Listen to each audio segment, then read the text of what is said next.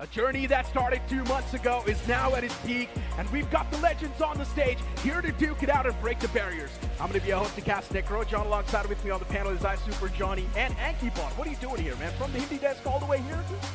Thank you so much for the warm welcome, Necro. I thought you guys would have been welcomed me in a better way, but yeah, I've taken a lot of vibe from the Hindi desk, and today I just wanted to come over here and see what's going on the English desk and how's the vibe over here. Johnny, what are your thoughts about that? The man over here, it definitely feels great to have him, right? Yeah, exactly. It's great, but I'm surprised you didn't feel the welcome was warm enough. So I think we got to hype it up. Woo! Anki, let's go.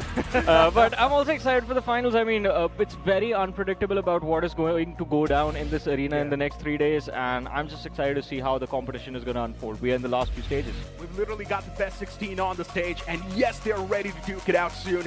But the fact that we've also got a few new names around the mix, not exactly new, but you can say a little bit of rookie faces, right? We're speaking of Myth, Detrox, the performance that we've seen from them as well inside of the survival stages was incredible. Yeah, and he's just 16 years old. He's a young prodigy, and being an IGL with such an explosive firepower is a thing that we don't see in India a lot. And I think that is one thing which is very important, because nowadays we see a lot of global representations as well for India, and I think for that it's a great thing. And Team Myth, this was their first official LAN event that they played in the semi-finals, and from there this team looked very confident, and I think they will be for sure taking that confidence ahead, because now they've already played 6 days on the LAN environment. So I think now they must be even more confident, and I'm expecting a great gameplay from those guys. But if you look at the opposite side of spectrum, we've got some of the strongest names on the banner as well.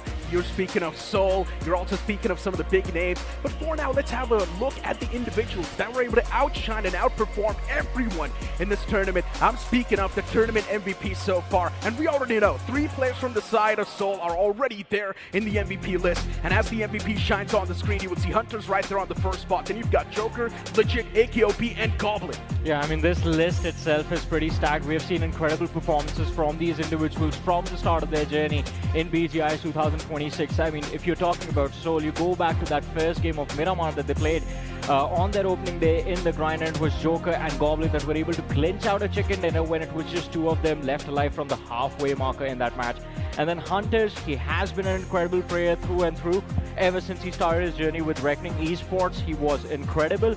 And even then, I mean, the transition over to Genesis Esports, now playing with this new roster, he has his duo in the form of Viper right next to him. So I'm rooting for these lads as well, but as I said, there are so many incredible stories. You talk about Myth, you talk about Soul, you talk about Meta Ninja, you talk about Revenant X-Pac. It's difficult to say who's going to come out on top. Exactly. Questions are going to be there. Pretty much it's a massive mystery that's going to be unfolded today. We've also got the best IGLs on the screen, and Knuckle, the man coming through from Soul, once again leading the pack with 1.62 IGL rating. But on the second, you've also got Evox's Shadow, you've got LEFP's Honey right there, even Aru coming through, and Troy Timilin Esports is 80.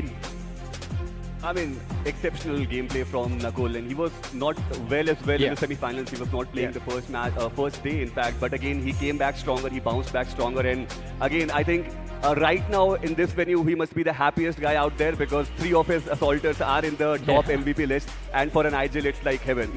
And I think throughout the league stages, special props to Troy Timilin Esports and Evox as well. It was an incredible journey for them. But unfortunately, at the last moment, these 2 teams split, and we are not going to see them on the stage today. That's the whole point, right? When it matters the most, sometimes these diamonds, they somehow just crack under that pressure. But I really hope this time on the stage, we're not going to see anyone just crumble under that pressure, because it's going to be all-time high. As I mentioned, we've got the best 16, and the pressure will definitely be there. But moving on the conversation towards the survival stage itself, we've also got a few teams that barely qualified. I'm speaking of Assista Esports. They qualified on the 8th position, and it was just 1 point difference between them and Evox. But again, bygones are bygones. From here, it will be, a new point standing starting from 0, and I'm pretty sure that they must have, made themselves sure that they're not going to repeat the mistakes that they did in the survival stage. Exactly as Anki was saying, like sometimes it's just about getting through to the other side and then resetting yourself. And for Assista Esports, I think that will be the most important thing. But we have the map stats now on our screens and Erangel performances. Let's talk about them for a minute, because Meta Ninja, they were incredible. But I think the most interesting names in this list are going to be Myth, Wealth, and Learn From Past. 3 new names, but this time they have been performing incredibly well. if you talk about the pinnacle of consistency, learn from past has to be one of those names. In every single map, they just know how to survive till the final few, secure those enough points to get the average on the overall standings, and just keep themselves somewhere in the top 3 or the top 4 in a good fighting spot. Even Genesis Esports, we have seen those explosive games coming out, and just that one game is more than enough to just push themselves across the boundary. Pretty much. And Genesis and Welt, as you mentioned, I think two teams that are focused on firepower a little bit more in comparison to the other names that were there on the list of Erangel performances. But let's move forward. Let's talk about Miramar, and we talk about Genesis a lot throughout this entire tournament because they pretty much make it to the top performing teams of every single map, and the players are looking incredible. This is going to be the team to beat, according to me.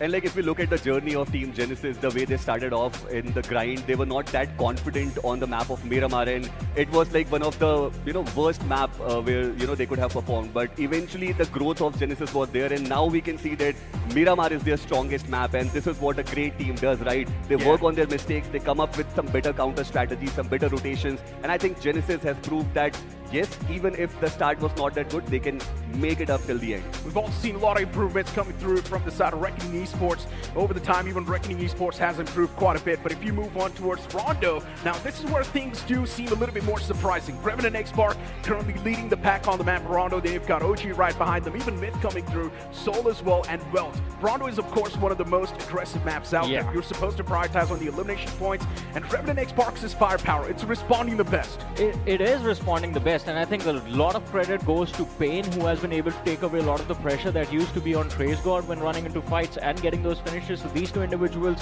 this duo, the way it has come together this year for Revenant X-Spark, it's incredible. Combine that with the fact that they're backed by the legends of Punk and Ninja Jord. Revenant X-Spark on Rondo becomes the team to beat. As Necro said, all about the aggression. This team is known for the aggression. But the thing is, we've made it to the finals, and they aren't the only ones in that list. And I still remember that 27th finish chicken dinner that team Revenant X-Spark got on the map of Rondo, and that's never easy. Again, they have got a fair chance, and I'm pretty sure this lobby, as we all are talking about, that it is one of the most tagged lobby of any BGMI finals, so I'm very excited for that, and I'm just waiting what the competition is going to unfold. I mean, whenever we speak of Revenant X-Spark, for some reason, there's just one flashback in my mind, and you guys already know. The map of Miramar, the drop clash between Vasista Esports and Revenant X-Spark, and we all know what was the conclusion of it. You guys think it's going to happen once again in the Grand Finals? We were promised that we were going to get exciting clashes during the LAN Finals, so I hope so. I mean, please make it happen. Yes, I it's mean, going to happen. Hector needs to understand how many rivalries he's going to go ahead with, because Kenine is also here, so that is also one rivalry that I'm looking forward to. But hey, I've got a little bit of a tea for you guys. The drop clash is actually going to happen in the first Miramar, so just to test the waters, it is definitely going to happen inside of Picado. But that also spills things a little bit for Revenant X-Spark. Imagine, yes, they do come out on top, but if they do lose up 1 or 2 players in that battle, then later on in the upcoming moments, they're not going to have enough manpower to actually deal with the lobby. But you know what? Enough talks about Revenant X-Spark and Vasista Esports. We got to talk about a mammoth in the house, and that's going to be Orangutans. These guys, they have been hitting hard. They have been doing really good, looking pretty clean in their games as well. And overall, OG's form, it has been pretty stable. If you talk about previous year, if you talk about this year, yes, we have seen a few cracks, but overall, they have been stable. And I think now we know the reason why. They have announced the addition of a new coach inside of the roster, and it's going to be incredible to see what finally OG brings to the table on LAN, because I believe this is a team that is built for an environment like this. The players have a lot of composure when things get stressful. They know how to handle the pressure of an arena like this, and I think OG is definitely one of the top contenders, right up there with the likes of Soul and Godlike. And just look at the improvement, right? Like there was a time when we used to call them the unofficial merchants, when there was a time when we used to call them that they're not able to qualify for the official LAN finals, and now back-to-back qualification representing the Indian flag. The journey has been amazing, and Visgod, that one guy has been in amazing form, very consistent player. AKOP, he knows how to handle the pressure. So overall, this team looks amazing to me. I mean, we've got their track record on the screen, right? Look at this, 102 finishes so far inside of this BGIS 2026. It's been an incredible run from them, and that's what I'm saying. These guys are definitely the mammoths, just constantly dominating as well, and they have found that stability. But I just hope this time we're going to see that bit of an addition coming through from OG. That's just going to push them over the edge. That's going to make sure they're going to cross that finish line. I think for OG, one thing that is very important to them, doing either well or not so well in the finals, or in fact any other stage of the tournament, is if they're the Salters are playing well. This team really relies on AKOP and Wizgod to be the frontliners, to build up the pressure on the opponents, and then it's the brilliant mastermind Aru who kind of makes a plan on the go to break down a team fight and get the advantage for his team. But again, the frontliners need to get those openings for the team, and we know OG, if they start a fight on a good note, then it's very difficult to beat them and turn any particular situation around them. And like talking about orangutan, I think we need to mention Atanki as well, because he has been without the guy doubt, who has always been the backbone of the team. And in that crucial match from where they qualified for this stage, that particular match was also, was one where Atanki, played a brilliant knock. And I think he's also one of the guys who we can trust a lot, who's very reliable. And I'm looking forward to see how he can bring up his experience of N number of years and make it happen today. So to pretty much sum it up, they're like a well-oiled machine as a team. They're doing perfectly well. But yeah, it's just about that one little bit of oomph that's going to make sure they're going to cross that finish line to be the champions of the BGIS 2026. But since we're speaking of the champions, another contender, and that's looking quite dominant, it's Seoul. Without a doubt, we have to talk about them once again, because Goblin, Legit, and Joker, specifically this one-man Joker, is just too good.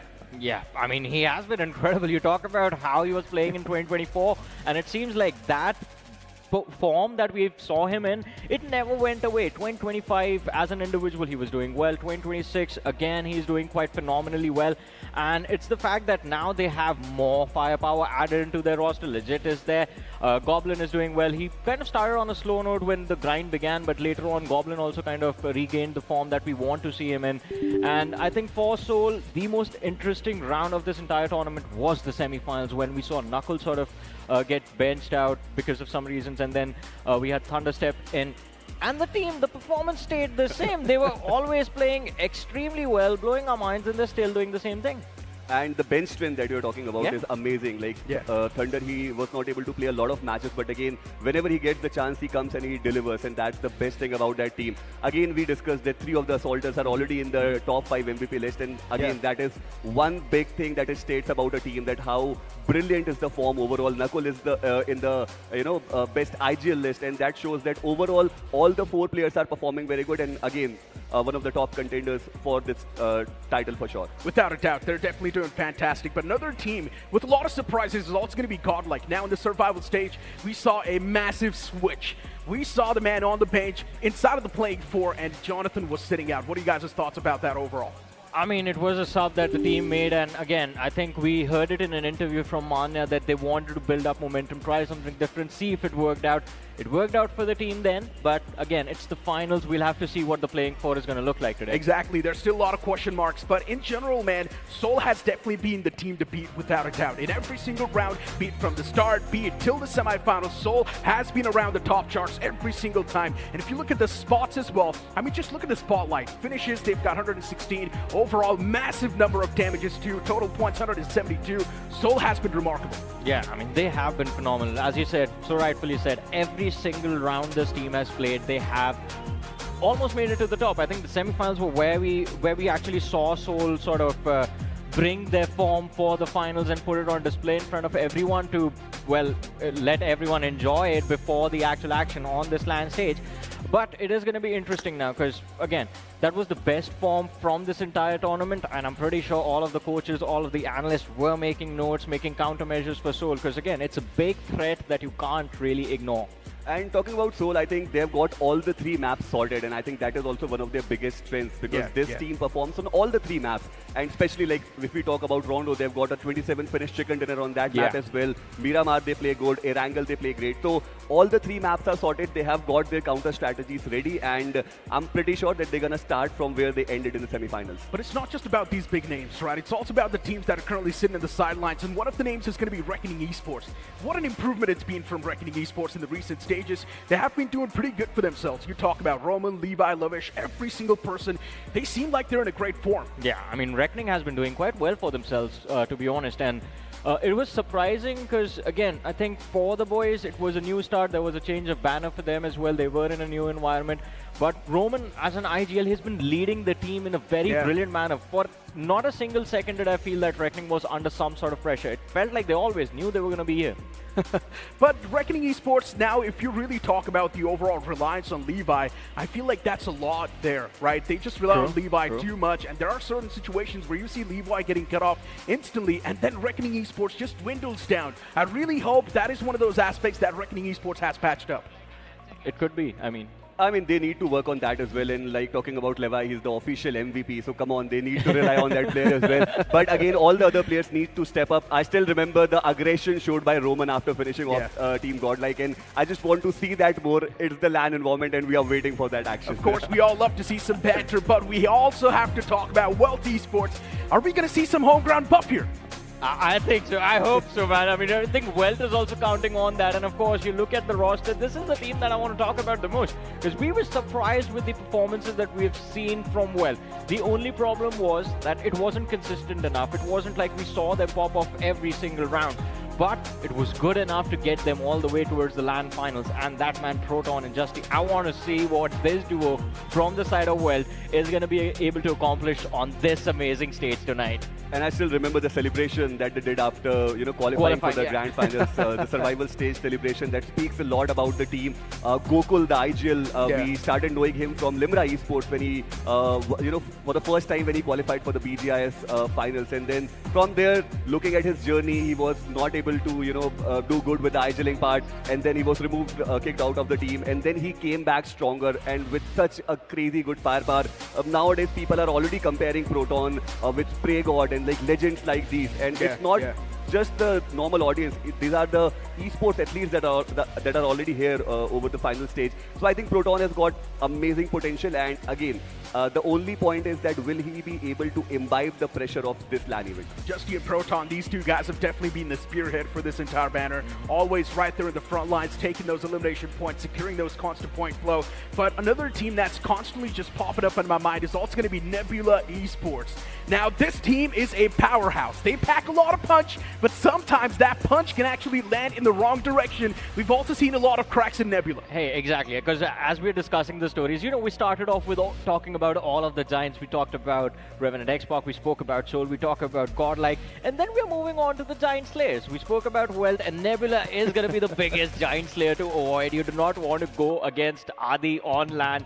Even though it seems like, you've not seen them that much in the past. You have not seen them get to the get close enough to the trophy to actually consider them a threat. But let's just go back a few months. Let's go back to Showdown 2025. This man showed up with a mission and he made sure everyone knew his name and everyone was going to be afraid of Nebula Esports. Running into them inside of the game can be a big challenge, very unpredictable to deal with. And we see it very less frequently with Adi, that the team is still there with him, because usually what we see is, like with Insane, when he was there, the team splits up after every tournament. And this time, like even I had a chance to talk to him and he said that he's still on that villain arc. I'm just excited to see if Nebula and K9 can have a rivalry, because, I mean, they were the reason why K9 didn't win the BMSD, in fact. So I'm very excited to see if there are any sparks of those rivalries. And you know what, since you brought up K9 Esports, what's going on with them? We're seeing them being so inconsistent. It's not really the K9 Esports that we all wanted to see. Knight inside of the grind, this man was just a different beast. But later on, we did not see the same replication of the performance. Yes, he was doing good, but he was not doing as good as he did in the grind. Yeah, I think the grind was just the start of everything, and everyone was just trying to get the groove of the entire tournament, trying to get the groove of who they felt were going to be the top contenders as well.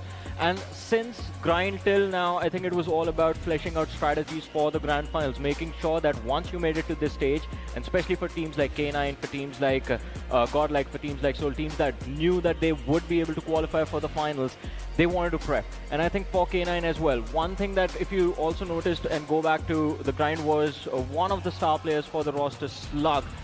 His numbers were kind of low compared to what we have seen him from the past and what we know this man is capable of. But later on, when Knight sort of took a step back, Slug started stepping back in. And I like that mechanic, I like that dynamic within the side of K9 Esports, where they know if one player is underperforming, the other lads automatically steps up And as of now, we haven't even talked about the pillar stone for K9 Esports, that's Ninja Boy. Yeah, he's always been there around the MVP list, usually in the past tournaments, but this time it's sort of weird. We're not seeing Ninja Boy right there around the tournament MVP list, but I'm pretty sure slowly and steadily the man might just make the climb, because K9 Esports usually on land, they're just a different team, but I just hope on day one, they're not going to be testing the lobby. I just want them to go all in and actually secure some points. Look, K9 has a history that they don't perform good on day number one. I just hope that it's not repeated today. You know who started that? This guy. Hey, it's just out there, right? It's just a fact that K9 Esports, for some reason on day one, they just never perform. It's just something about them testing the lobbies. But you know what, guys? Enough talks from our side. Let's just move on towards the host. Thank you so much, Casters. Of course, we love your nerdy talk. We love your storytelling. But right now, it is time to start the grand finals of BGIS 2026. So, Chennai, are you ready to begin the grand finals? All right, then begin the grand finals of BGIS 2026.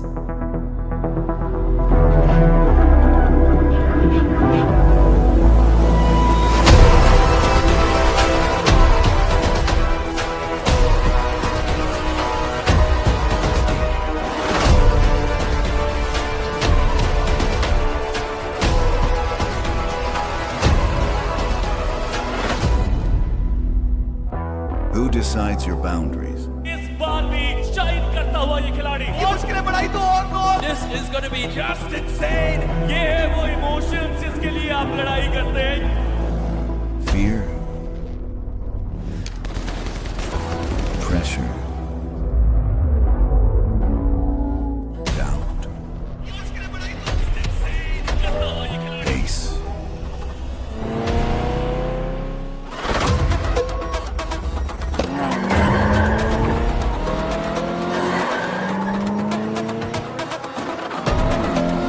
When they stand in your way, do you stop or do you rise?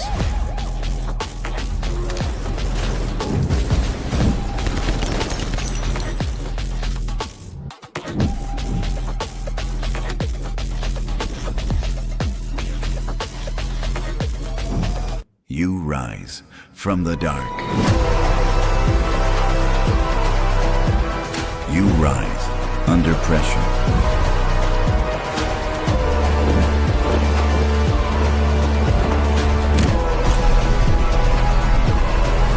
You break them to take what's yours.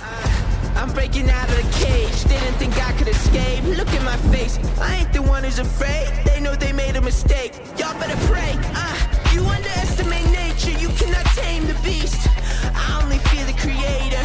The power I'm about to unleash.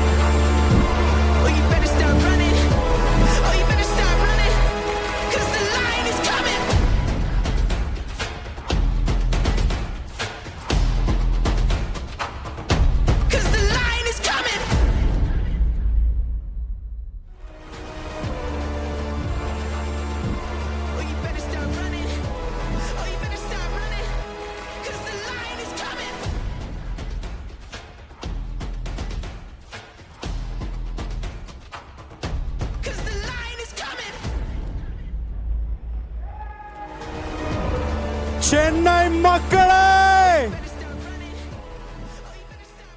Nan ready! Ninga ready!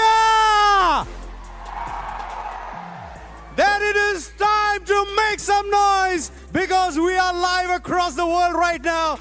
And we are live from the city of Chennai, where we don't just watch our movies, we live them. We love the action, we love the drama, and most importantly, we love the heroes. Lekin, let me remind you right now that for the next 3 days, the hunt for the next heroes of BGMI begins today. But in this hunt, there is no script, there are no stunt doubles, there are no retakes, but just pure, unadulterated BGMI action. Ladies and gentlemen, this is the grand finals of BGIS 2026. And before we start with the proceedings, let me remind everyone who are here in this arena and everyone who's watching at home that the following 1v4 clutches, the firefights, and the last man standing battles are performed by trained professionals. Please do not try this at home. Unless you have a mobile phone, a charger, and that heart of a champion. Because if you do have that heart of a champion, then you can also make it to this arena, because this is the biggest grassroots level BGMI action in India, the biggest tournament of BGMI in India. So Chennai, with your permission, are you ready to call our teams? Are you ready for the first day, first show? Then, from the shadows to the spotlight, let's start welcoming our teams. Let's make some noise and welcome Vashishta Esports.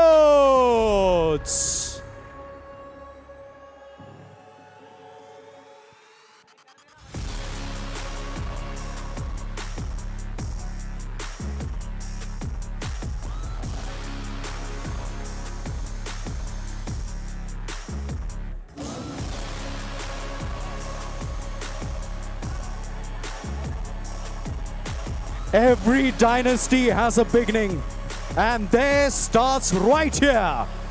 Let's welcome Genesis Esports.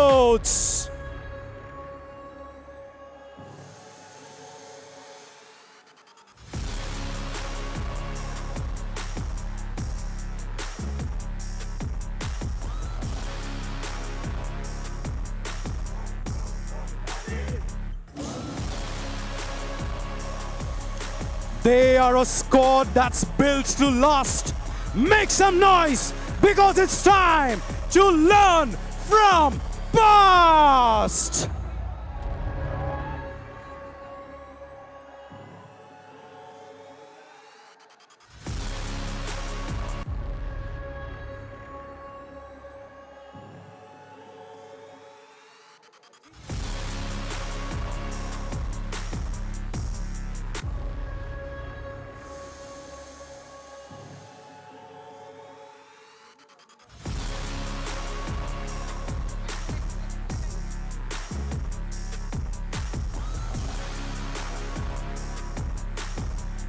Clinical, cold, and coming for the crown.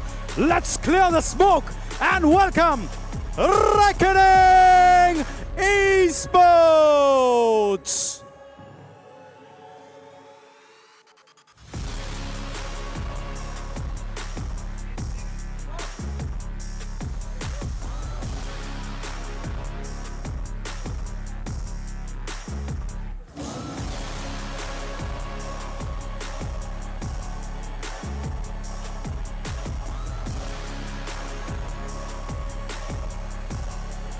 From the in-game qualifiers to the grand stage, the myth can now become a reality. Making their debut, let's welcome Myth Officials!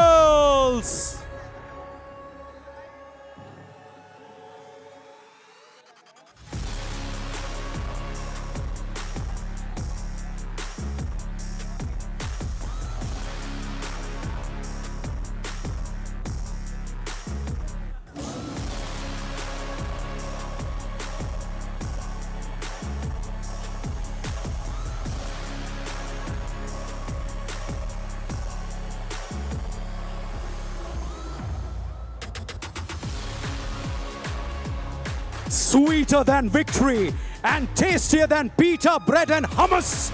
Serving up the heat today, it's Victorious Samas.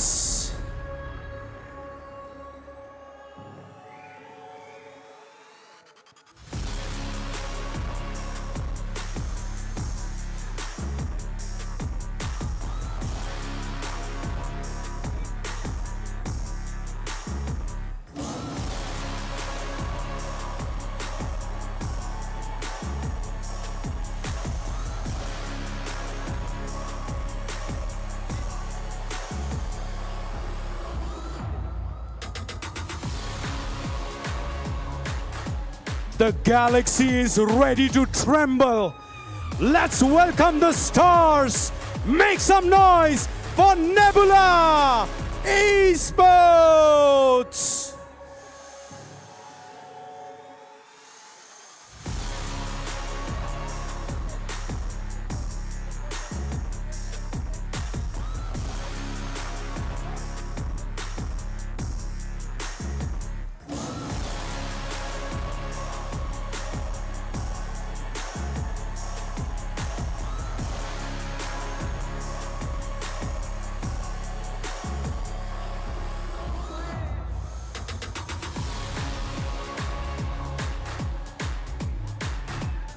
They are here for the crown and for the wins.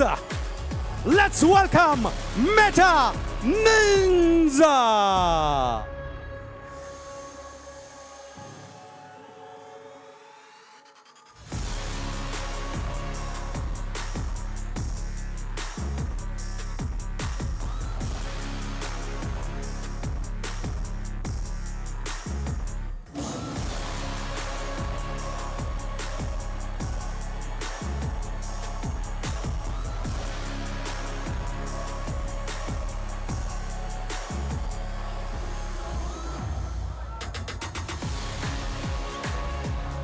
Chennai, it's now time to welcome your heroes from the Chennai streets to the BGIS heat, making their debut in the lands. It's your very own Welt Esports.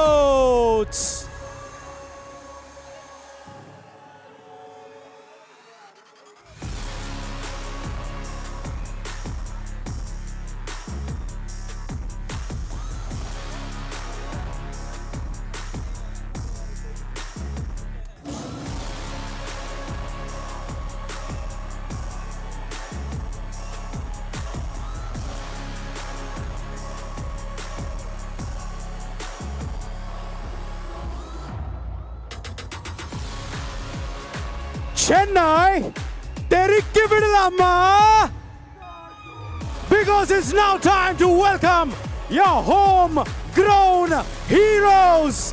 Make some noise for Team Tamilas.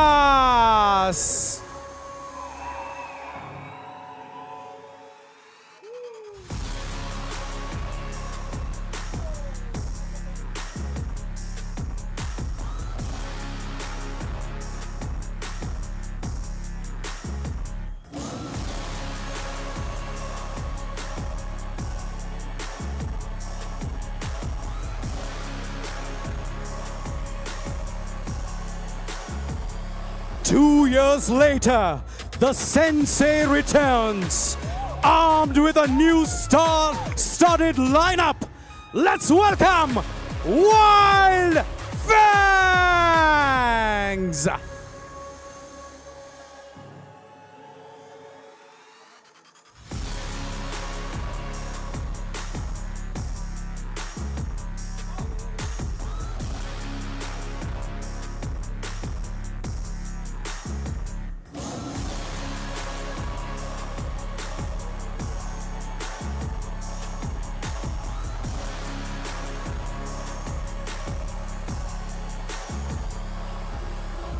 The stage missed them in 2025, but the fire is lit. The spark is back. Let's welcome back Revenant X Spark.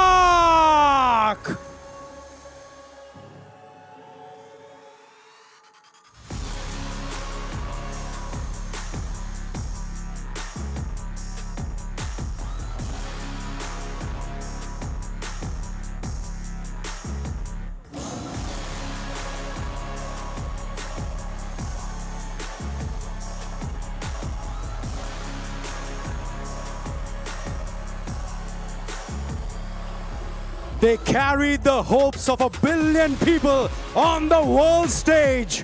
Chennai, the apes are here. Make some noise for Team Orangutan.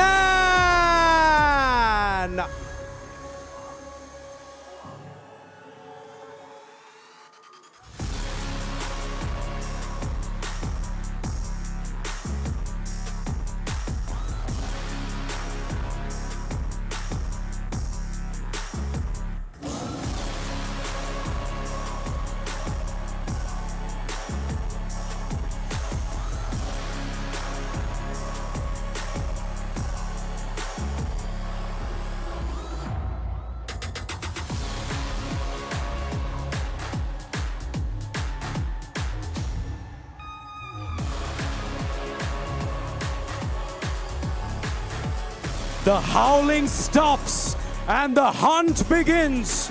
Ladies and gentlemen, let's welcome K9 Esports.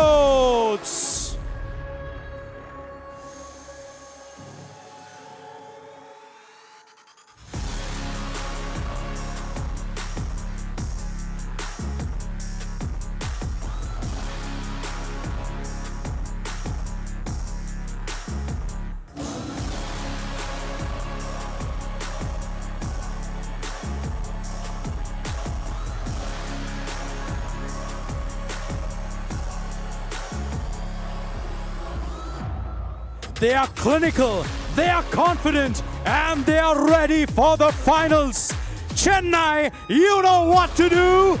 Sub-Zor se bol. It's Team Soul.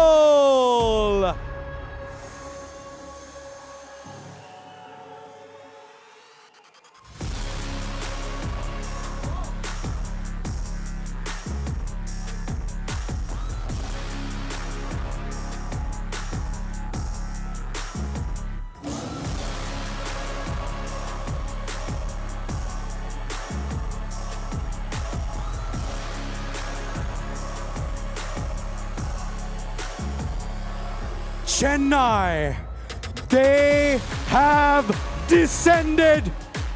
They don't need an introduction. They need a roar. Are you ready to witness the divine? Then let's welcome Team Godlike.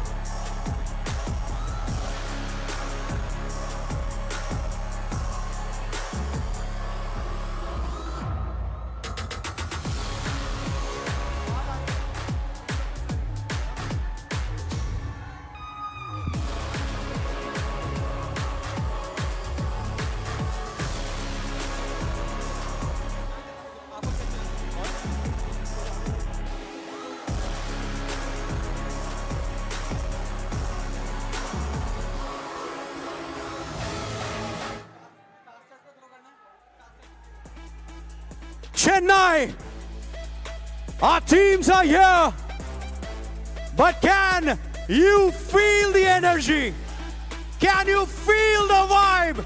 Because right now, the grand finals is happening in your very own city. So Chennai, with all the energy, this is the moment that you show your posters. This is the moment when you show your love. And this is the moment when you make some noise, because we are all set for some BGMI action from the best of the best. Ladies and gentlemen, this is the Grand Finals of BGIS 2026. And let's head over to our amazing storytellers who will take you through.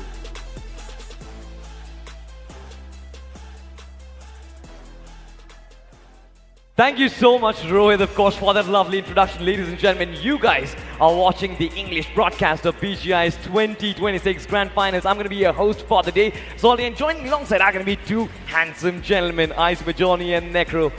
Well, lads, finally we are live from Chennai. How are you guys feeling? I mean, we've spoken about this. I'm super excited, and after watching the teams walk in and the reaction of the crowd, I am getting more hype for the matches to begin.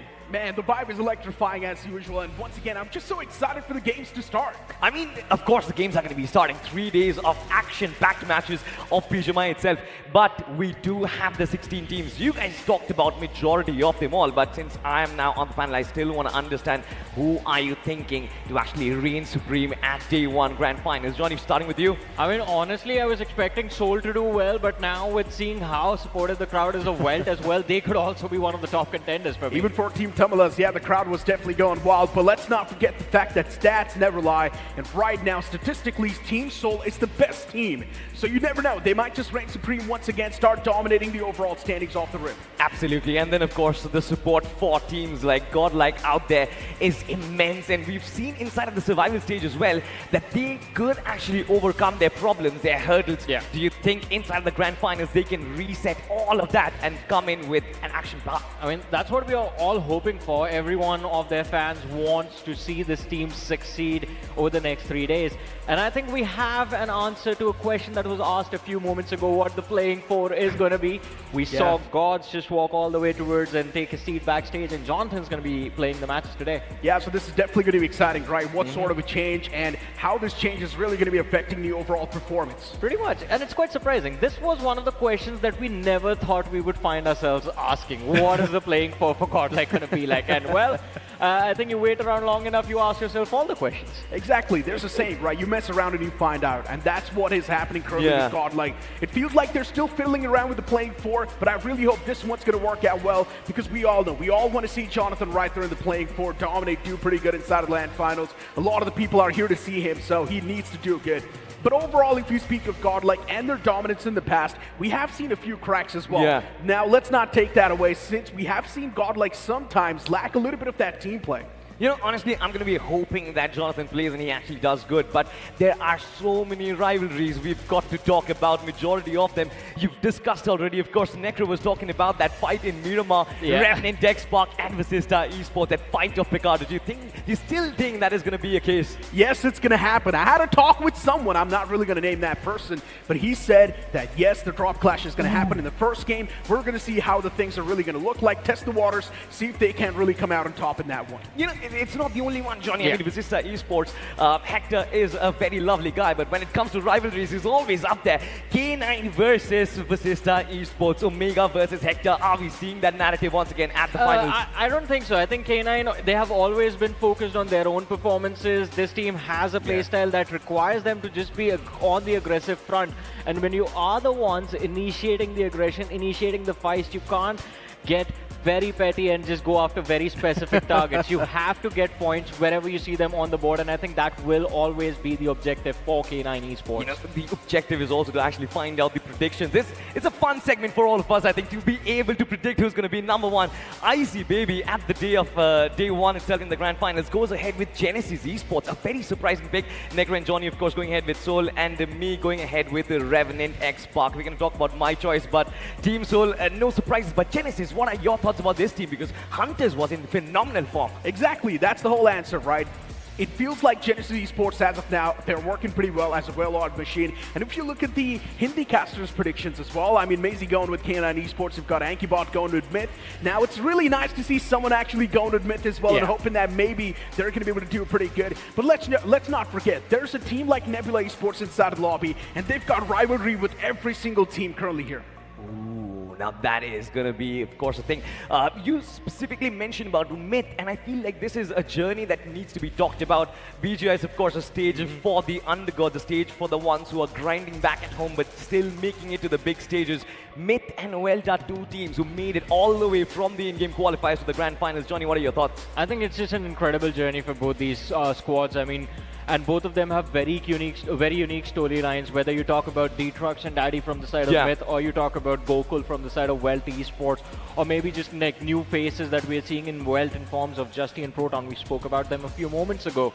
And it is just mind-blowing how they've made it this far as well, because every single performance that we have seen from them has been surprising and in a good way. It was big numbers that they were able to put on the board, and in some of the toughest lobbies that I have personally ever seen in the competitive circuit of BGMI so far. You know, honestly, I'm actually so happy that we've got so many new young players. I mean, D-Trox, you talked about him. He's a 16-year-old IGL, by the way. He's just been grinding for a year and led his team from the IGQ to the grand finals. I am confused whether this man is an IGL or an assaulter, because he I was know, putting right? numbers equal to some of the best assaulters we have seen in this entire tournament. The crazy part is probably one of the best flex players out there. He's doing a great job supporting his team. He's doing a phenomenal job doing the IGL. He's also a great assaulter, so he's probably one of the most flexible players out there. 100%, and he's also been a clutch machine, to be honest. We saw that clutch on the map of Miramar where he just switching in from the vehicle and finding players from Team Tamilas. That was one such moment. Wild. Of course, there are more prodigies when you talk about Proton and Justy. You just mentioned Welt Esports.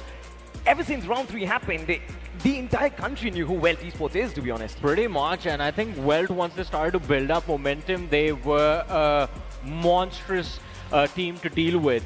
And again, I think we also have to give credit to Gokul as well. He has been in the circuit for a while, and of course we know the struggles of the past, but now with this roster of Welt, it seems like he is also leading what seems to be the best roster that he could ask for. But we talk about a lot of new faces. We haven't even gone towards Meta Ninja and Victor Somas. There's a very interesting storyline to follow for these two teams, because you talk about Meta Ninja, you talk about Shadow, a roster that dominated 2 big officials, fell apart, it disbanded.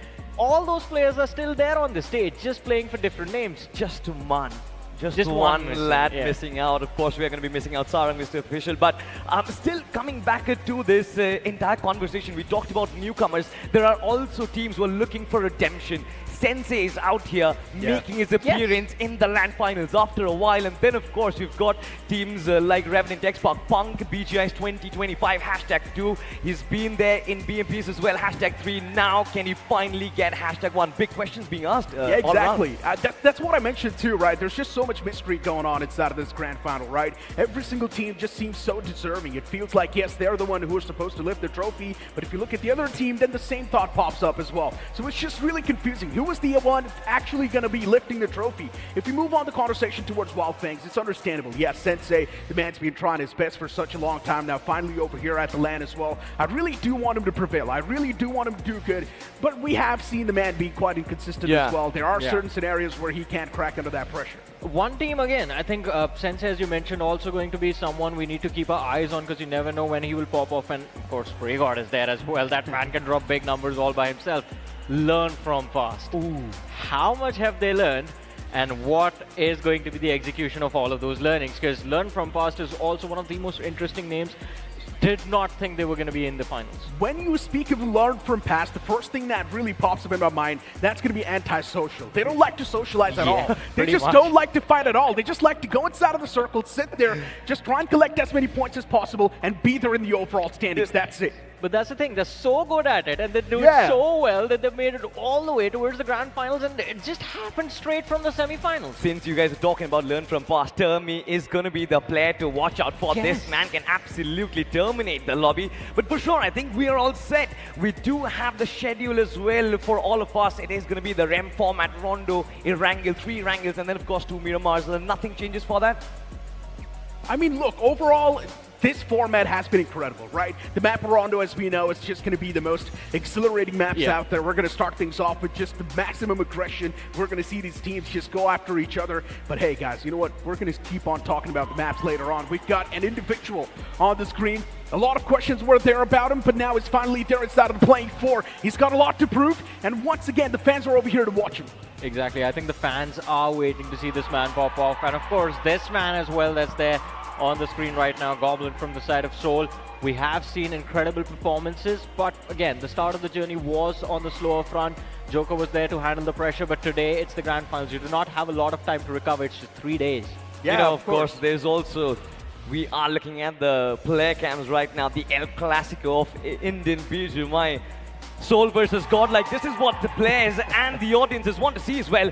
Nakul, it is his first time IGLing his team in the BGIS Grand Finals. Last time, Team Soul missed out on that luck, but this time, do you think he can actually make amends? Now look, that's the whole point about it, right? It's just such a big question mark once again. If you look at the track record of Seoul, yes, they're currently the best team in the lobby. But since it's also going to be the day 1 of the grand finals, we might just see those curveballs happen. We might see Seoul crack under that pressure. There's so many possibilities. There's so many permutations, combinations that can happen.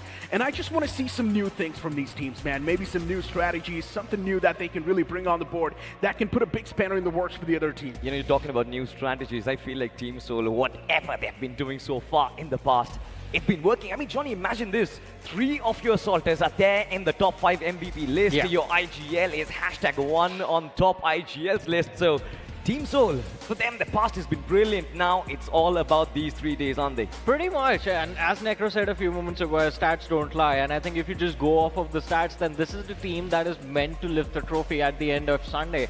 Because you pointed it out, 3 assaulters, all of them in the list of top 5 performers of this tournament. You have the IGL that's leading the charge as the best IGL, the most number of top 5 performances in terms of the matches that they played so far inside of the tournament. The average points they're securing per map on all 3 maps looks more than decent to be able to lift the trophy at the end of 18 games. So again, I think Seoul is going to be the team to beat, but it's quite interesting that it seems like we've spewed out all of our confusion onto everyone else. Like everyone seems like such a strong contender right now. You know what? Next time we might just have one of the future predictors on our panel. Fortune tellers, you mean? Yeah, fortune tellers, or you can't say astrologists. The if that's gonna octopus? work. The octopus who actually predicts who's going to win a tournament. We have to find our own mascot, I guess. Yeah, maybe. Maisie, hello. I don't Not think the he's best doing bet, predictions Johnny. anymore. We're not going to go there. At No, least the I teams spoke don't. to him. He really believes in K9 Esports. Well, there it goes, right? There it blows, Necro. Yeah, I guess K9 Esports, once again, they're going to be testing the lobby on the day 1. That's what's going to be happening. But I really do believe that K9 Esports as well, they've got a lot of chances. The fact that there's not really a lot of expectations on K9 Esports this time around, the way they played inside of the overall past lines as well, I really hope that K9 Esports is also going to be on that redemption arc, really eyeing out for that trophy. Because I do believe once Ninja Boy wakes up, once Slug wakes up, for K9 Esports, it's just going to start falling right at the piece. And to be honest, Ninja Boy has been the man of the grand finals time and time again. I think he's also got the most number of MVP titles at the LAN stage itself as well. So if we talk about K9 Esports, well, for them, they surely have a chance, especially with Knight's luck. Ninja Boy. But ladies and gentlemen, can we talk about Nebula Esports and Adi's villain arc? Necro, you seem to be a big supporter, Johnny. I mean, I want to say this, like, you got to talk about K9 Esports, you have to talk about the team that took that previous showdown trophy away from them. And for them, that is Nebula. But we always expected there to be a build-up of a rivalry between the two sides. But honestly speaking, having spoken to the players, that's not the case. Even from the POV of K9 Esports and their IGL Omega, it was just it was their own mistake. They should have made sure that the position they were pushing, which was the dip on that last iconic game of Miramar now, was isolated. But they've learned from their mistake. And Nebula Esports, if we remember, during the showdown, their habit or their instinct was to always keep the pressure on the big names. They were going after everyone, and they would. It wasn't even like they were picking their targets. It was just whoever they saw first. And I think since then, Necro, I hope you agree with me on this, there was a massive transition to how they were playing BGIS this time around. A little bit more controlled, but it's working out well for them. Yeah, but then later on inside of LAN, once again, Nebula did try to showcase that aggressive phase. We all saw in the semifinals, it did not really work out that well. But then in the survival stages, in the first 4 games, they tried the same strategy once again, go just guns blazing. It did not work out, but after the first 4 games, they once again dialed down the aggression a little bit, and everything just fell into the place. It was working out pretty well for them. But Nebula Esports is once again one of those teams that you already know. In the day 1, they are going to be going guns blazing. They are going to try to bring in that firepower, secure those elimination points, but we also have to talk about OG. Another name with a chance to actually go ahead and lift that trophy. They have been doing pretty good too. They have been doing good, but for Orangutan, I feel like it's time to answer all their haters. It's time to answer everybody who's been questioning whether or not they deserve the stage as well. I mean, Aru is always learning, he's always going... Yeah, that man has 0 haters, man. You can't hate Sensei. He's phenomenal. Hey, it's just giving out love. Yeah. I thought he was almost about to kiss the cam, but it's completely fine, Sensei. We understand you're happy. Ninja Jord is happy as well. From Revenant X Park, it seems like he is really liking his new role, and I kind of like the new jersey as well. I was just about to say, is it the role, is it the jersey? Because Ninja Jord, I think, an iconic player in his own right. There is a history attached to his name, and that legacy will never be taken away from him. But as we keep talking about it, his role in Revenant X Park, it was an iconic shift. You put a frontliner in the back line just because he has a lot of experience. You put the 2 young players up front. You know they have the firepower to back up all of the expectations that are put on their shoulders. And Punk is making all of this work like a well-oiled machine. Yeah, so far this combo has been working out perfectly well.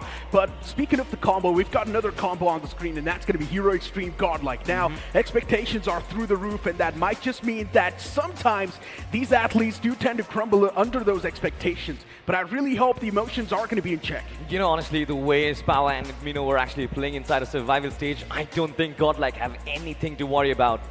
It's just about whether or not do they get the circles, whether or not do they get the positions. And if we talk about aggressive firepower, then Goten has also been one of those lads along with Spray God who just kept the ship of Wildfangs alive, haven't they?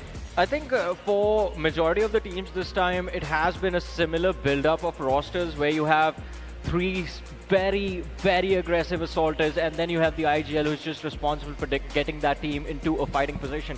And it's same for Wildfangs as well, because you can't even pick off Kana and say that, oh, he's going to be in a supportive role, because even Kana was fragging out of his mind in a few rounds. And in a few crucial rounds, by the way, for Wildfangs in this tournament. But I do feel like there's also going to be a few interesting names in the mix, and one of them is also going to be Victor Sumis. Now, while all these rivalries, all these teams are out for each other, Victor Sumis might just slip under the radar, can actually place themselves in a real good spot in the overall standings on the day one. And let's be honest, the day one is probably one of the most crucial days. If you've got a great foundation setup, maybe on day 2 and day 3 you can carry on that momentum. You know, honestly, I love the setup between Oasis and Venom, 2 extremely experienced lads, of course, with Scavenger out there.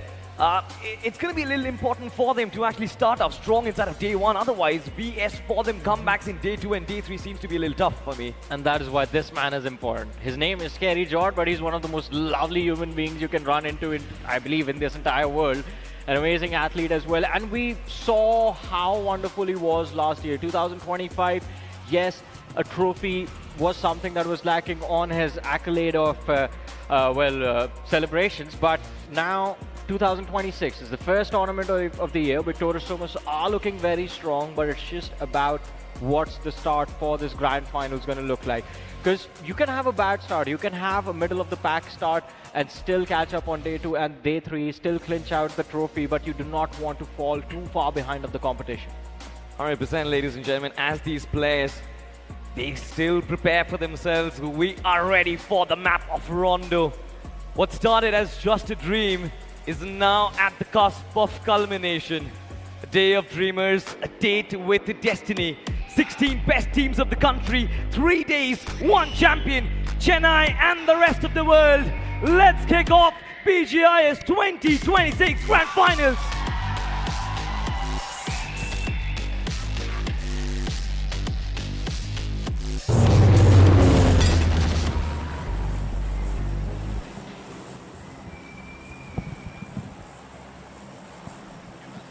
It's the first game that kicks off, and the plane is already in the sky on the map of Rondo. This plane, it's going to ignite a lot of hopes, and it's also going to give a chance for the teams to have a brilliant head start. Rondo is supposed to bring in a lot of aggression. We're supposed to see these teams just go aggressive and collect those elimination points, but as the plane flop pad starts all the way from the top right, around the bottom left, this one is going to be a tough one. Yeah, it's still a little bit centric, and of course, we are going to get to see that early aggression that Rondo is known for.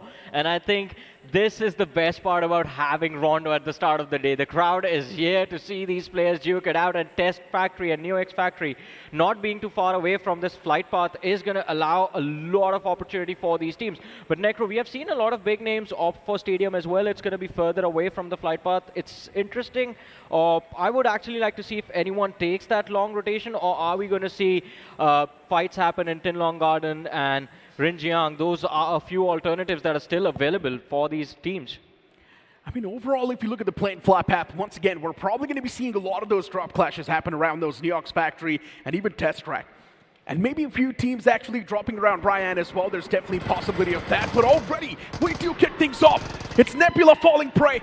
And even for the side of OG, they're facing off against the boys of Genesis Esports. And Genesis have already found the advantage. Fury, the man does not really have a lot of HP, but the man at the front is taken down barely any sword. OG still trying their best to fight back, but eventually Genesis, they might just have a better grip. Not a good start for Genesis Esports. Players down. And Orangutan, they are looking for a reset themselves. AKOP, he's sitting on the rooftop, but well, they are slowly and steady building up the pressure. But you look at the radar, there's more names on the stairwell in the back lines. AK needs to be careful. Genesis, players lost yet again. Fury on the other side, fighting for his life, finally taken out. Viper, he's just waiting. Look at him, gets taken out as well. Somehow OG was able to fight back pretty well. A bit of a third party too from the back lines, really putting a spanner in the works for Genesis Esports. Not able to secure a lot of points. Elimination feed as well, shining up with God likes his name into it. Even Revan and X-Bar kicking things off for themselves against Learn from Past. Things not looking too good. Nyok's factory still packed up with too many foes. Team Tamala's a part of it too. Mr. IGL patching himself up as of now in AKOP. He's got the high ground, spotting out the players of Weld. It's not a great news for Weld. They're too exposed underneath. Oh, but here comes Victor Surmus against the players of Team Tamilas. And well, Mr. IGL, he gets to Victor Surmus. They aren't able to deal with the pressure, and Team Tamilas, they go big. 6 eliminations on the board at the start of their journey in Rondo. But it's going to be a difficult exit from these compounds. More player left for them to clean up. This is the Team Tamilas we all wanted to see. The aggression that's finally back. Focusing on the elimination points too, which is a great thing. Soul with all the 3 players as of now inside of Nyok's factory available, which means still a potential chance that they can secure a lot of elimination points. And the Vault's got the recalls up, so it just keeps on adding on. But so far, they haven't even capitalized that well. Wildfang's Spray God under contention. The man's already taken too much damage upon himself. Mr. IGL is too exposed. Utilities tossed up against him, but he moves pretty quick. There's a rescue operation being set up for Spray God. Smoke's tossed out. They really want the man to be back around the safety block, and that's what's going to happen. A quick revival on Spray God, so Wildfangs can once again retain their firepower. Not a big concern for Wildfangs, even after Spray God was put out of commission in that fight. The position does allow them to go for an easy reset, but they need to be cautious as well with Soul on the flank. Things can get out of control at any given second. On the other side of things, AKOP has been keeping his head down. The players of Godlike running on the top of that roof. Panic can set in at any time, but OG, they have an easy opportunity to reset. The entire team is all the way down south in Tin Long Garden. So AKOP, opportunity is there to go for an aggressive fight. If he can get a single extra point from this one, it's just going to be a bonus. The man just wants to squeeze in as many elimination points as he can. He knows he's the only person inside of Nyok's factory, and the recall is still available, so he can definitely get a few more points. And now that Godlike is approaching the man slowly and steadily, he's not even going to stand a chance. OG, that man eliminated from the game. But once again, the recall's going to be there, so it's not a big problem. For Godlike, though, still all the 3 players now trying to face off against Wildfangs. What a way to kick things off. First man going taken care of, but Spray God, man, he's trying to go for a massive leap. Creating the off angles, wanting to shut down at least someone in the front. But Godlike too, they're trying to bring a bit of that passive approach now since they know they've got the man advantage inside of the fight. They are currently in the driver's seat, but even Soul with a quick third party, they might just try and turn things around. Oh, that was close. Ooh, that was very close, and Godlike cannot ignore the fact that even Wildfangs are getting closer to them. They're getting sandwiched between the 2 sides, and it is going to be a tough one for them to escape from. Legit, he knows where the players of Godlike are running towards, trying to relay this information to the rest of the team, but I think it is Soul just spread all around the factory. They have this entire position surrounded. They can be outnumbered. These fights can be isolated, so they need to be on point. Legit already takes a lot of damage, drops down to half his HP. Godlike, they're being very cautious, do not want to over-exert. They aren't overcommitting anywhere in this fight. It's been a bit of a slow and steady approach from both the sides, but Joker is not done yet. Squeezing in those elimination points from the far away as well, collecting them. Once again, a crucial piece of the puzzle for Soul. Doing a lot. But as of now, Soul is still just locked on the one target, and that's going to be right in front of them in the name of Godlike. Spray God too, slowly and steadily pushing up. Even he wants those elimination points, but Spray God quickly dealt with. Wildfangs, they lose a massive chunk of their firepower, but they've still got 2 more players around the proximity. There's a chance they can flip things apart. Godlike, every single person spotted in the front, shots were taken, but Kanda is too low. It's not going to stand a single chance as even Jonathan gets re-knocked. Oh, it's quite the back and forth, but eventually Wildfangs, they do lose their trades. Yeah, not really a position where Wildfang should have committed to this fight. They found an opening against the players of Soul, but pushed into Godlike. And again, isolated fights being given to the trio of Godlike that was already in the zone for hunting these teams down. Wildfang's 3 players lost, but an easy reset coming through. Sensei did in fact stay back close to a recall tower, brings in entire team back into the action without any delay. But now, finally, Necro, I think it is time for the fight that the entire crowd, in fact, everyone that watches this game has been waiting for years. It might just be Soul going up against Godlike at a LAN finals after a very long time. Yeah, but have a look at this replay of how exactly Revan and X-Park were able to deal with the boys of Myth. Lucifer was the only man standing in the final few, and even he got eliminated from the game. That's definitely heartbreaking, right? Myth, Yeah. the first team to take an exit from the map for Rondo. That's definitely quite weird. Godlike now making a run for their life. But Soul still wanted those elimination points, but no one is able to grab them. Unfortunate. But Godlike, they make it a safe exit from the Ox Factory. Also got a decent bit of elimination points, so you can't say they've already got a nice base setup. But hey, look at Revenant X-Park, 10 eliminations on the board. It takes me back all the way towards the grind when Revenant X-Park was dominating the map of Rondo right off the bat. And again, a start like this in the grand finals, that is what every single one of these squads was hoping for. But going back to, as you were talking about Myth, I think for Myth, we were always concerned whether the team will be able to deal with the LAN pressure or not.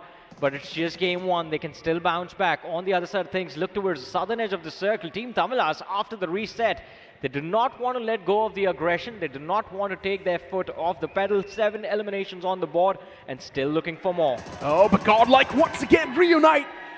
Back with full force to try and take down the boys of Soul. There's Goblin in the front lines, but what a cover fire that was from Joker. Great way to initiate the fight, but eventually even S-Power from the back. Punishes after punishes, trades happening back and forth. Hero Extreme Godlike, they've got things under control, but Soul, can they get that revival on the fallen comrade Joker? What an off angle. This man is always right there around the corner with big brain plays. And now Jonathan is the only person in the proximity. He needs to back out maybe. Or maybe try and find a different way to shut down the boys in the front, but looking legit. He's pulling off a big brain move too, Johnny. Yeah, the players from Seoul have regrouped on the other side of things. As you mentioned, Godlike, they are going for a reset all the way towards Stadium. Jonathan, he needs to be cautious.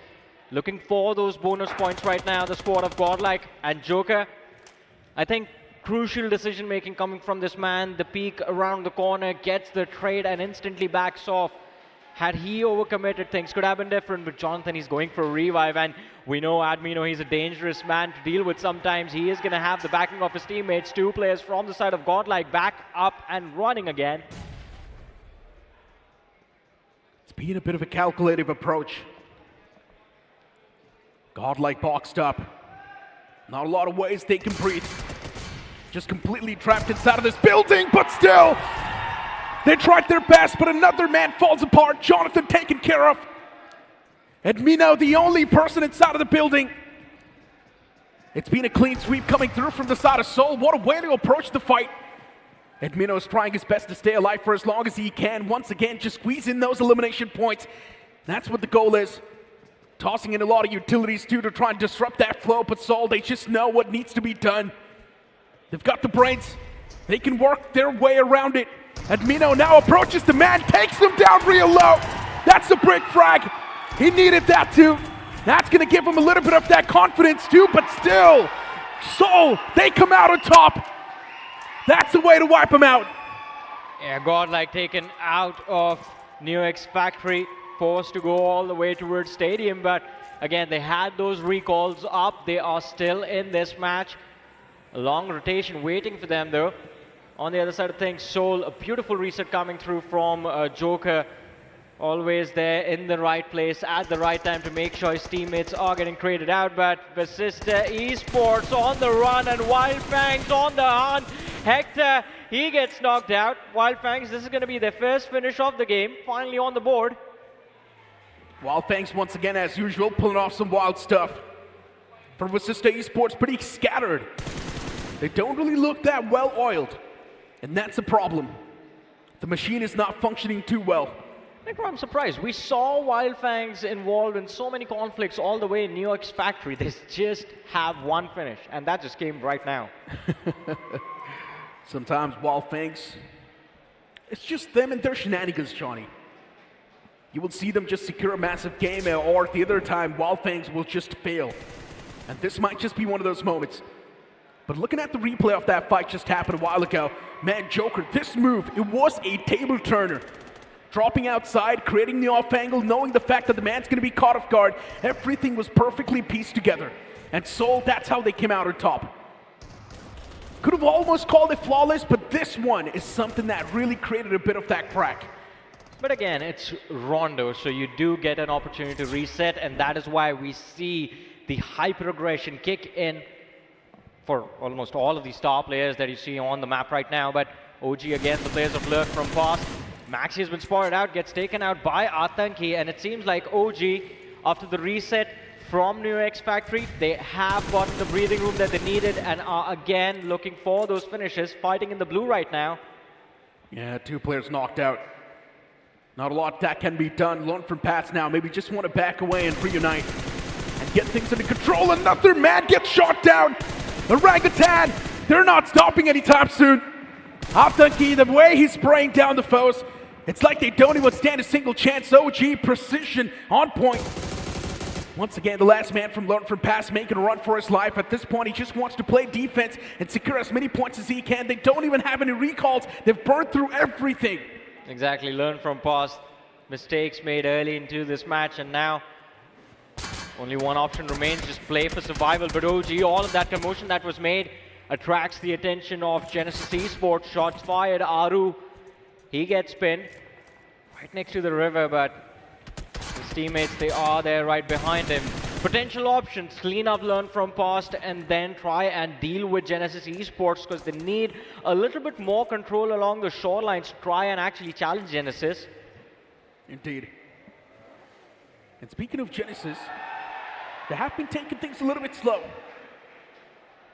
Let's just hope in the future lines it's going to work out pretty well. Looking at the circle, it's going to be curveballing shift on top of Godlike. Mane in the smack center, while Genesis Esports all the way in the outskirts. It's going to be a tough rotation for Genesis Esports to pull off. At least they have to go for one of the fights. Yeah, it's definitely going to be quite tough. I don't see a lot of options as well, by the way, but Godlike, they are on the move. They are trying to make the move towards the center. It seems like they still have the attention of the players of Seoul upon them. And as we saw the map a few moments ago, there's a massive cluster you have to deal with. Revenant X-Pac, who, by the way, are again in a dominating form. They got 10 eliminations very early in this match. And now playing for position since recalls are about to go away. But Orangutan somehow do evade the pressure from the players of Genesis Esports, although a run-in into the players of Team Tamilas, a fight in the off-centric position. Orangutan trying to execute a gutsy play, but Team Tamilas, they reply back pretty well. 2 players already down. Mr. IGL, even from the sidelines, the man providing that cover fire. It's quite quintessential. OG somehow getting dismantled. Unfortunate.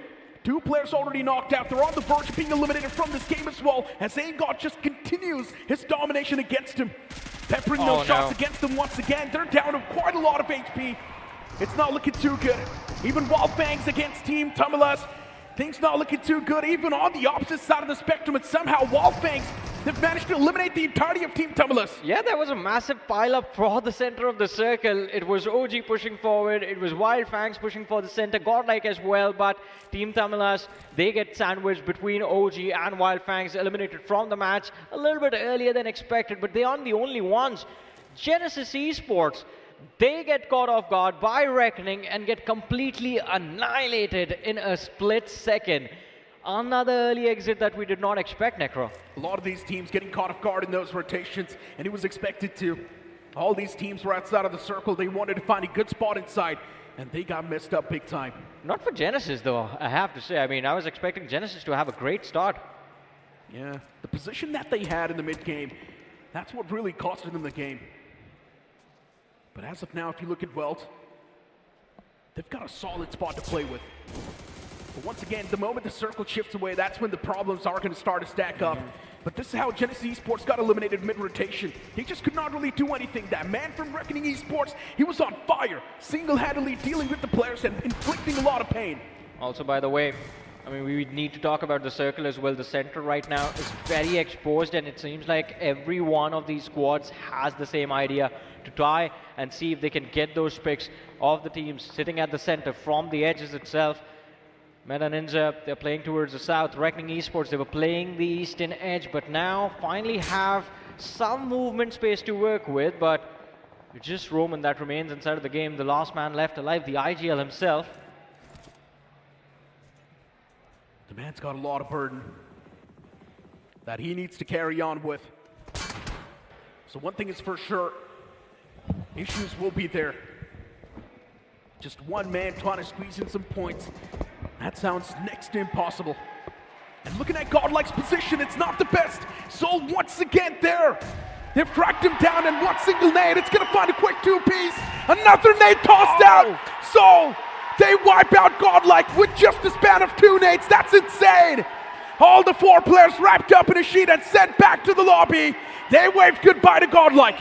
And it wasn't the entire team, it was just one man legit who brought in an artillery strike and wiped out Godlike from this map of Rondo. But the job is not yet done. Soul, they have good control towards the northwestern edge of the circle. Roman gets spotted out. He gets finished off by Legit. 6 eliminations on the board for this man alone, and 12 on the board for the side of Soul. Oh, you hear the crowd in the background. Everyone now is just praying for the chicken dinner for this team, Necro. Soul's going wild in game. The fans are going wild outside in the arena. It's a sight that you're never supposed to miss. And yeah, we have to look at the replay. Yeah. The first nade finding a quick 2-piece, legit. This man is just incredible. The second one tossed to perfection. And yes, the icing on top of the cake that was missing.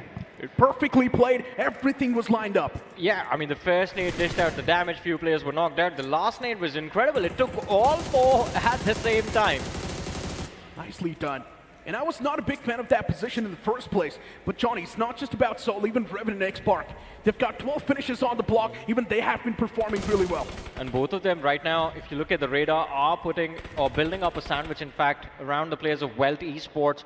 Revan and X-Spark moving in from the eastern side, Soul pushing in from the west. So Welt, it will be very difficult for them to survive. And well, there they are, gone from the game. But Meta Ninja on the other side, an awkward run into the players of Vasista Esports. And Vasista Esports not able to survive that conflict. Eliminated from the game on the 10th position with no points from this match. It wasn't an orthodox push, but it still worked out. Meta Ninja, they just straight up sent it against Vasista Esports, and they knew they're better. Learn from passes, Rush Boy. The Blues on the move, my friend. Your back's against the wall. This time it's going to do a lot of damage. You cannot really afford to take that damage upon you. And still, the fact that the man is there. K9 Esports, they have to be a little bit careful. There is a snake right behind him. And if he finds the right opportunity, the right time to strike, K9 Esports will not be able to recover from that.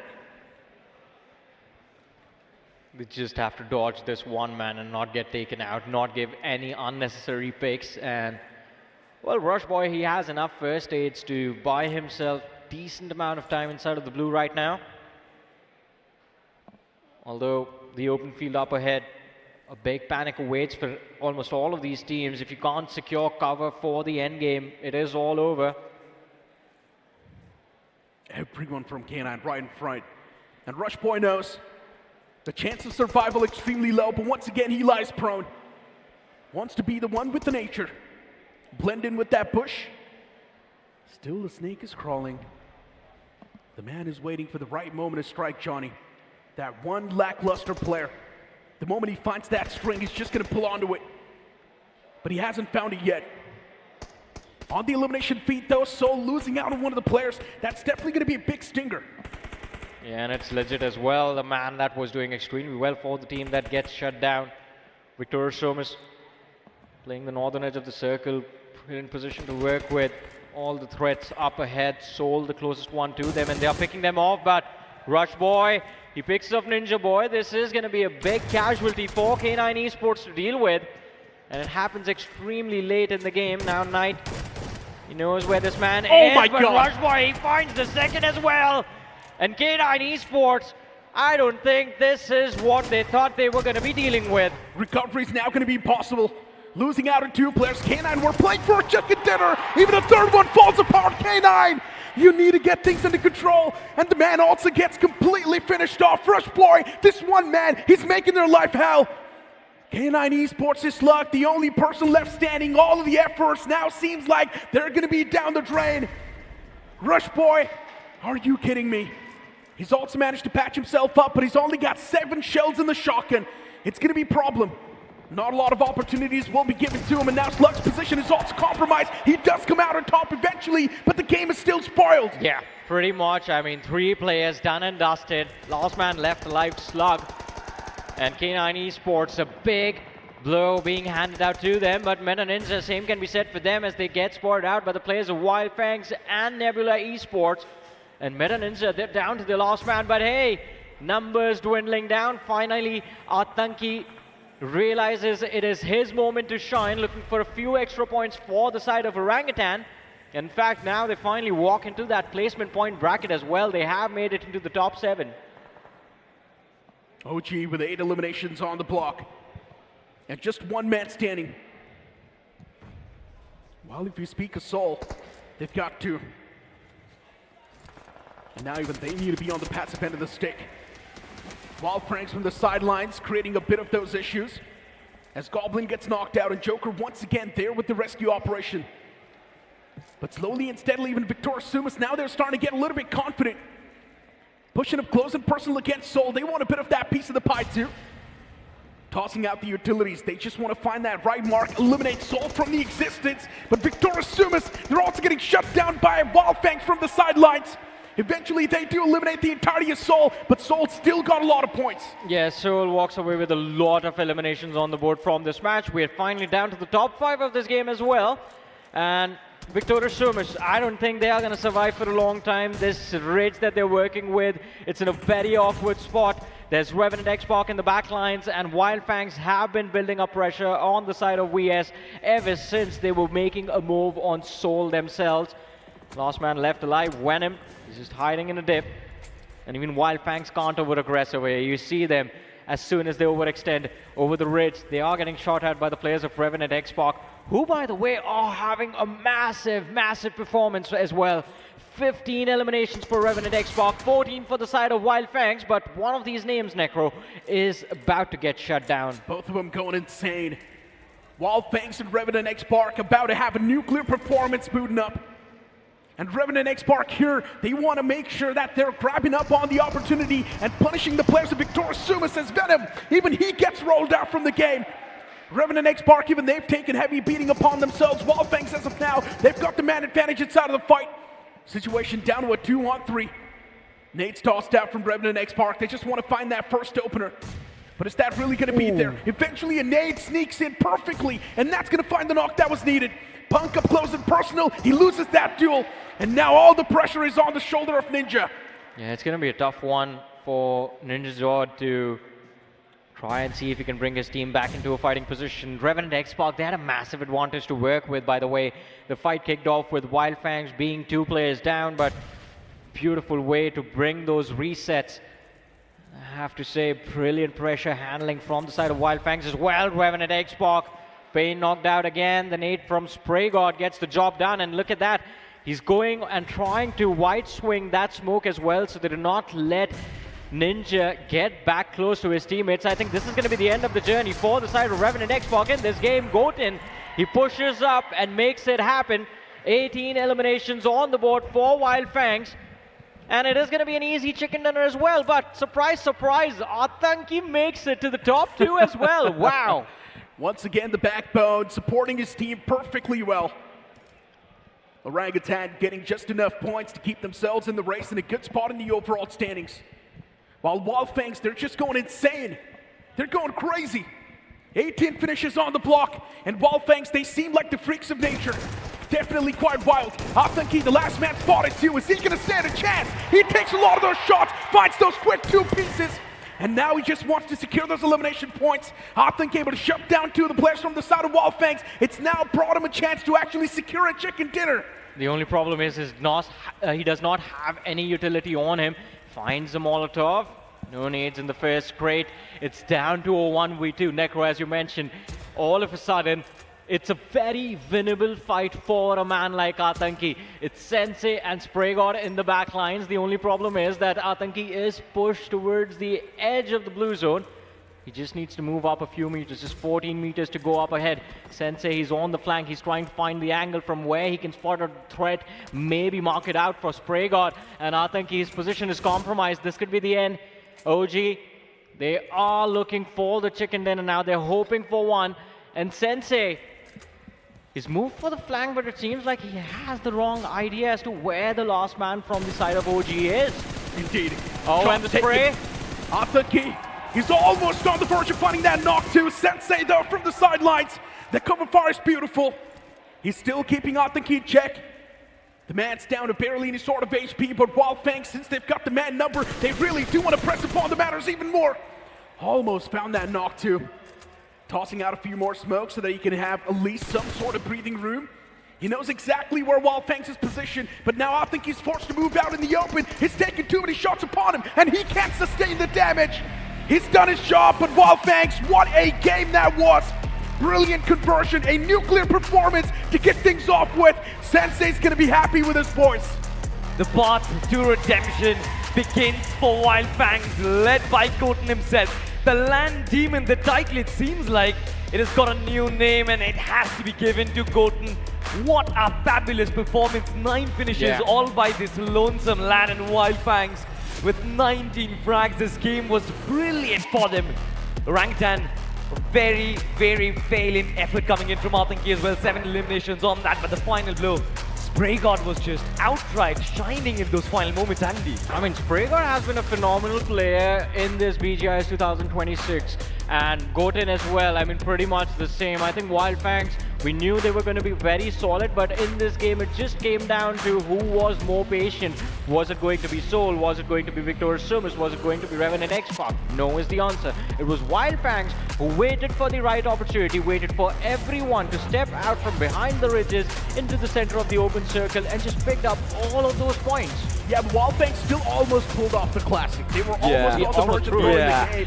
But I'm really happy the fact that they secured the chicken dinner. That's what, like 29 points off the rip in the overall standings. That's such a nuclear lead in the overall board. 100%. I mean, even in the ending stages, I kind of felt like Koten and Kana were just too eager to find that track against Atanki, but the way Spraygod and Sensei held back, you kind of knew that Wildfangs have learned from their past mistakes. Exactly, and I think Sensei in particular. I remember a conversation me and Spraygod were having a few days ago, and it was around Sensei. And one of the most iconic game losses was a man from the blue zone taking down someone sitting in the center of the circle. That man who got taken out was Sensei.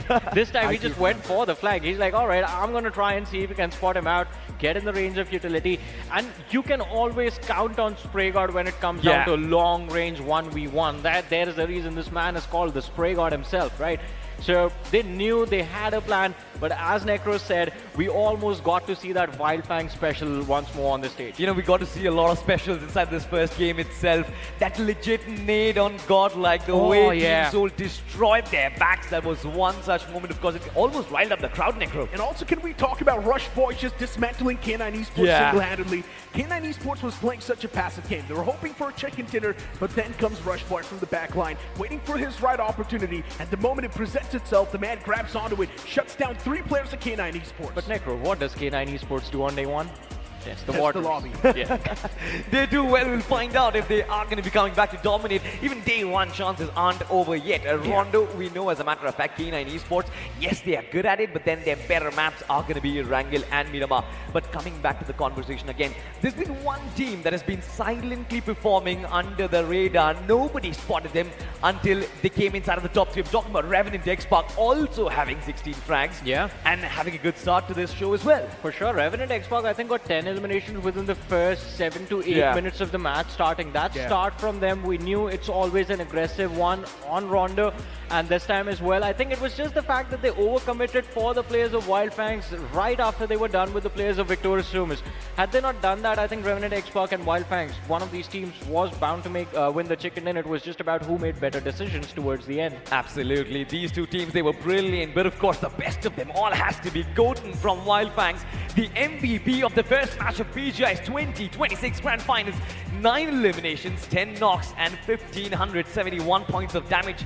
Necro, this man is a monster. We've seen this performance inside of Showdown when he first stepped onto the scene, but now it seems like he's replicating that yet again, as we do have our top players from the match itself. Even Payne was just going wild, and you've also got, I think he's securing 7 finishes on the board. I think OG in total had 9 or 10 finishes. Yeah. And the fact that I think he's able to have 7 finishes all by himself, it's just mind-boggling. Then you've also got Spray God right there from Wild Fangs, and Legit too from Soul. That utility utilization from Legit against Godlike, just the 2 nades eliminating the entirety of Godlike, that was impressive. You know, Team Soul always packs a punch for sure, but where are they positioned on the point standings is going to be the most crucial thing right now, ladies and gentlemen. We do have the point standings in front of us, and Wild Fangs leading the charge, 29 total points from the first game itself, and Revenant X Park following up 21 points. Team OG as well as Soul aren't really far behind, Johnny, with 17 and 15 points respectively. Pretty much, I wouldn't put Victorious Service also too far behind, 13 points, and I think Rondo, you can call it a good Rondo as long as you have double digits on the board. Doesn't matter if it's a 10 or a 20 on the board, and I think Victorious Thomas as well, that's a decent outing. But for everyone that has finished in the single digits, now moving forward, it is very important that they try to reset the top of the leaderboard right off the bat, moving on to the Wrangles, moving on to the Miramars. Because let's not forget, guys, this is the Grand Finals. The only thing that's waiting on the other side is the trophy, and only one squad will get to lift it. Without a doubt, if you look at the latter half of the board as well, you've got Vasista Esports, Smith, Wells, K9 Esports. The upcoming game, there's going to be a lot of that pressure. But since we know it's just the game one, let's not really judge them right now. You never know in the upcoming moments, they can pull off a rabbit out of their hats and really surprise us. Looking at the finishing damage report, Wild Fangs, of course, they've got the biggest tower since they also had the most amount of elimination points racked up, but Revenant X Park cannot be ignored. Yeah, honestly, I kind of feel bad for Team Tamilas as well, Johnny. I mean, they had a brilliant start right at the get-go. They had about 7 to 8 eliminations, but just could not really build on that momentum, could they? Pretty much. I mean, that's what happens when you are getting aggressive early, and Rondo sometimes becomes a very difficult map to regroup on because of that, because everyone is spread apart. You never know one of your players is trying to regroup, and he runs into someone who is just trying to recall his team. But because you're in a vehicle, you can't fight back. So those sort of situations, those awkward interactions happen the most on the map of Rondo. But I want to go back to what Necro was saying a few moments ago, because there were these 3 names at the bottom of the leaderboard who did not do well on this map, but they have stats in their favor on the upcoming maps like Wrangle and Miramar. In particular, I'm talking about Myth Esports. The upcoming 3 Wrangles. This team lands in a very awkward cluster. They have a team in the form of Revenant X Park up north towards the side of Farm. They have Wild Fangs towards the side of Milta. And yet, Myth has done very well, very consistently on Wrangle. I don't know how, but they keep doing well on Wrangle. I kind of feel like, in spite of this team's inexperience, this team just does not feel pressure whatsoever. And in spite of bad starts, they've actually managed to come back. Remember the stages of semi-finals, remember the stages of the survival stage as well. I almost felt like Myth Official isn't going to actually make it through, but the way they played out there, it seems like even they can actually make a comeback right now in the Grand Finals. Yeah, it just feels like they don't really overthink a lot of the scenarios, and that's why it's been working out pretty well. But speaking anything about Myth right now, it's still a big question mark. You never know what sort of a punch they're going to be packing, what sort of a strategy we're going to see from the side of Myth. And there's, of course, going to be a bit of that pressure building up. I do understand we keep on saying, don't take a lot of pressure, it's just the land, it's understandable, but there's still going to be a lot of that pressure on the boys. There is automatically going to be that nervousness hitting them inside of the game. Fair enough, because I mean, it's a young set of players for the side of Myth in particular, and again, we were talking about Detrox. He's an IGL. He's a very young IGL, but he's also been the man who is getting the frags. And this has been a key point for Myth, that every single time Detrox is not able to perform, the team just takes a tumble. And I think it's very important that the IGL, the star for this team, gets his composure as quickly as possible. But again, as you were saying, it's just game 1. Let's see how the Wrangle goes. If this team can reset, if they can get about, I would say 15 to 20 points in the second game, that kind of makes them a top contender again. And we're still waiting for teams like Genesis Esports, Reckoning Esports to wake up in the upcoming games. So when you really start putting these type of teams inside of the mix, anything can happen. It's a big question mark, and still we haven't really unraveled the mysteries yet. You know, honestly, since you're talking about Reckoning and Nebula, I feel like these are extremely momentum-heavy teams. If Nebula Esports, if they do get their finishers going, I'm pretty sure they're just going to go after every single squad in the lobby. I'm just waiting for that to begin, because destruction without Nebula just does not really sound right, Johnny. Johnny? Pretty much, but I think we are going to have a lot of destruction from the side of Nebula waiting for us in the upcoming matches.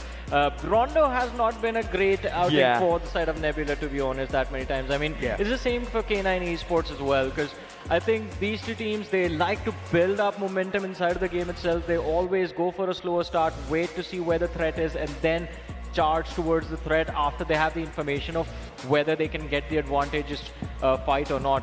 That wasn't the case. Both of them got caught off guard. K9 got the most unpleasant surprise a team could get inside of Rondo, but same went for Nebula Esports. I think that fight towards the southern edge did not really favor them that much. It's just more about giving those individual tools, and that's where K9 Esports messed up. Every single person thought that, yes, they can diff the guy, but it was just not the case. Somehow, Rushboy was able to single-handedly shut down 3 players. Yeah, they gave him individual isolated fights. I think that is one thing that should have been avoided over there. But to be fair, Rushboy, I don't think they expected him to be there.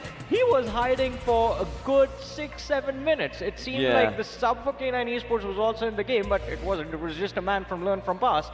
You know, honestly speaking of K9 Esports, I feel like these lads have seen so much.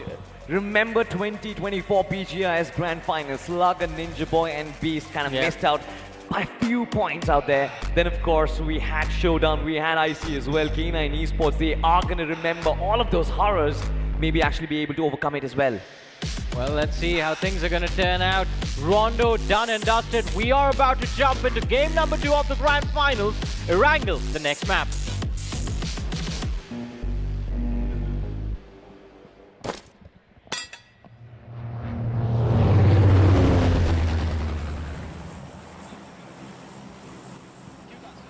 The plane is going to be in the skies for the second game of the day. And this one is going to be all about finding that great footing. Still a lot of the big names on the latter half of the board who haven't really found the momentum. I'm speaking of teams like Myth, K9 Esports, Genesis Esports, Reckoning Esports, who need to wake up as soon as possible. And if you include Nebula in the mix, then you already know the firepower, it's going to be there. The aggression, it's going to be there on the board too. The planned fly path heavily tilted on the left side of the map, starting all the way from Zarki towards Fairpier. Now this plane fly path, it's quite an isolated one. Yeah, it's kind of quite tilted on towards the left-hand part of the map itself, and I'm not really sure how the teams are going to overcome from the problems. K9, of course, will find their drop off Severny, but can the rest of the teams make it towards Isnaya, towards Mansion Prison, Shelter, Milter, all of these regions? They are going to get alienated, and I want to find out if there are going to be some early collisions, Necro. There's definitely going to be a few question marks since we're seeing these teams for the first time in the map of Erangel. I personally do want to see a few drop clashes, but we all know that's not going to happen. These teams try to be a little bit more organized in the Grand Finals, while Fang's heading towards their own drop location, which is going to be Norapnoid, Reckoning Esports, as well, just pretty much heading around that Snoka military base island. It's quite interesting. The circle actually popping up right on top of Wealth. You've also got Team Tumblers in the mix. We might just see a drop clash between Team Tumblers and Wealth. But I love the circle, honestly. Landing, centering on around Primorska right now. Quarry, Primorsk, all of these regions, these are going to be so important. And look at these, our home squads, Wealth Esports and Team Tamilas. They have found the right spot, hit the bullseye right from the get-go itself. All that they have to do is just try and retain those spots for themselves. But who are going to be the challengers? Learn From Past coming in from the bridges, potentially even Reckoning Esports. Meraninza might actually come in from the waterways as well. But we'll find out where the early collisions lie. Orangutan Team Soul towards Ruzok, towards School. That is going to be a collision we've always talked about throughout BGIS. It's been a rivalry as well in the initial stages. Are they still going to duke it out? Meanwhile, Victorious Summers, they're on the move, Necro. Victorious Summers just wanting to make some quick moves on the board. Still getting their hands on some initial loot. Heading towards Yasna Poliana. Get that initial phase settled down. Since the plane fly path was so far away from Yasna Poliana, Victorious Summers, they're going to be burning through a lot of that initial time. And they need that to loot up. They also need to be pretty quick. Wealth Esports and Team Tamilas are the only two teams currently in a good spot. Wealth Esports holding down Quarry and Team Tamilas around Primorsk. If you look at the proximity, though, you've also got to learn from past around the spectrum. That can definitely be a bit of a troublemaker. Yeah. It's not just learn from past. Even for them, Wildfangs actually can come in from behind. In their backline, certainly can take a couple of shots. Cause problems, because look at learn from past. They kind of split up this 3-1 split with Rushboy holding down the bridge from the military base island. Not really a big fan of that split, to be honest, but learn from past, it seems like they are rectifying that. Teams, they are going to regroup, but looking at the northern part of the map, Necro, it seems like Nebula is going to be one of the most important teams, holding down the gateway of the north. Genesis Esports coming south, Vasista Esports as well is going to follow up. There is going to be collisions happening towards Hospital, but look at the Wildfangs. It's Summers. And we're in Chennai, of course. Once again, Wildfangs and their shenanigans. Not sure what the game plan is, but godlike, it's a hunting party once again out there. And Myth, they might just find themselves on the receiving side of the spearhead. It's just Daddy all by himself, but godlike, they actually just scoot away from this spot. Maybe they don't really want to go for the early game fight, but Myth is right there with the cavalry. If godlike somehow does decide to stop over here, Myth is going to be around the corner. Daddy, he does find the first knock, but he instantly gets straight off. So it's a great thing for godlike. They've got things under control. The man gets confirmed instantly. Myth, they have to fall back. Challenging this fight is not going to be a good option. But they are going to be challenging for sure. Myth, right from the get-go, they split themselves up, trying to wrap Team Godlike from all directions, but it seems like recovery has been made. His power has been brought back to his feet. Myth still trying to find that opening. They're still moving round about Godlike in these compounds, but I think the best option is going to be to fall back. Even Gokul is going to spot them out in the distance. No shots being fired. Well, Esports, they're going to be safe. Well, it's on the move. And once again, they don't really have to make a lot of moves in general. Just stay inside a quarry, stay safe, get that high ground, and get the intel. And that's what's going to be the game plan for them. Wildfangs, once again, somehow just finding different types of vehicles to traverse around. And they're still lacking on loot, by the way, which is a massive concern. It certainly is. I mean, they're still very far away from the circle. Now they are towards Milta. And of course, the northern regions, do they find their adequate loot and make themselves inside of the circle right on time? Big questions, of course, being asked. On their path towards the circle, they're also going to find the lads from Revenant Xbox. So shots can definitely be fired, and RNTX will be looking for revenge of the last game. Nebula Esports, you already know this team is going to be out for blood. They're hungry for the elimination points. They just want to do as much damage as they can. Avi lying prone, taking those shots. Myth spotted. Myth is already too hurt, and Nebula just wants to press on the triggers even more. Erupt Assault on top of the wounds. And Nebula Esports, they've always been the opportunistic ones. If they can third party, go for an instant third party. Wow. Look at that monster truck. Chennai! Yeah, of course. Big fans of Tala, huh? But then, of course, we are going to talk about Vasista Esports crossing over the bridge, moving towards Hospital. And this time, it seems like Nebula aren't really looking to find that gatekeeping missions accomplished. For now, Vasista is going to find Georgopol completely open, easy, merry run through towards from the Western Highway. But where do they end is going to be a question. Majority of the teams, Necro, they've already clustered on up near that quarry region. You've got Genesis, you've got Nebula. Well, Team Tamilas were already there. Myth learn from past. They made their way as well. Just about to find out, can Godlike go back to fighting ways and gain some points from the map of Erangel? Once again, Vasista Esports just wants to find a good ground to settle. Reckoning Esports around the spectrum too, and Levi is always going to be the spearhead. Just trying to get the lay of the land, know exactly who's positioned where. Reckoning Esports still trying to play for some intel. There's probably going to be a lot of those ambushes set in the front. So Reckoning Esports just does not really want to run into those open traps. They want to be careful. Soul's on the move too, all the way from the rice fields. And Soul also is going to find quite a cool rotation, quite a nice rotation. No one's really around them, so they are going to have a nice one. Yeah, for sure. Don't really think Team Soul worry about somebody cutting off their rotation. In fact, they are going to be loving that. I mean, imagine the firepower that they have, firepower that they possess. Joker has been in scintillating form since the start of the tournament.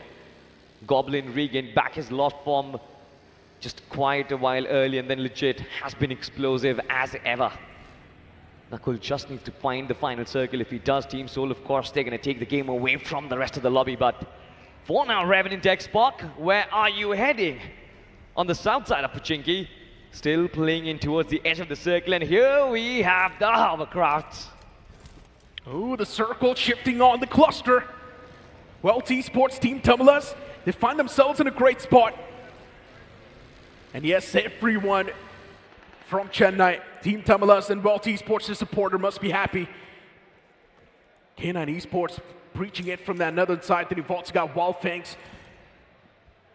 And if you look at Wildfangs, they're all the way around Milta, by the way. Still all the way back in the blue. They're actually opting out for a late game rotation. 100%, but Necro, look at this circle, to be honest. I am excited for this endgame.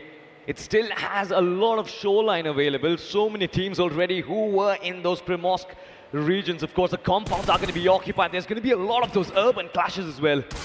And right now, there's barely any space, lads. This team, K9 Esports, still make their way inside.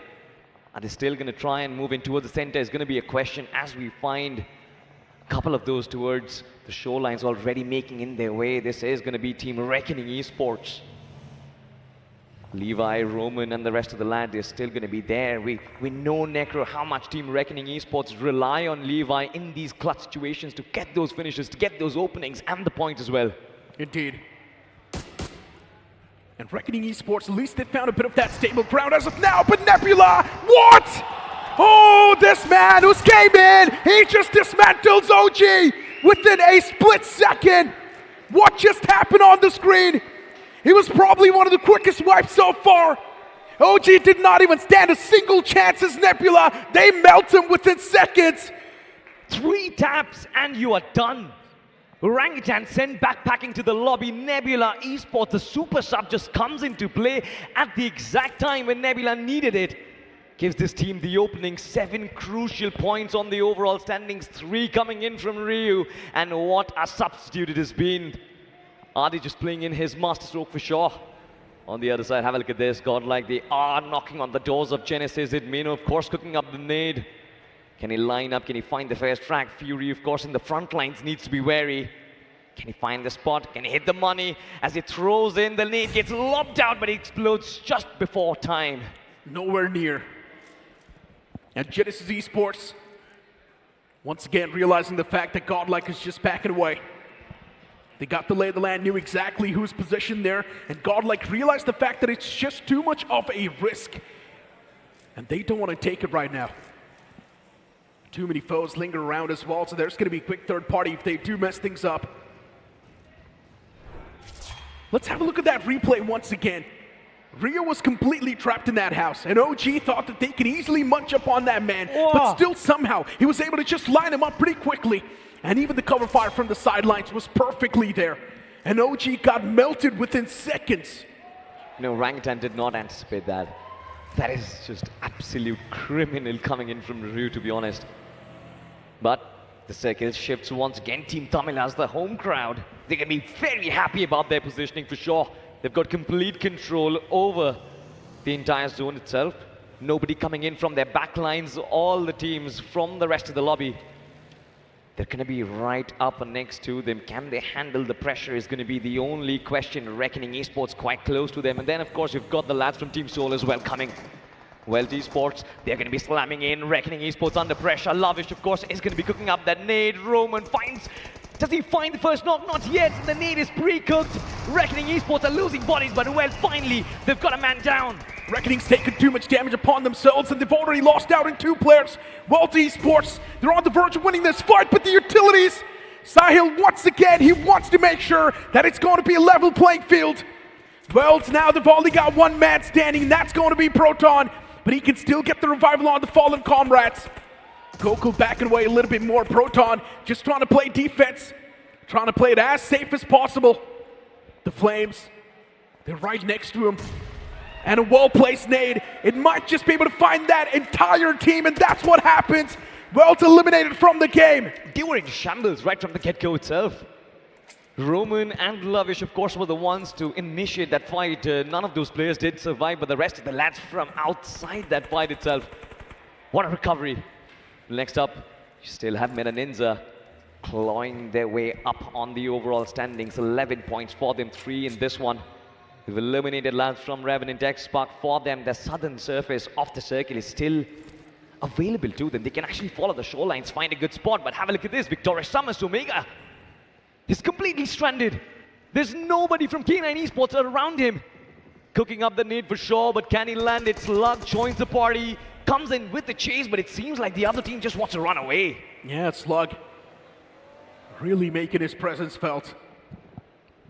And the opposition, they just have to back away, respect K9 Esports. But System Esports is still around the proximity, and we all know there's a bit of that hot blood between them. So we might just see that rivalry come into fruition. K9 Esports versus System Esports. Are they going to duke it out? Oh, a bit of a friendly clash. I'm not really sure if that's a friendly clash. I'm pretty sure some words are going to be exchanged. You can't really stop anybody dead on their tracks like that. K9 Esports could have actually taken advantage of it. Spray from Slug did not really connect. K9 Esports, of course, they're yet to get up the mark, but Visista, what a scare it was. It indeed was. The next circle, that's going to be the most important one. It's going to be shifting on the shorelines, but no, Myth. They find themselves on the lucky side of the spectrum. Circle shifting right on top of them once again. Myth, they've got the luck. Learn from past. Unfortunately, Max getting knocked out. Termy's down low. But he patches himself up, squeezes in that first aid at the nick of time. A few more nades tossed out, but there's just not on the mark. Learn from past, a team that's known for their consistency. This time getting dismantled, and it's not a great look. And Metaninja just here to munch on those points. Get the piece of the pie as well. Another man gets ran over. Termy eliminated from the game. You know, I love the fact the airstrikes from Meta Ninja finding their targets. Learn from past could not survive that. 4 finishes for Meta Ninja. They've got complete control of the eastern edge of the circle, but from their backlines, there's going to be a super squad coming in. It's going to be in the name of Godlike. Can certainly thread the needle. Wildfangs on the other side. They're taking quite dip. And of course, it's Summers here, so why not? Wildfangs on the move. That's Garel as well. Just tapping away. And we all were quite skeptical of Wildfangs and them just staying outside of the blue for such a long time. Yeah. And this is one of the main reasons of it. Now just drowning to death. It's unfortunate, but it is what it is. Can't really do anything over there, to be honest, but if you are K9 Esports, especially if you are Omega, you are trapped. Beast, of course, with the nade, still looking to find the right end of it. Shots being taken as well, but System Esports are being really cautious around this ridge. They don't really want to take any risks again. Shine has been sent off on the flank Omega. Small little peaks that are being punished right now. K9 Esports are in a cusp. Can Visista break this deadlock, though, is going to be extremely important. Absolutely nothing happening on the screen, but you've got Victorious Summers slowly sneaking in the back lines, and that can be the catalyst, Necro. That's going to be a big threat for K9 Esports. And Slug, he gets knocked out. Beast from the sidelines is able to thread that needle, find the first knock. Victorious Summers around the spectrum. And since Victorious Summers is in the proximity, you already know they're going to be creating a lot of problems. But VS is busy duking it out against Nebula, as even they get sent back to the lobby. Myth taking those shots. Even they're finding some sort of success. Victorious Summers, they found themselves in a bit of a good spot. They can actually punish the players of K9 Esports if they want to. Absolutely, but I worry for K9 Esports right now. They need their smokes, they need their covers, because other than that, they are going to get absolutely melted. In a sandwich situation between Victorious Summers and Visista Esports, Ninja Boy this time is taking a lot of shots from the backlines.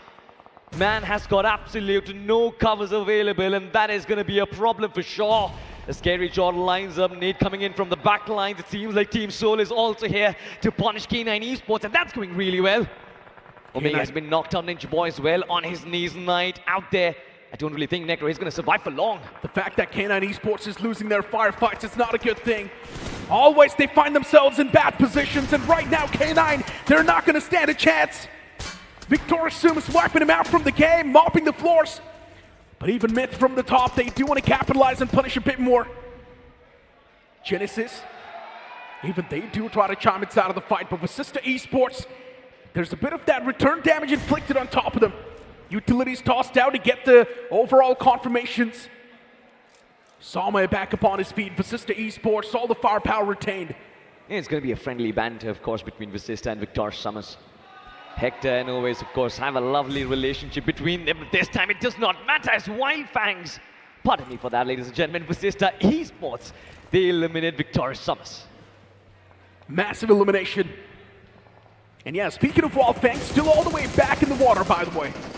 They can't even fight back. They can't do anything. They're stuck. Oh, Team Tamila, shots taken against him from Vasista. They just want to find the right end of the stick. While for Genesis Esports, they just want to be involved. Hunter's from the sidelines tossing in those utilities. He wants to find at least one of the knocks, but nothing has been found yet. But the moment I say so, Hector, he gets knocked out. A lot of teams around the spectrum. Beast needs to be careful. The man is too exposed, but finally he gets back in the cover. He's safe. This is the worst spot to be inside of the circle right now. Vasista Esports, K9 Esports, Victor Summers, all of them have been going through the same rat. Lines of sight from all of the teams coming in from the compounds. Even Team Soul has that visibility. Goblin just tapping away. Can he find the target? There was going to be a big question, but have a look at this. Genesis, they are pouncing in on the battle. Yeah, Genesis Esports quite hungry. And this time with Vasista Esports, they're going to be the prey. Salme up close and personal. He's cooking up that nade, but it's not going to find any sort of value. Genesis Esports, we all know their firepower and what they stand for. And Genesis, they are actually finding the man advantage too inside of the fight. But with Vasista Esports, they're not giving up that easily yet. Salme is the only person, the only glimmer of hope left standing. He tried his best, but his best was not enough, as even he gets eliminated from the game. But have a look at this. There is another team joining the prey as well. Genesis Esports, can they hold on to this pressure? Lovely timing coming in from Myth Official as well as Detrox gets knocked out. Fury from the back lines, it's a one against everybody. Myth Official as well, they've got the man advantage, they've also got the high ground advantage. This is good stuff, this is good timings. They just need to find Detrox back on his feet as well. Harshal, of course, does have that smoke grenade, finds Fury, traveling Myth Official with the shotguns at his face that they find, not really. 3 knocks being found out, Fury is still standing tall as Genesis Esports. They're looking to shut down Myth Official right here, right now. And the man's patching himself up too. Fury, he's got a chance. Situation's down to a one-on-one. Cooking up an nade.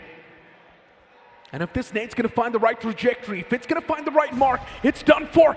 It's an iconic clutch that the man's pulled off. Genesis Esports, what a day to be alive. Heroic.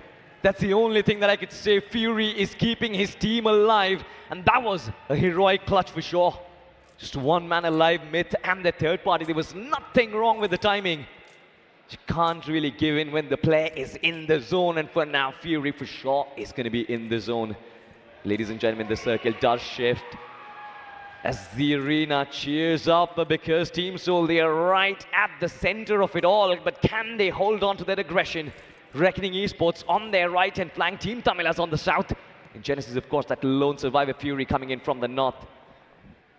And yeah, you would want to speak of Wildfangs, but there's just one man in the water lines. Yeah. And he still can't do anything. It's just unfortunate. Wildfangs should have thought about the future way ahead of time, but they messed up. And as of now for Wildfangs, they're just waiting for death to approach him. You know, honestly speaking, I feel like Wildfangs, with the kind of start that they had, they are going to be happy with a few placement points from this game itself. It kind of keeps their engine running.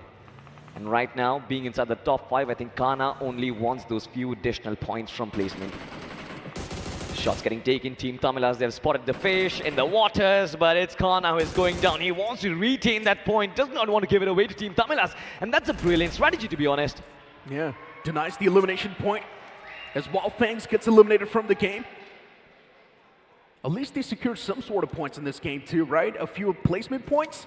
I know it's not a lot of points, but you can't say they've already compensated in the first game itself. So it's all good in the hood. Looking at Soul. Spotting out the boys of Team Tamilas. And Team Tamilas, they've got all the 4 men standing. They've also got the high ground to play with, but the circle is something that's not with them as of now. Yeah. There can be a potential clash between Team Tamilas and Reckoning Esports as well, but we have to talk about this fight. Godlike versus Meta Ninja, and Meta Ninja, they're looking in supreme touch, to be honest. sublime in terms of their trade fire. Is it Mino, Jonathan? They're just being pounced on. When it comes to these 4v4s, Godlike still needs to do some sort of replanning when it comes to their strategy. But of course, for now, Team Tamilas trying to lob out those nades as they sail out. The airstrikes not connecting so far. Legit inside of their shack, I don't really think he's going to be holding on for long. Yeah, not a lot of ways Legit can actually play this position. He's trapped, and it's a pretty bad spot. The nade! It's perfectly placed. Team Tamilas set up for success. This was the conversion. This was the find they were looking for. And now, since they've already found the first knock in the confirmation, the stars are now seeming like they're aligned. But even Reckoning Esports is still in the race, by the way. Reckoning Esports is not showcasing themselves too much, trying to slip under that radar, but even they can still stand a chance to actually get this game. They certainly do. But there has to be a win condition. Unless and until Team Tamil has absolutely destroyed the fortress that has been set up by Team Soul, there is no way Reckoning will be allowed to breathe inside this final circle. 3 teams and 9 players. Can Team Tamilas come out on top? Can Team Soul come out on top? Reckoning need those finish points for sure if they want to stay alive on the race of the overall standings. And they certainly pack a punch. Team Soul aren't really aware of Reckoning, it seems like. All of those lads just looking at the threat coming in from Team Tamilas. But Team Tamilas, they're outside the circle. Coming down that dip, it's going to be deadly for sure. It indeed will be. And once again, we've got the trifecta. A Mexican standoff. Who's going to find who first? Knuckle has taken over that shack. He knows it's quite an advanced positioning. So he has to be around that spot no matter what. Well, speaking of the rest of the 2 players, Soul, they've got nice fortified covers. And that's going to keep them on the advantage every single time. But I'm not a big fan of it, Necro. Yeah, but if you look at Team Tamilas' position as well, it's not a good one. They need to expose themselves, make it inside of the circle, and that's when Team Tamilas can be messed up. 100%. One lonesome, isolated IGL in the form of Knuckle inside of the shack. That is the player that I'm kind of worried about. Team Tamilas coming in from the south side. They can go strength to strength, and look at the smoke pot that has been established already. Team Tamilas, they are ready for the go call from their IGL as well. Goblin and Joker on the sniper tower. Reckoning Esports needs to be very proactive, but look at the spray! Goblin finds 2 targets. Team Tamilas in shambles, Necro. Expect it. I told you this. The moment Team Tamilas is going to try to make it out of the circle, that's when they're going to be messed up, and that's what's happening. Goblin, he was able to dismantle 2 of the players, and now for Team Tamilas, they've only got 2 standing. Problems, they start to stack up. It's not looking great. Another man is taken down to critical HP. Team Tamilas, they're on the verge of being extinct. And Soul on the opposite side, they're looking to toss in a few more utilities. They want to put an end to this story. This nade, it might just be the deal sealer. It crawls up way too close. Tossed to perfection. What an 8 that was.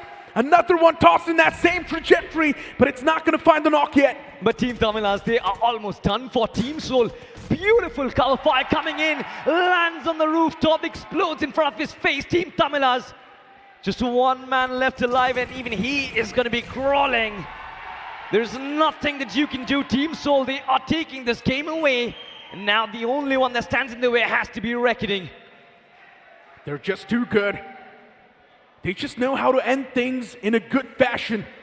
Pretty clean with every single utility they use, with every single duel they take. They just know what needs to be done. Soul is currently personifying perfection, and they're not going to be stopping from this path anytime soon. While Reckoning Esports, how do you make it inside of the circle? That's a question they're asking themselves, and they're also taking a major leap of faith as they send 1 of the players inside of the circle. Just 1. Levi still outside. Of course, using his vehicle to try and make his way inside the smoke pot isn't going to help them. We just saw it. Action replay. What happened to Team Tamilas? Oh my god. Nade quite close. Sahil almost about to be taken down. Oh my god. Another one. And Sahil explodes. Team Soul lead inside the final fight. And just 1 man left alive. Can Levi bring it home? Can Levi bring it back for Reckoning? Or Team Soul is going to take away with the chicken dinner? That's the question even I'm asking. But I don't think that's going to be a possibility for Levi to do. There's just too many of Soul Soldier actually marching against him, and this one seems like a death march. The man is cornered, and he will be eliminated from the game. Soul, back-to-back bangers. The previous one was not this massive, but this one, it's gonna make sure that Soul is gonna be on the lead in the overall standings. The stats don't lie. Seoul have proven themselves and secured a winner-winner chicken dinner here for day one on the grand finals here. What a statement coming into its day one itself. And what a bounce back it is, because right now Seoul, they will be one of the table toppers from this performance here. And I'm really liking what I'm seeing here in the grand finals as well.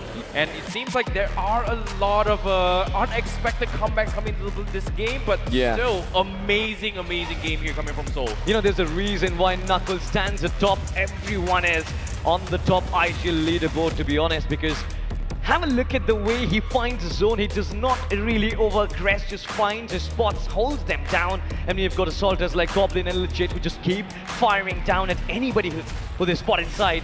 There's absolutely nothing that can stop Team Soul, to be honest. Yeah, they're just too good. They just know how to place themselves in good spots. They know how to take those duels. They know what exactly needs to be done in what sort of a scenario. Soul right now is a perfect package, and they just need to keep on rolling with the same momentum.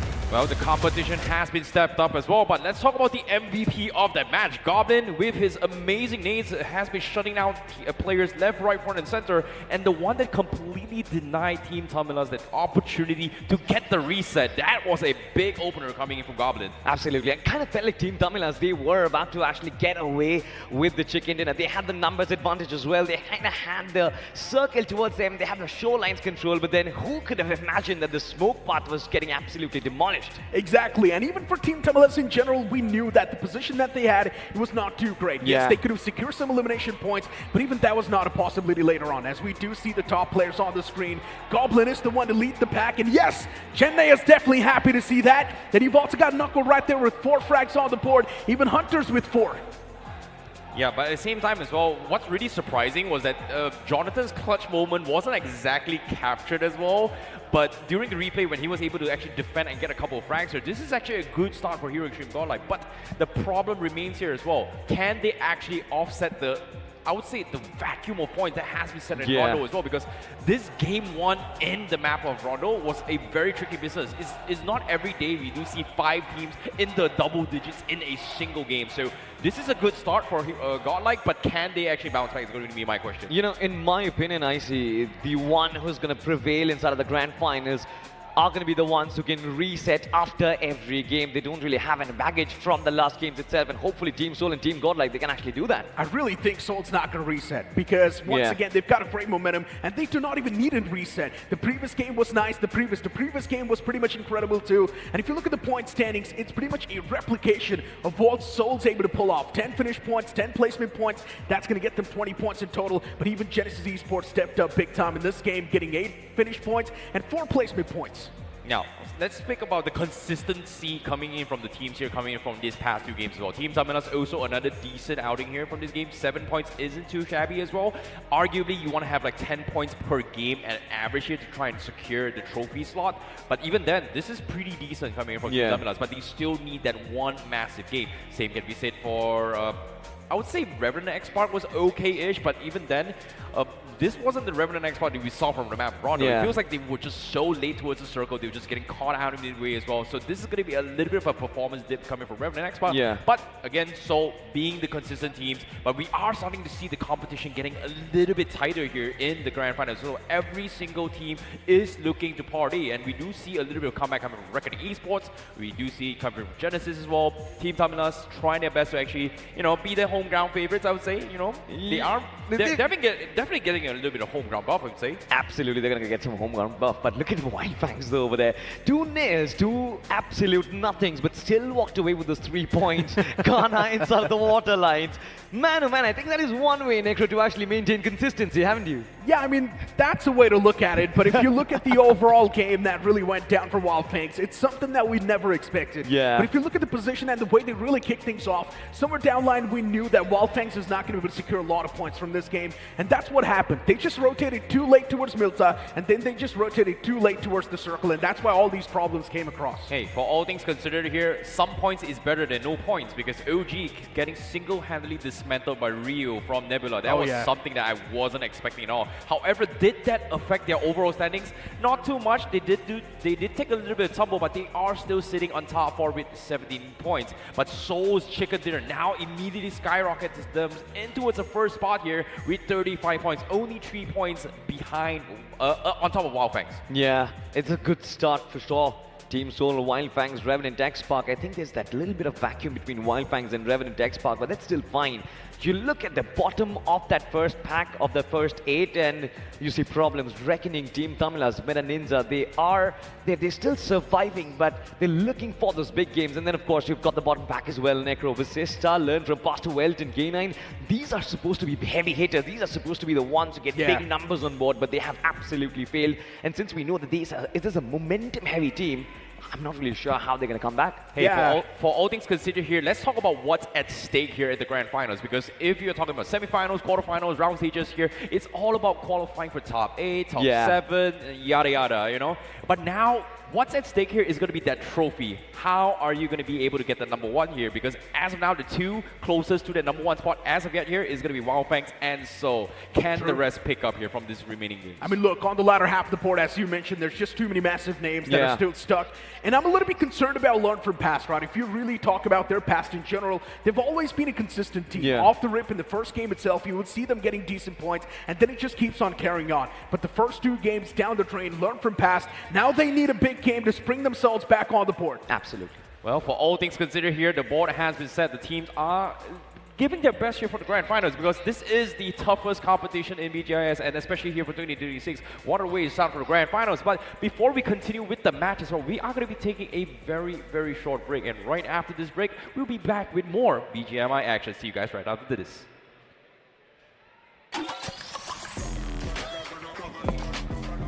That was a...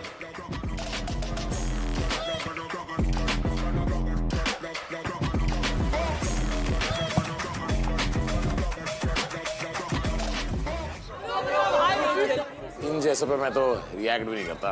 BGMI cricket league का winner है, रोज खेलता है, आप भी try करो। अबे असली का 650 करोड़ देगा फिर भी नहीं करूंगा। इस खेल में ना सिर्फ टीम सपोर्ट करनी है बड़े भाई। जीत गया छोटे भाई। ये देख। बीजीएमआई पे टीम सपोर्ट करो और ग्लेशियर जीतो।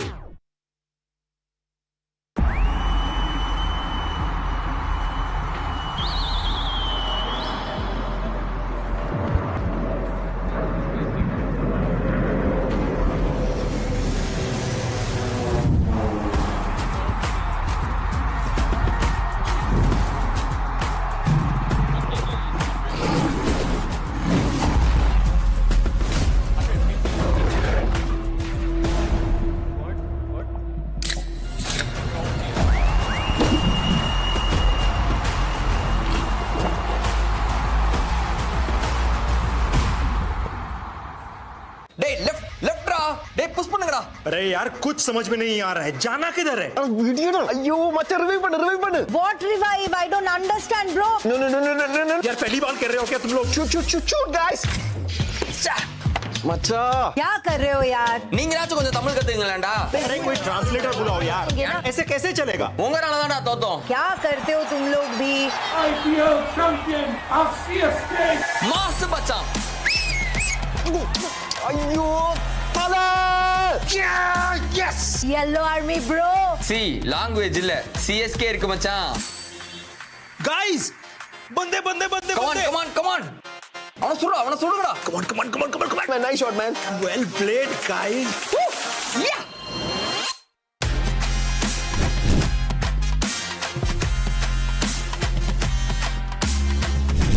Bro, CSK skins, huh? இது நம்ம கொலாபுடா. Now we don't need call outs. Just whistle podu. BGMI Lade, whistle पोडे।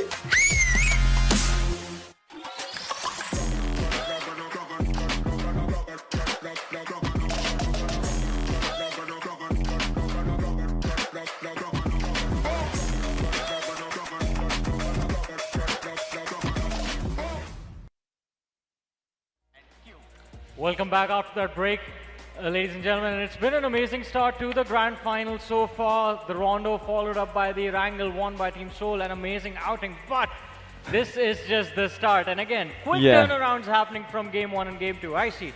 Has that switched your expectations from a lot of these names, or are we still rooting for the same teams that we did before the day began? Well, in terms of consistency, Seoul arguably is the most consistent team here in BGI 2026. You know, ever since they debuted until the grand finals, they have been very, very consistent hitting those numbers. But now we do see a little bit of shifts in terms of momentum as well. What really surprised me was Wildfang's performance in game number 1, but game number 2, it was a complete flop. Was it their fault? No. Why? Let's talk about their initial drop path from the map of Ringo as well, because the first 5 minutes, it took them a lot of maneuvering around the waters to actually get towards their drop spots, which resulted in them being very late to the circle and then getting messed up. So I don't know, are they going to be making a little bit of changes here and there, but hopefully the circle is going to be a little bit better for them, at least for this upcoming game. Let's see, I mean, it's going to be a new game, a new flight path, a new circle. If things fall right for Wildfangs, they can be a big threat, but it can be same said for about anyone else, including Nebula Esports, who have Salty kind of been on the down low so far. 100%, I feel like that the substitution with Ryu coming in, that just completely flipped the script for Nebula, and they always bring in Ryu when the team is in dire situations. Is Nebula in dire situations? I don't really think so. This is just the start of the grand finals, but hopefully they can actually make a comeback. Exactly, I mean, as you said, it's not that bad yet. Yeah. 2 matches done and dusted, 16 games more remaining, and of course, one of those is going to be the upcoming map of Wrangle. I hope you guys are prepared. Game number 3, grand finals. Again, another Wrangle. Here we go.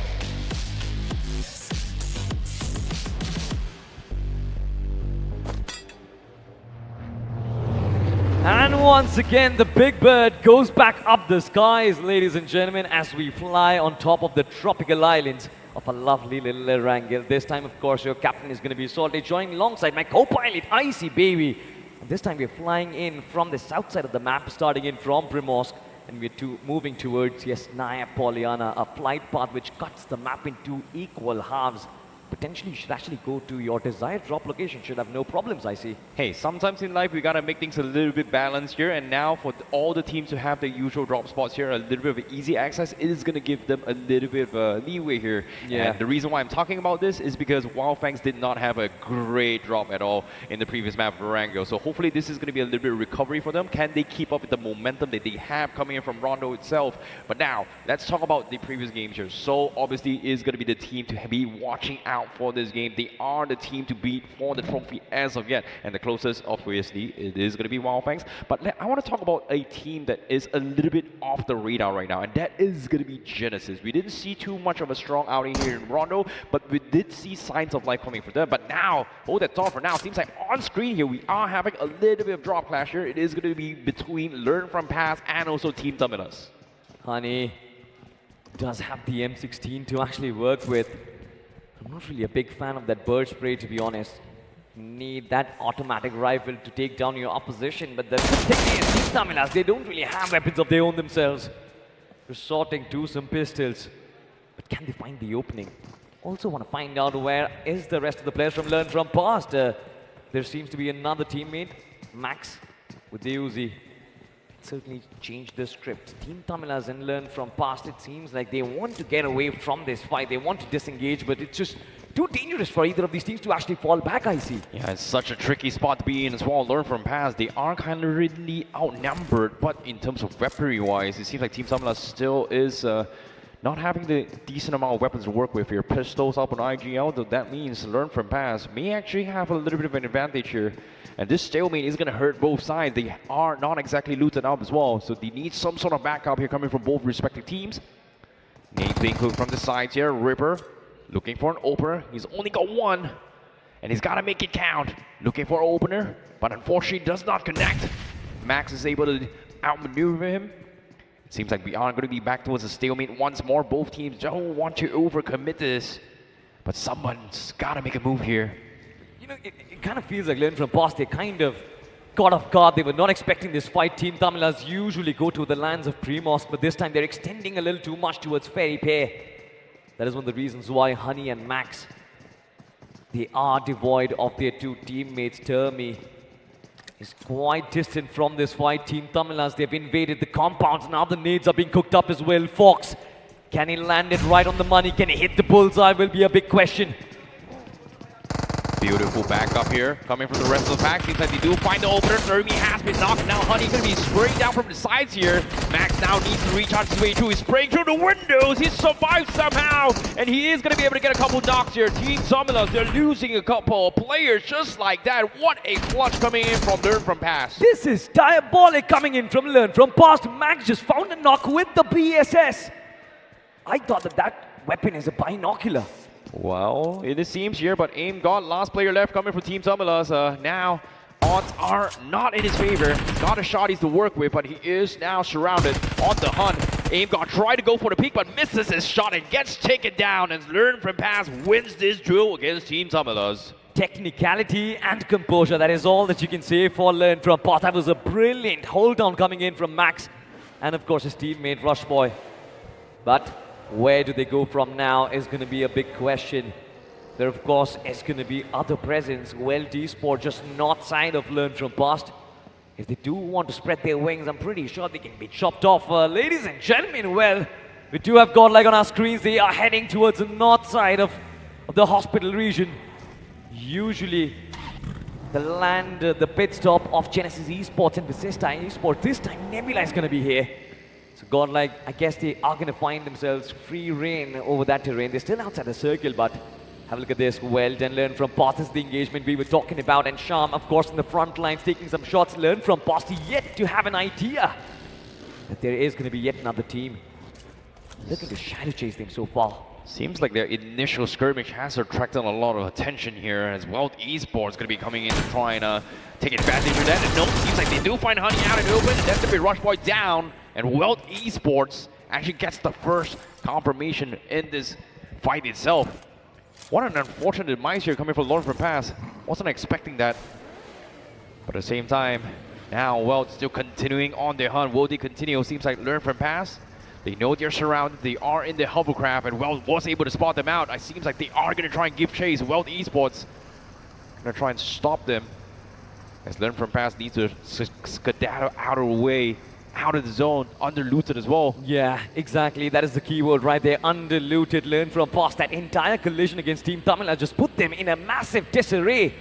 And how do they battle the lack of resources? Well, just does not want to give up chase. Proton still chasing him down, taking in shots, switching the seats. Learn From Past. This massive tank looking to hold on to that pressure.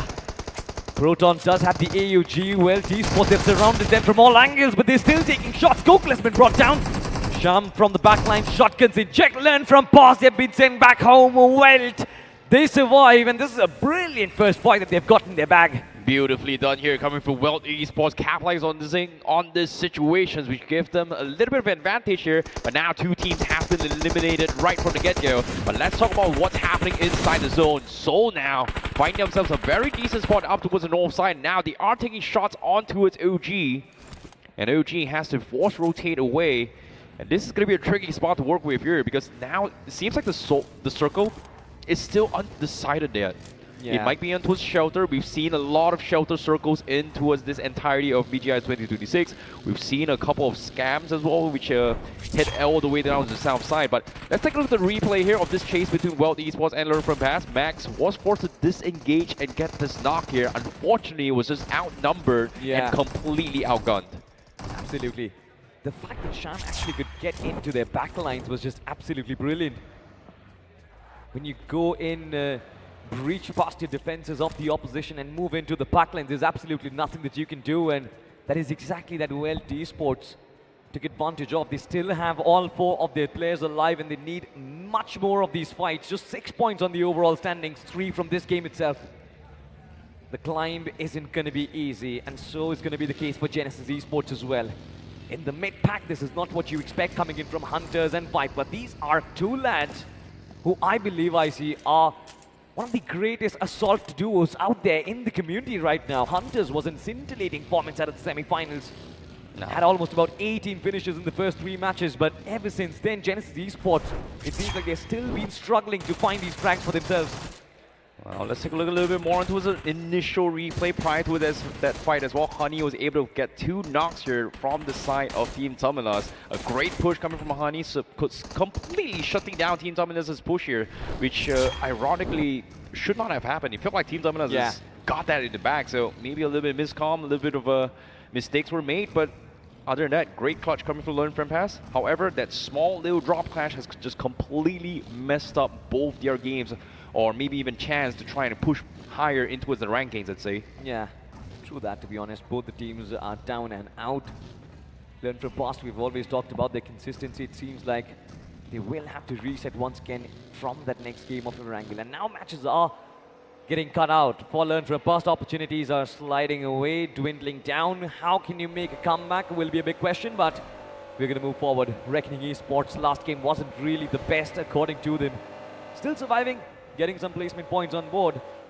At least that's what keeps them alive on the overall leaderboard, but certainly far from dominating. But have a look at this. Myth Official, they strike first against Welt. They find the frag as well. They get off the mark for sure, but where is the rest of the squad of Welt? We need to find out. Well, based on this zone, this is going to be a little bit tricky here. It might shift back into his Pachiki, so we are going to be expecting a little bit of an urban warfare coming up as well. There's a lot of big camping here, but it seems like they are still deciding whether or not if they want to go for it. Maybe on the outskirts, Nebula does have control onto the potato hills, but OG is still deciding whether or not if they want to commit. Afraid of maybe third parties coming into play, so OG is going to back towards their own safety, because it seems like Victor Summers is a little bit up close and personal. They are going to group up to try and defend this push coming from Victor Summers. Right, and all of a sudden they are in a big pickle, to be honest. Have a look at this. I mean, in their backlines they've got the Victor Summers, in their front lines they've got Nebula Esports. A sandwich situation from either side. Team Orangutan, they are in deep trouble. Aru still trying to scout out the exact positions of the lads of Nebula Esports. They've got the high ground advantage. Shots might be coming through, and here they go. Nomi from up top does have the AUG and the 3 times, so can certainly neutralize men at the distance. Team Orangutan want to take up this fight. AKOP, the front liner, just lands across the ridge, and needs being cooked up. Nebula Esports, they understand this is a battle brewing, I see. Yeah, great call here coming from OG. They really want to take this spot, and the nade coming from AKOP finds the opener. They might go for the push, but the question here is, seems like there might be third parties. OG now committing to the fight, and they are going to try, Adi going to try and scare them off, but unfortunately it seems like Nebula Esports, they are going to back out this fight, and OG takes the house away from Nebula. Oh my word, I was expecting Nebula to fight back. Phoenix, Adi, as well as Ryu, they were there in a position where they could have potentially challenged Orangutan, but that did not happen. It just seems like Team Orangutan, they were too scary for Nebula in that instance. Have a look at this. Knuckle finds Mafia off guard, gets him down. Team Soul once again an advantage for them. Victor Summers. It's now down to the OG always. Can he bring the glory back, or is it going to be Knuckle? He finds a frag. Venom finds a knock as Knuckle has been brought down. Team Soul in a world of danger. Goblin with the need being cooked up. He still wants to get a little bit of the damage inflicted against Victor Summers, and from the sidelines, legit, this is a brilliant angle. Beautiful cover fire here coming from Soul, but they need to try and pick Knuckle up. But Scary John is going to be on the hunt to try and thirst him, and that is going to be the confirmation here. Knuckle will be taken out, but it is still a 3 versus 2 here. Soul now caught in a little bit stalemate. Legit going to be closing the distance to try and close the gap to find an opener. Venom on the sides, Legit now cooking up nades, pretty much exposed. Venom going for the nades, but no, he finally gets the connection, but Legit will fall. What a blunder. Not really sure what's going wrong. Team Soul, they're losing out to a lot of these unforced errors. Scary John, I almost thought that he's gonna get the block, and fine, have a look at this Goblin. He's in the zone right now. Switches 180 degrees to connect those shots. Of course, is gonna confirm that frag on Scary John, but Venom needs to move away. Victor Summers just 1 man left alive. Team Soul still dominating in this fight. Joker is still alive, and Nade, of course. Wait, I've never really seen a Nade get stuck in the tree, have we? Well, seems like now Venom pretty much stuck all by himself. But on the finish video, it seems like K9 is having a little bit of run in. But Soul finally goes in for the confirmation. They go in for the push, they take him out, but at the expense of losing 2. So Now outside the zone as well. He's got a lot of heavy lifting and traveling they have to do inside the zone, but seems like the circle is going to be pushing back into his Pachinki. Godlike, Nebula, Welt all having center control, and you can see this stalemate for center, not wanting to overcommit is going to be the game plan for all these three teams. But the question here is, can they look outside? Because as soon as someone takes a peek outside, well, those guys in the center is going to try and capitalize and take them out. That nade almost sailed in right on the money. Wildfangs this time knocking on the doors of Meta Ninja. Shot from Spray God is going to connect White Tiger. He does not manage to get knocked out. Instead, it's Spray God with the play zone. He gets picked off. Wildfangs, they're kind of in a little bit of trouble. Meta Ninja, of course, they will try and amplify it as nade sails in from Apollo. Spray God has been picked up. Wildfangs looking to take an exit from this fight. Meta Ninja, can they capitalize? Will be a big question. Look at Spray God. Wildfangs, this is going to be the save of the century. Not anymore. As they get finished off, Revenant X-Buck finding the advantage for them. Pain with the shots almost took down. More players coming in from Wildfangs. A close call there coming from Wildfangs. Good try, but at the same time, they are still pinned. Seems like Kanha is able to rotate in. Revenant X-Spark also looking to try and get a little bit of space inside the zone.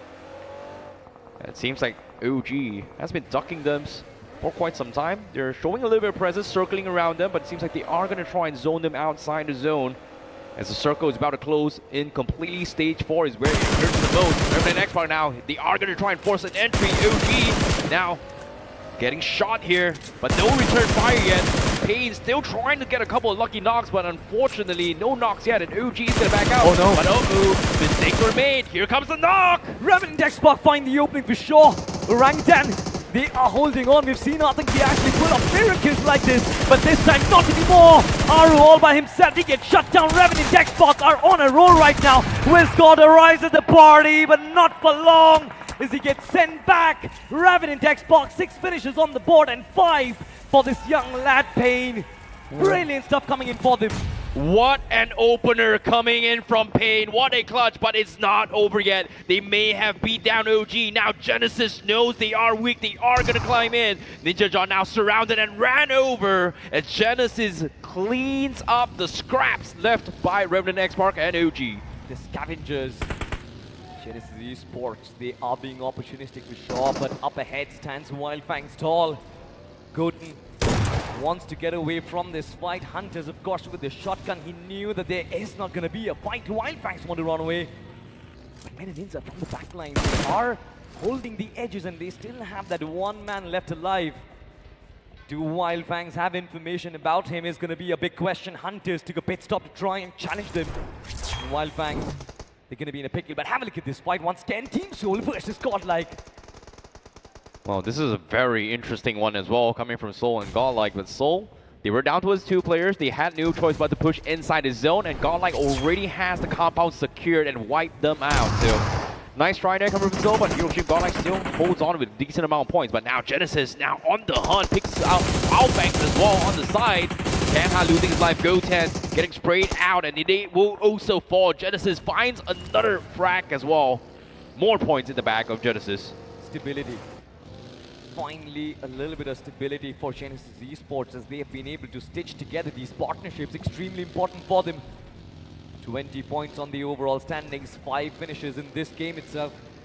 They're looking strong for sure. Stage 4 is where they are. 9 teams, 31 players still left alive, ladies and gentlemen. As Genesis, they are in one of the best spots in the house right now. Coming in from the back line, still playing in from the edges, it is going to be K9 Esports.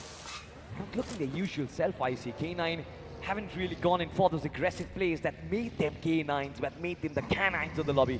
Well, it is going to be a tough spot to be in here, considering Genesis Esports is on the hunt for some dog fighting. Yeah. And they do have a decent amount of repair kit to actually extend those kind of fights. But K9 now, let's talk about whether or not do they have those vehicles. But let's talk about this clutch here coming from Pain. They needed an opener. You can see OG trying to block the entry point, but when Pain got that first knock and then going for the wrapper, now OG just wasn't prepared to defend this. You know, I don't really get it. This man was, he first shown when it was the grind stage of BGIS 2026. The 16-year-old assaulter, the way he's playing in the grand finals, it's impeccable. We saw the brilliant performance coming in on the map of Rondo as well. 7 frags this time, 5 eliminations on board. It seems like Grand Finals is his playground, lads. This is just 16-year-old lad, but Revenant X-Park, they've been eliminated for sure. Genesis might have the opportunity to take the lead away from them this time. Under their crosshairs is going to be the lads from K9 Esports. Look at those nades sail up. K9, where do they go? They're far away from the circle. They can circumvent this entire threat, but will that be allowed is going to be a big question. Look at Hunters. Still trying to close in the distance. Genesis wants to take those shots, but K9, they run away. Seems like K9 Esports, they are able to break through and they are going to push for the center. Genesis Esports wasn't expecting this at all. But the problem remains here. K9 Esports, there's not exactly a decent amount of spots here. It's still on the unknown. They do have a little bit of a dip to work with, but they are on the low grounds. There's just not a lot of information to work with here. Reckoning Esports on the sides. You do see Sahil was able to hear a little bit of commotions, but you can see Sahil, he actually wants to take a peek at this. But is a little bit afraid to overcommit. Maybe shot from the other side. It seems like they are shots from afar. Yeah. Nice little cover fire coming from K9. But Genesis still outside the zone. They are going to stop another team, and that's going to be Vasista Esports. Cheyenne is able to get the knock on Viper, and that might be the opener for Vasista Esports to push through. Hector, risky position for him. He does get knocked out. Somi, of course, looking to challenge that position. Molotov being tossed in towards Hunters. But Vasista Esports, I like their rhythm. I like the way they're using their throwables as well. Genesis wants to create the diversion. Gravity in the backlines, and Fury as well. This seems to be a collision. Soman gets taken down. Shine still holding on the fray, and Fury gets knocked out. Brilliant stuff coming in from Vasista Esports. But can a Reckoning actually find an opening here as well? Can the third party this fight? Genesis finally gets taken down on the third party by Meta Ninja. Oh my goodness, what a third party coming from Meta Ninja. They waited outside the zone for the longest of time, and now they came in, they found the opener, and they are going to get some points. But it is not over yet, because on the minimap, look at this. The ones in brown, Hero Extreme Godlike is coming in for the third party as well, and they are going to clean out the teams in the north. But are they going to do that is going to be the question here. It seems like Meta Ninja, they're playing very cautiously. But it seems like Hero Extreme Godlike, they've made the call to back up. They want to circle around the zones first before they commit to all this fight. It seems like the teams in the center, right from the beginning, Nebula and Welt is still stuck in that stalemate. Yeah. Manya has been left intentionally to keep them in check, while the rest are on the hunt to pick up the scraps. You know, I love this strategy coming in from Godlike. They knew they had to clear out their northern edges before they can actually push inside, and the only threat that stands in between them and their objective has to be Meta Ninja. 2 players left alive. Brilliant call coming in from Manya as well. This should be an easy fight for Godlike to secure, but look at this deadlock. It's been here for a while now. Welt and Nebula in the crossroads at a standstill. Welt, of course, making slow moves. Gokul and Shaim just making those treads towards their opponents. But have a look at this Reckoning from the backlines now. They are finally challenging K9. Uh-oh, seems like K9 finally, the timing is just impeccable. Reckoning Esports was able to see Hero Extreme Godlike on the north side just kind of bail out. Decides to take a little bit of peek here, was able to get the nice confirmation. But based on how the zone is going to force them out, seems like Welt Esports finds the opener. Nebula loses one. But both these two teams, they need to get out. But it's going to be no man's land as soon as they disembark. Have a look at this. Look at the minimap. Godlike just inching closer to this fight. Of course, the utility exchange is brilliant, but I'm just waiting for Godlike to actually bounce on this fight. There are so many finishes to be captured by them. Nebula still wants to send it in. Well, Esports, they're prepared for the strike, and Sham, he has a massive job in his arsenal, and the shotgun strikes. Well, Esports, they assassinate Nebula and send them home. What a clutch coming in from Schwam. Welt Esports is doing it, but guess what? All those commotions has been heard from Hero Extreme Godlike, and they are coming in to clean up the scraps. They saw everything, and now Manya's made the call. Nades are coming in. Welt, they have to make a run. Schwam dropping down low. Nades has been dropped. Godlike's got them completely surrounded here. Another nade, hoping to get lucky.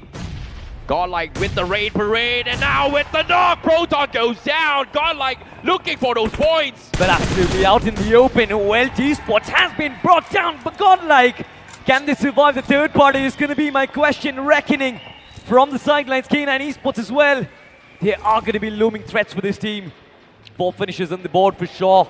But are they looking healthy? Meta Ninja, they weren't wiped off just yet. Godlike understand that threat and they instantly send Manya over there. Bolo, look at the nade once again. Godlike know the threat is coming in. Beautiful shot calling here, coming from Godlike, cleaning out the west and cleaning out the north. But let's talk about how Meta Ninja is doing as well. Surprise, surprise, they make it to top 5. And it seems like they are having a decent amount of space and also a little bit of a cheeky angle to actually pick across as well. So Reckoning Esports, they have to be a little bit careful here what they need to do. But it seems like Hero Stream Godlike, they are going to push into the center here to scout out the situation. And does not realize that K9 is pretty much weak in those deep as well.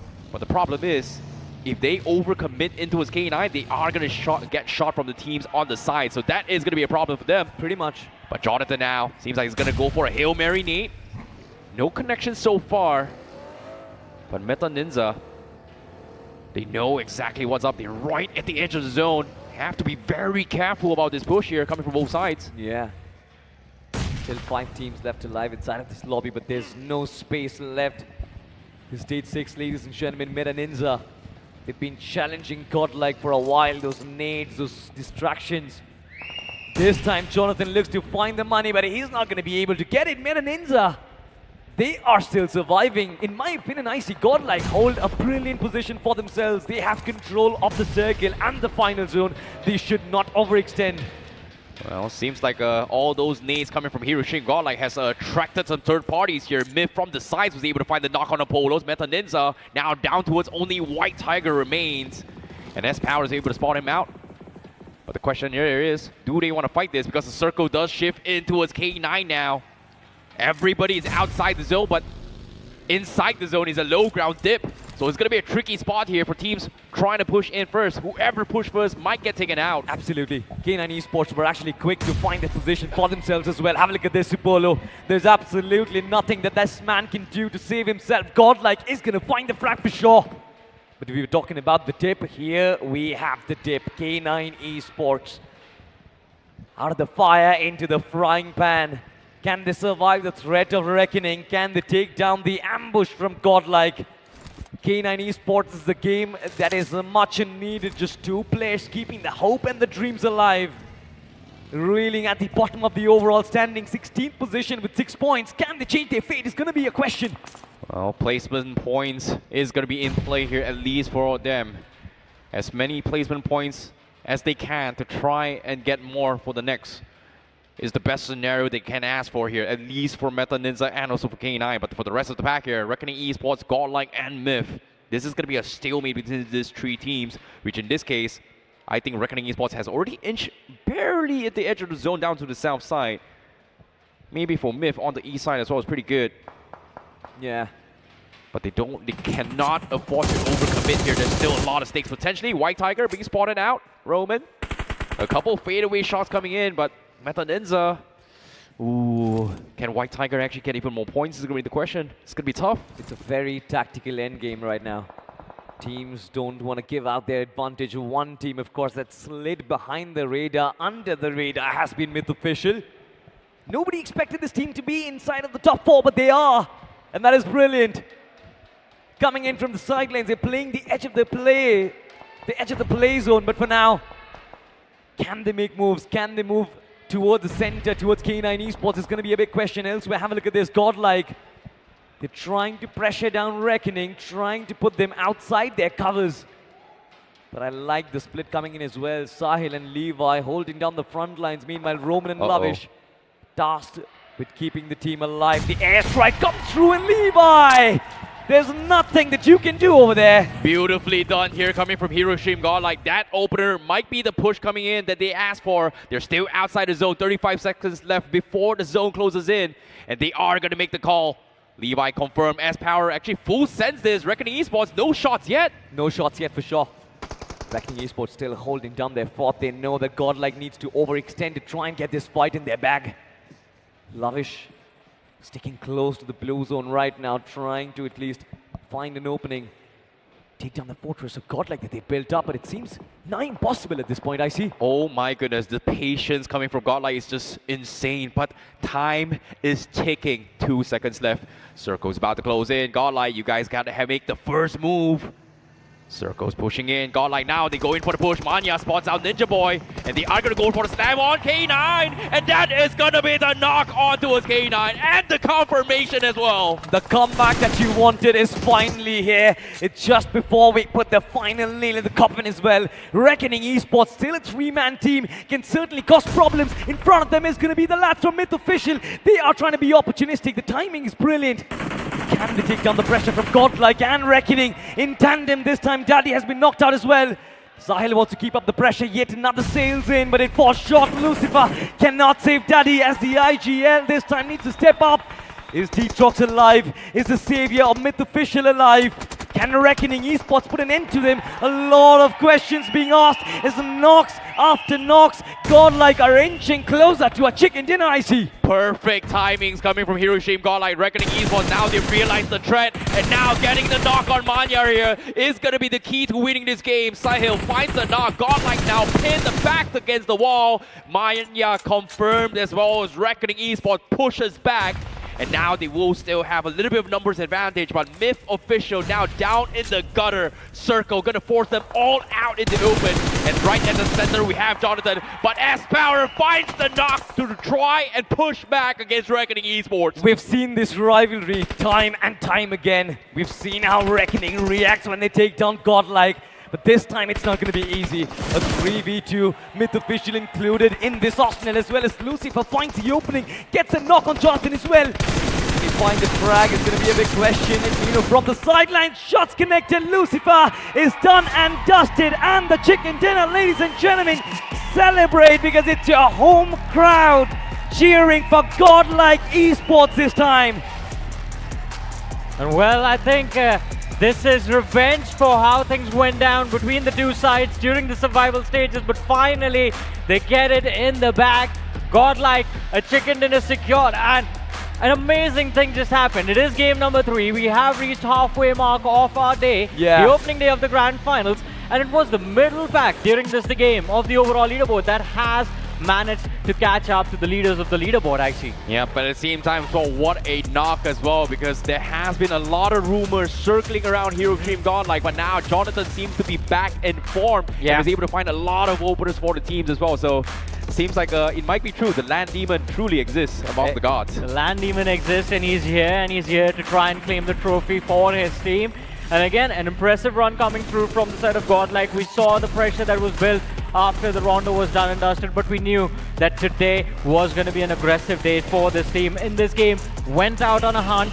The cleanups that we saw from them, the pressure towards the center was good, but anything else I might have missed out, I see. Well, it seems like just macro decisions overall. It was just brilliantly done coming from Manya. He was able to clean out all the teams from West and the North. But what was really insane was that they were able to immediately assess the situation and spot out weaknesses from each team's defense based on formation here. So that was a very, very nice call coming from Manya. The resets into fights was just on point. Salty, it was an impressive performance from them, but it's not just Godlike that has done well for themselves. Myth managing to bounce back in game number 3. We were waiting for this team, we were waiting for Detrox, and it seems like finally on LAN things are starting to click. Things are starting to happen. I mean, it's not something to boast about, but it's a start at least for now. Myth Official, this is their first LAN appearance. I feel like that was a game which is going to set the momentum straight, but I feel like the real advantage in that game was in the hands of Reckoning Esports. And what a play came in from Sahil as well, the way he was neutralizing those lads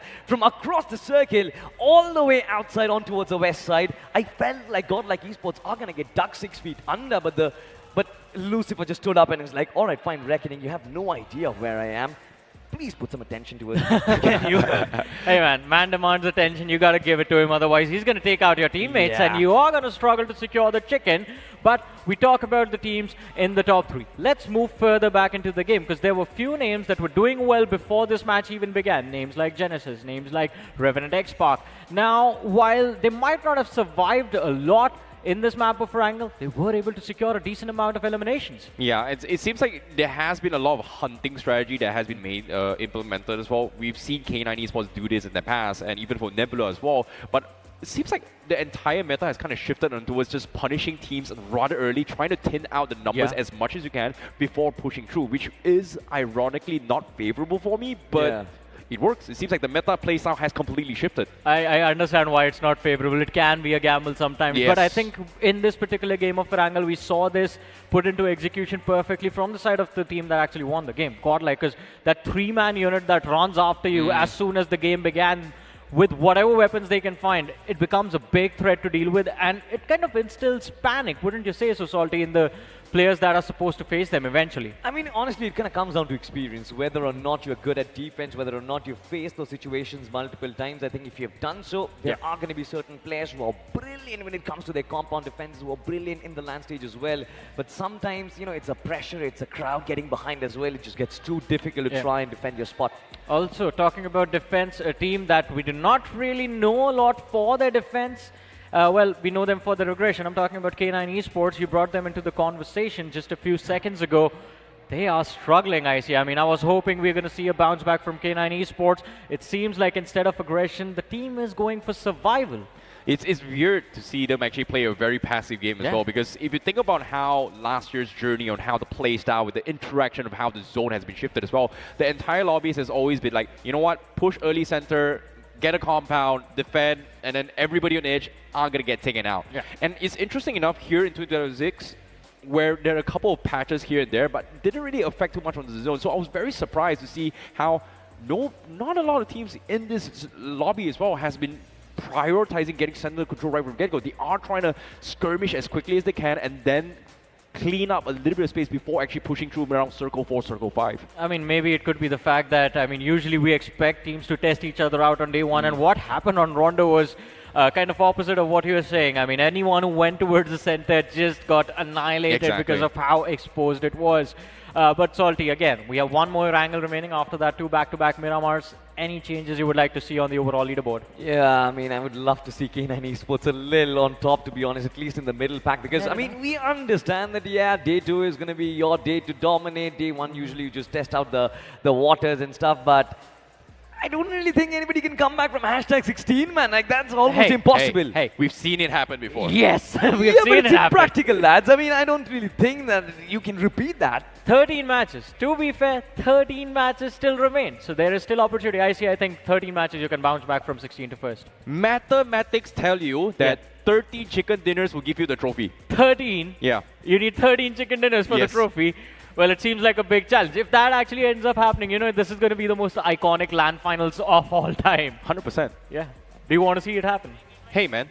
I'm giving you a possibility, bro. I don't know, man, what this old man logic is on it, to be honest. As we're talking about it, more matches remaining. 3 more left for today. And then, of course, there are more matches remaining tomorrow and day after. It's a 3-day grand finals, ladies and gentlemen. And there's so many matches remaining. But for now, a very short break.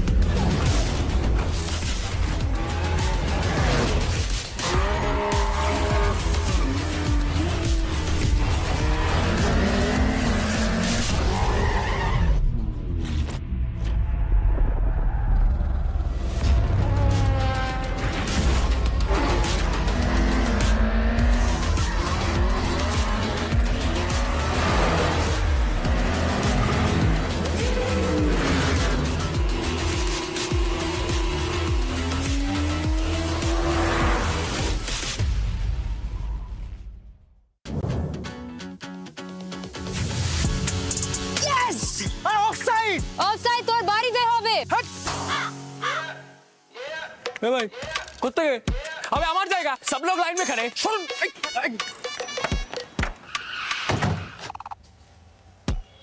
पहले मैं चल निकल ticket ticket ticket ticket ticket ticket দাদা lobby ticket কোথায় আছে তো দাদা কতবার কাটবো করবো লড়বো জিতবো KKR है तैयार नाइट का फाइट कोलकाता का प्राइड पर्पल में दिल गोल्ड में है जीत KKR ऑन रिपीट नाइट हो या day knights are here to stay चुप एकदम चुप इस बार ये डिनर हमसे कोई नहीं छीन सकता कोई भी नहीं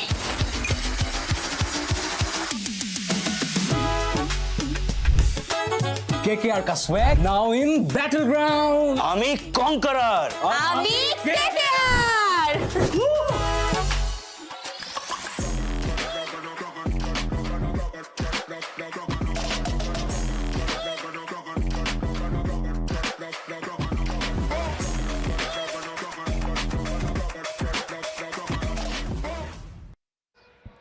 Welcome back after that short break, and yes, once again, we've got Icy Baby 1-2 and I Super Johnny on the panel, and after Godlike getting that chicken dinner, I'm pretty sure it's going to make them feel good, and even the fans are now going to be feeling pretty great. In the overall standings, though, still things are pretty tight. It's way too fragile. One massive game from the latter half of the board can instantly establish a comeback.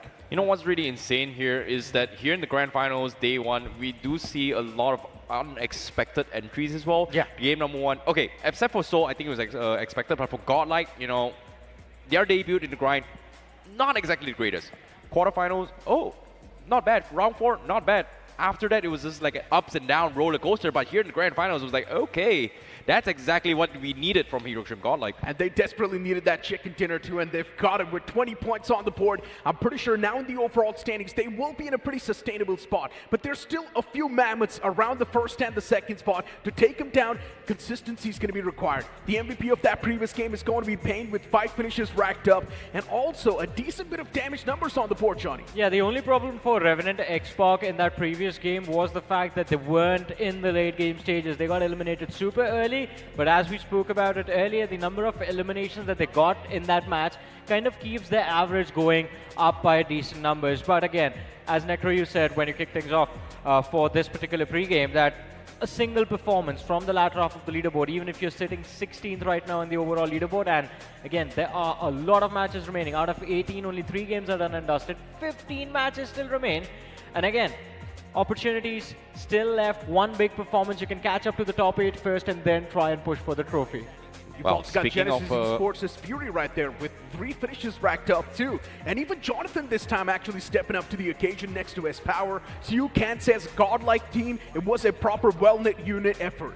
Well, it is consistency coming from them as well, and so far 3 games done and dusted. This is a good start here from Hiroshima Godlike, but the question is, can they continue their momentum coming from these days as well? And there has been a lot of saying here. If Godlike does well in game day number 1, the momentum just strides through, and they should be technically performing all the way through. Will that trend continue? Well, only time will tell. But for now, let's talk about the other teams that also did well. Myth Official also making a little bit of a bounce back in that game as well, which was very surprising as well, because they narrowly could not qualify into the next stage. But now here they are in the Grand Finals, and they are kicking in with the pros. Exactly. Godlike getting 20 points. You've got Myth as well, making a bit of a bounce back in the overall standings. Reckoning Esports getting 10 points, and even Wealth Esports getting 8 points. If you look at the finish and damage report, of course, Godlike's tower is going to be the biggest, but Reckoning Esports, Myth, for Myth, it was not about going frag heavy. It was just about getting that stability, finding a decent game, so that's going to get them the momentum rolling. Pretty much, because before this game, Myth wasn't having a great day today. I mean, of course, it's just been 3 games, but the first 2 matches weren't the best for them.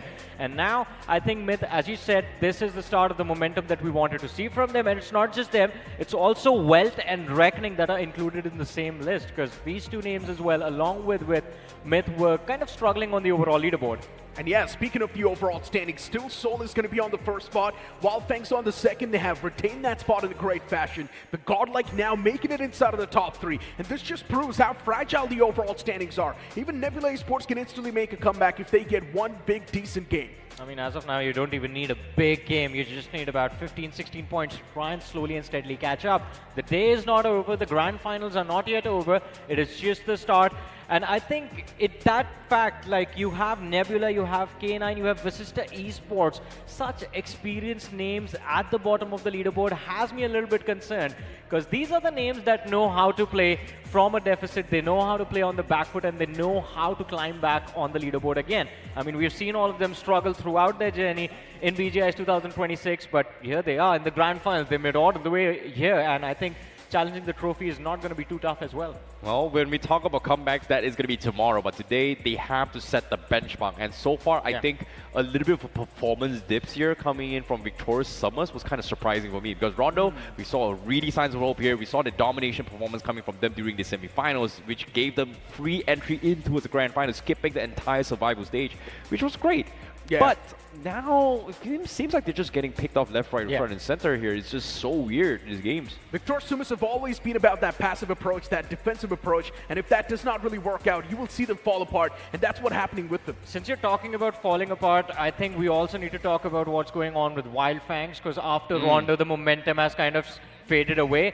Now it begs to question, like we're talking about the climb from the bottom of the leaderboard, but you know things can go the other way around as well for teams at the top. Of course, I mean, Wildfangs can definitely slowly and steadily dwindle down, and they're already losing that grip. Wildfangs was on the first spot after the first game, but now you can see them just dropping down slowly and steadily, which is of course unfortunate.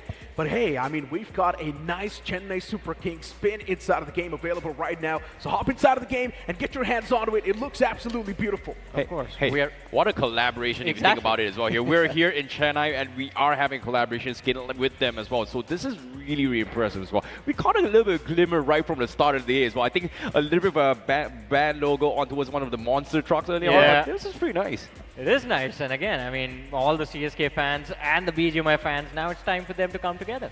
I know, right? A set available inside of the game. What else can you ask for? A nice vehicle skin too. That's pretty much the cherry on top of the cake. But something else that's going to be the most important thing is also going to be the comebacks on the latter half of the board. We've also got OG on the latter half of the board, by the way, boys. Yes, not a lot of points needed for OG to actually maintain a good spot in the top 8, but still, Orangutan being on the bottom half of the board, it's something we never saw coming. Everyone has gotten their game faces on, and within a few seconds, we're going to jump inside of the 4th game of the day. And you know what? Let me stop talking. Let's just head on towards the upcoming game.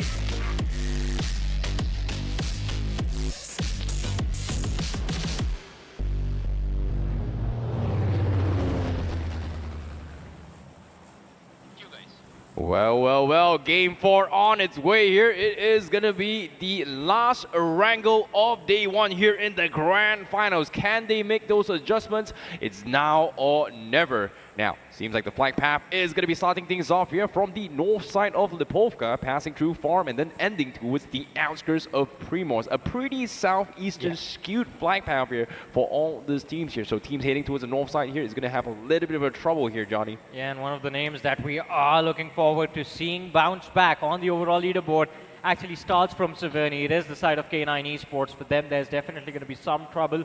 Let's see if they get to Yasnaya, pick up those vehicles and make that early rotation. But of course, the northwestern quadrant of the map is what has me concerned, because it might result in early conflicts towards the vehicle spawns around Pochinki or maybe towards the west of Query. We'll have to see if we are going to see those early fights happen. But as we were talking about one name in particular, the side of Myth, the bounce back initiated from the previous map of Erangel, can they keep the ball rolling in this one? It's going to be a tricky one here. Momentum is going to be the key here for all these teams. And of course, morale is going to be a factor as well. Now, speaking of a little bit of comebacks here, Wildfangs having one of the early entries here into Milta City, uncontested so far. But I want to see how the circle is going to be going in here as well. Seems like it is going to shift towards the west side. And we are going to be potentially expecting a God circle, maybe even towards military base if they want to try and scam our way through down south. I see potential early conflict. We do have the players of Godlike and Vasista Esports right next to each other. Godlike, they have control of Pochinki, but the spread, look at where S-Power is. It can be a troublesome situation for Godlike to deal with. Mania, he's gone for the control of the main city. Jonathan sent to the squad house in the back, and Admino and S-Power in the same building. And Vasista Esports, they have the weapons to take fight at this range. I saw a VSS somewhere. Well, that's I do see a Honey Badger as well, but interesting enough, Heroship Godlike actually dropped outside to actually stop them from taking a little bit of control. It seems like the Vasista Esports was completely zoned out of Pochinki because of this play. A very aggressive play, but seems like fortunately for them, they are able to scare him off, and now it's back to looting for both Sister Esports and maybe Hero Stream Godlike here to try and maneuver elsewhere. But it seems like Hero Stream Godlike, they are getting aggressive here. They're not actually going to be looting up. They are going to be on the hunt barely 2 minutes in the game. Let's see, I mean, they have the luxury of being this aggressive. They are sitting second on the overall leaderboard, 30 points, 33 points to their name. On the other side, Visista Esports right now struggling with just 10. And as you said, the hunt is on. The players of Godlike move forward. The distance has been closed up, and it's the entire team all together. They want to make this bounce. Players spotted out. The spray comes through. Not enough contact to find a knock. And Godlike, they are going to have to fall back, go for a reset. Visista Esports, I think as soon as you cross this hill, get to the other side, there's a cluster of compounds that does give you some cover to fight for. And Visista Esports with that have managed to secure a safe haven for themselves on the northern side of Georgopol. I'm surprised by this aggressive play coming from Godlike as well, but it seems like the intent was to just check out in case they try to camp us outside of the city, but Hero Stream Godlike, they're not exactly fully looted as well. They've completely abandoned the city. And interesting approach here coming from Godlike. Hopefully things are going to be a little better for them. But let's talk a look on towards what's happening onto the city here. Wildfangs, again, great start. Day number 1, game 1. Amazing performance coming from Wildfangs. But ever since then, nothing has been looking good for them at all. Pretty much. And I think Wildfangs, Revenant Xbox, and Myth, this cluster on the map of Erangel, it's the most difficult thing to deal with in this lobby, especially for the grand finals. 3 of the biggest names with a lot of firepower in their roster. And at this point, I think early start for all 3 of these teams, it's pretty much the same. Avoid any conflict. You do not want to drop numbers this early into this match. But Team Tamilas, they find themselves in an isolated spot, pre-mosque. It's a good position inside of the game, inside of the circle as well, present towards the southwestern edge, and there's no one there to challenge Team Tamilas, at least for the next 5 minutes. Oh, it's slow and steady, but let's talk about the earlier historical data on what's happened in the previous round as well. Team Tamilas, Walt, and Learn From Past had one of the weirdest skirmish here. Learn From Past and Team Tamilas was caught in the awkward scenario where Learn From Past was able to come on top, but Walt was the one that actually completely cleaned them out. So fortunately this time, they are not going to be colliding against each other, which is good, but they are keeping each other in check. So I think they are going to be driving around trying to take each other out before inside the zone, but considering that zone is still in play for them, it's not exactly in center, I think they can actually take their own very sweet time in this case. They very well can, and I think a big hand is played into those conflicts by the zone itself. Right now the circle favors well Team Tamilas and Learn From Past, but we have Myth Official on our screens, and by the way, a very interesting rotation coming through. They were playing the shorelines of Farm and have moved up north. Now the chase comes through. They get spotted out by the players of Revenant Xbox. I wonder if Revenant Xbox are actually going to start to pressure Myth into this fight. It's an open position, so you need to find cover before you start the engagement. Well, it's going to be a tricky spot to be in here. We saw Revenant Xbox, especially coming from Pain. They have been very, very aggressive. And surprise, surprise, UG was one of those teams that actually got felt the brunt. And it seems like Revenant Xbox, this time they are going to try and replicate what they did to UG, but this time on towards Myth instead. Daddy now. Try and back off. Revenant Xbox getting shot from afar. Do they want to overcommit? Seems like they don't really want to do too much here. They are still partially into center controls, trying to scout around to see what's happening inside the zone yet. Revenant Xbox doesn't want to go for a hard dip yet, so they are going to be on the go here, waiting for the circle. They are a little bit early though, which is great. They only scouted out one team so far. That's one in the pocket, I would say. Getting in early, as you said, it helps them scout for position, but the problem is now that rotation has been delayed by spotting out the players of Myth, and Myth also wasn't really committed to the fight, but Revenant Xbox now are stuck on that same hill. And I was looking at the map, Villa Esports, they have their rare, so they can make that bounce at any given time, but we switch focus, moving towards the players of Wealth Esports, and if you look on the radar, Team Tamilas, they're moving close by. There they are, the vehicle spotted out, and Justy waiting for the right opportunity to strike, but waited a little too long, and Team Tamilas, they fall on the other side of the ridge. Now there's lone line of fire available. Well, question remains as well. Will Team Tamilas actually find space? They dodge Walt, but can they dodge another? There's just a little bit of a weird rotation coming from this lobby as well. is kind of slow and fast at the same time. Half the lobby is fast, half the lobby is kind of slow as of yet. But seems like, speaking of fast here, seems like Seoul and OG might go head to head here. OG has been taking a little bit of beating here for the past 2 games. Yeah. One from Nebula and one from Revenant X-Park at this time. So, are they going to commit? Well, unfortunately, the answer is not yet, maybe. As you said, I see half the lobby wants to fight, half doesn't want to fight, and I think it's just the right pairings haven't found each other yet. The teams that want to fight are just running into teams that keep running away. And even if you look at this, I think OG, they like to play a little bit spread out, weren't really in a position to try and engage into the players of Seoul, and Seoul also was looking for a position where they could gather information from. They have found the church right towards the western periphery of Pochinki. And even though they have the high ground all to themselves, since a lot of teams aren't around them, they are still going to be lacking information about where the immediate threat is going to be from. On the other side of things, K9 Esports, they went all the way towards Severny and have finally moved in from the northern edge of the play zone itself. But look at the radar, there's threat everywhere. Omega needs to be cautious. Oh boy, seems like things are getting a little bit serious as well. K9 looking, trying to push in, but it seems like he does not realize there is people. Shots has been fired, Omega immediately backs out. Nope, I'm out of here. I don't want to fight this at all.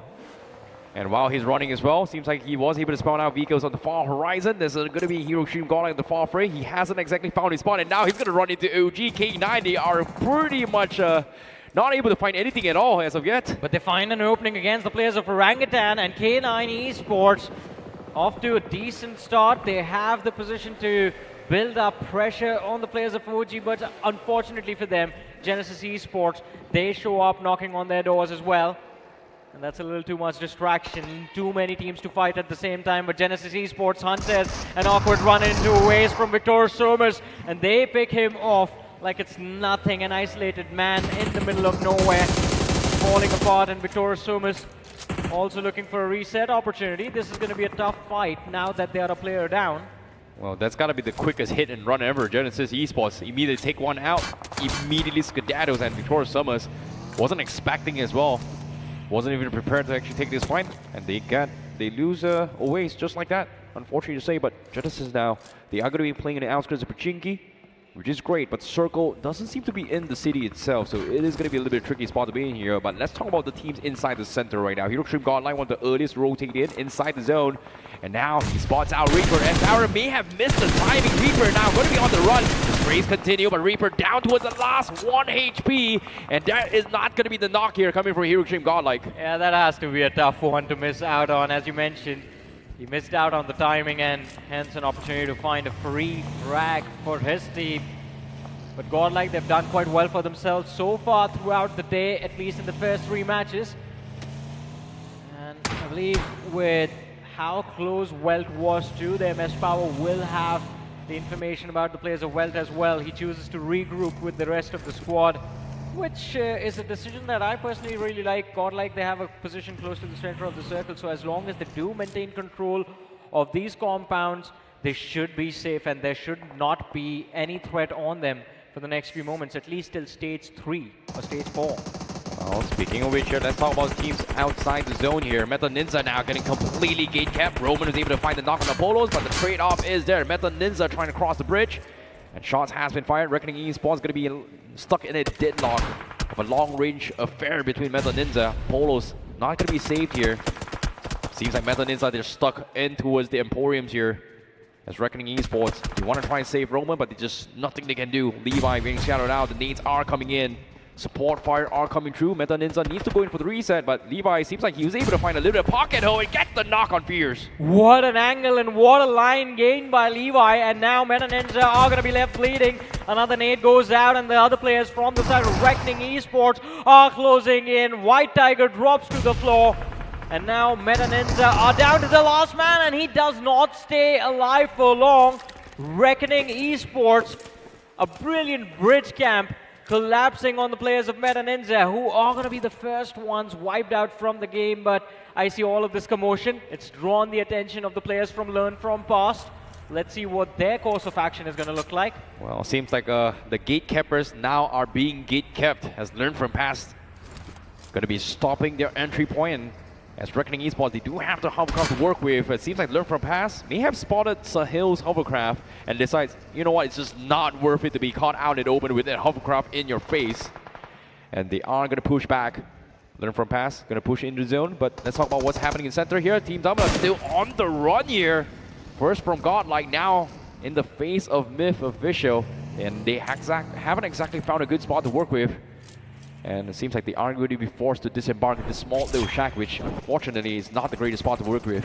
Yeah, but let's have a recap. Meta Ninja versus Reckoning Esports. And even though Meta Ninja were able to find the trade initially on the knock on Apollo, they picked off Roman. I think Levi, what a brilliant turnaround coming out from this man. Took away 3 players from the side of Meta Ninja, and all his teammates had to do was just deny the access to the stairwell to Meta Ninjas. They weren't able to climb towards Levi, and they got picked off, but Myth Official spotted out by Orangutan and Team Tamilas as well just a few moments ago. I don't think Myth has a lot of space to find cover from. They are going to be stuck in the open. Yeah, they're pretty much trying to get center control. But it seems like Myth, they do final members coming in from Team Dominus. Mr. IGL has fallen. And OG is still deciding if they want to overcommit to this fight. Considering that they are down a player. But now Team Dominus now forced to push back. Fox going to be out in the open, and Myth disengaging. But Team Dominus, they're falling like flies. Myth loses 2, and now OG comes in for the third party. Yeah, and OG's third party, it's going to be brutal on both these 2 sides. Look at this, they picked up one, they go after the next, and they take him down as well. The third man hiding inside the smoke. Breach Rocks also falls. And Orangutan, the timing of it all just perfect, and the execution even better. They found the knocks. They are looking to confirm those finishes, but since this is happening completely out into the open, they have to stay on the move. Otherwise, that happens. Welt Esports from the backlines, line of fire, they have it. All they need to do is just spray down those magazines. They are going to find elimination points in these smokes. Well, nice hit and run coming from OG, but unfortunately, we do see a little bit of reset here coming from both Team Dominus and also Myth Official. OG was scouted out by Welt, decides to back off this aggression. But Team Dominus still resetting their way through. Myth also getting reset now. The nades cooked in, but unfortunately does not hit the pocket here. So Team Dominus now has to decide what to do. OG still checking the surrounding, looking for a drive-by. Here comes a nade. Does not connect though. Myth actually backs out, and they are gonna skedaddle away. Not worth being caught out in the open, they say. But OG, are they going to be aware of the players of Team Tamilas? That's going to be the question, because now Orangutan can get sandwiched in the middle of nowhere. They are running for their lives. They try to chase down Lucifer. That didn't work out too well, and now this vehicle has taken a lot of damage, but luckily OG do manage to escape the threat. They do manage to stay alive. On the other side of things, Soul, they have been eliminated super early in this match, and we have Genesis Esports to thank for it. 10 eliminations on the board for the players of Genesis. K9 on the other side taking a fight against the players of Wild Fangs. And Wild Fangs also do end up biting the dust. K9 though, in the trade-off, lose their IGL Omega. You blink it and you miss it. Just so many things happening at the same time. But on the DOA status, look at this. Genesis got 10 finishes out of nowhere. How did that happen? How? Exactly. We didn't even see Genesis getting involved in that many fights. They were going after the players of Soul. That's what I saw on the finish feed. And then all of a sudden, you look at Genesis, 10 finishes. This team has already made it to double digits. And Genesis, their position inside of the play zone, well, it's not really there. They're outside the play zone right now, but they do have a run-in into the players of Godlike towards the eastern edge, my apologies. And it's going to be interesting to see what the next move from the players of Genesis is going to be. They run into Welt Esports, but this isn't really where they would like to fight, or maybe it is. Well, for all things considered, this is going to be a little bit of a spicy affair here. We saw how things got so scrappy here between OG, Team Dominus, and also Myth early on. And now Genesis into the mix, and even Hero Extreme God. Like, things are going to get a little bit messy here. But let's take a look at the replay on what happened as well. It seems like Genesis went for a little bit of drive-by against Revenant and Xbox and then cleaned them up. Yeah. Wow, that was a really quick hit and run coming from them. It was extremely quick, and I think with how the start has been for Genesis, I don't expect them to get this aggressive today itself, but hey, good for them. This kind of helps them catch up to the top of the leaderboard, and I think Genesis, with how things started off on Rondo, are already eyeing the first position at the end of day one. On the other side of things, Godlike now having spotted out Team Tamilas, find an opening. Aim got knocked out. Reaper, Mr. IGL in the back lines, can't really move to try and get their teammate back as well. Termi from the other end has a line of fire to punish them for it, but Godlike, they are closing in. They want these finishes and they secure that point as well. That's a very, very quick takedown here. Team Tamilas completely beat down. Now down to now 2 players. Even the Vika is done for as well. Reaper getting shot through the smoke. And Mino goes down and they clean out Team Tamilas. That's going to be Godlike gobbling up with 3 points in the back. I feel bad for Team Tamilas. They got stuck in a very awkward position. That exit from Primorsk, it did not really work out too well for them, that early exit, but Godlike now, they've traded out the centric position, although they do get pushed towards the edge again, forced outside of the play zone. And I think it's that fight that they've been trying to avoid against the players of Genesis that they might have to take eventually, because you have learned from past blocking the southeastern edge, eastern edge for the players of Genesis, and Vasista Esports controlling the northern part, and it's an open field position. So anytime you move out, you try to make that move late inside of the circle, you are going to get shot at from 2 different directions. Well, it seems like the hit and run strategy here has been working out at least for 2 teams, and that's going to be Godlike and also Genesis as of yet. Seems like Victorious Summers now, they have pretty much playing a little bit of a down low here. They are back towards their usual foundation. They are going to be waiting for the right opportunity.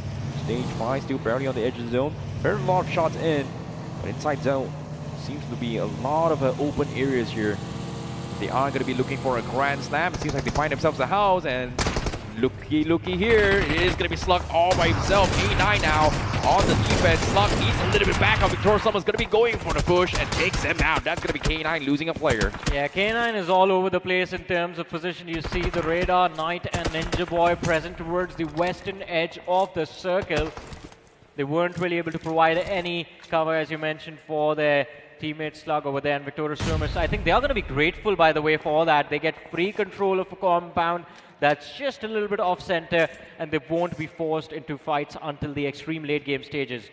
On the eastern side of things though, completely different. Look at Genesis and the players of Godlike. They're starting to circle each other, and it's a conflict brewing up between the 2 sides. The players of Godlike are kind of low, so they need to reset before they re-engage into a Genesis Esports that's, I guess, warmed up now into this match. Yeah, Genesis Esports now cannot afford to be knocked here, but let's take a look at what's happening here. Victorious Summers now getting snapped in for a learn from pass. And Scary John getting a little bit of trades here. They get to knock Honeys down, and only Termi remains here coming from learn from pass. Yeah. Mistakes were made. Victorious Summers, they are able to defend this, and now Termi's got the clutch things big time. Sees Venom, goes for a shot, but no connection so far. Praise and praise are coming in, but learn from pass. They get taken out, and that's going to be Welt with the third party that takes him out. Yeah, again, learn from past, it's the same thing as Victorious Summers. You run into the compound, you expect no one to be there, but there's someone waiting for you. And learn from past, the slam did not really work out with Genesis against the players of Godlike. And what is going on with Genesis today? They see the big names and they are going for a hunt. 14 eliminations secured. They find themselves in the top 9, but have also drawn the attention of Vasista Esports. It's the hit and run, I see. It's been working out all this time, but Genesis has finally started to drop numbers. Well, Genesis, they are definitely playing the high-risk, high-reward game here. Go big or go home. And it seems like everything has been big so far. 9 teams remaining. Placement points going to be playing one more play here. But let's take a look at those finish feet. Seems like Genesis, they finally take a little bit of small beating here. OG from the sides finds a little bit knock onto his gravity. And it seems like their stop might be over. But Fury, what a knock through the smoke. AKOP. And now just got completely dismantled by Fury. What a shot. You can't answer that. You can't return to that. Fury took them down in a second, and Genesis Esports, 16 eliminations already versus the Esports. If there was a moment you need to shut someone down, this is it, but they don't know where Hunters is sitting. He was just sitting out into the open. Takes a few shots, no contact made. Now still looking for the opener. Hunter is finally taken out, but Vasista Esports, they just have 2 eliminations to their name. Genesis on the other side has 16. Their work, their job for this game of Erangel, it's already done. What a spray But it's not over yet here. Genesis now has to back out as well. Fury, Gravity, 2 players remaining from her side. Genesis has to run off. It seems like they are going to run into his myth. Fury goes down. Gravity drops low as well. G-Trox going to be in a 1v1 situation. But they are out in the open. They need the reset here. Molotovs comes in, but D-Trox gets third party instead. So no points yet. But Gravity, oh my goodness. I think he got burned. Yeah. It's so close and he survives. He was burning alive, but somehow he does manage to stay alive. Although, let's not forget that Vasista Esports, they know exactly where he is. So high chances that we are going to bid adieu to Gravity from this game in the next few seconds. On the other side of things, Wealthy Esports now finally in the line of fire for the players of Vasista Esports. And this could get very interesting for Wealth. This could be the game that helps them bounce into the top 8 of the game. And well, there you have it. Gravity finally gets finished off. Genesis Esports, they end their journey in the top 6 of this map of Wrangle with 17 eliminations. That's a wonderful performance coming through. That's really impressive here, but the journey's not over to the rest of the pack here. K9 now taking a little bit of beating. Knight getting knocked here. Ninja Boy in a 1v2 situation with Victor Summers as of yet. Mafia going to be on the off angles to work with. It seems like there are a little bit too much shots from across as well. Hector from the far free from Vasista Esports wants to try and chime in to try and get in the action. Nate Parade comes in from Victor Summers. Well, now on the defender side, seems like smokes has been set up. Shayam.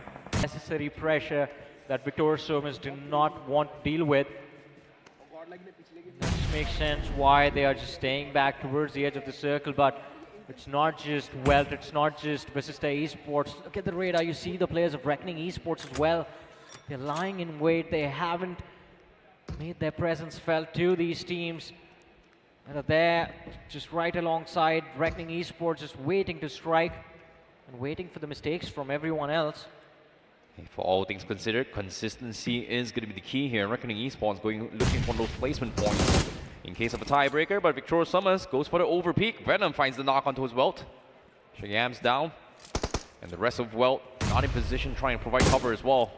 Venom trying to bait some sort of reactions, but Welt is just not peeking. I believe they just don't have a reason to as well. Circle is going to be in their favor. Victor Summers needs to give up their high ground to push down. Shayam pretty much done and dusted. Molotovs has been set up as well to stop Welt from pushing out.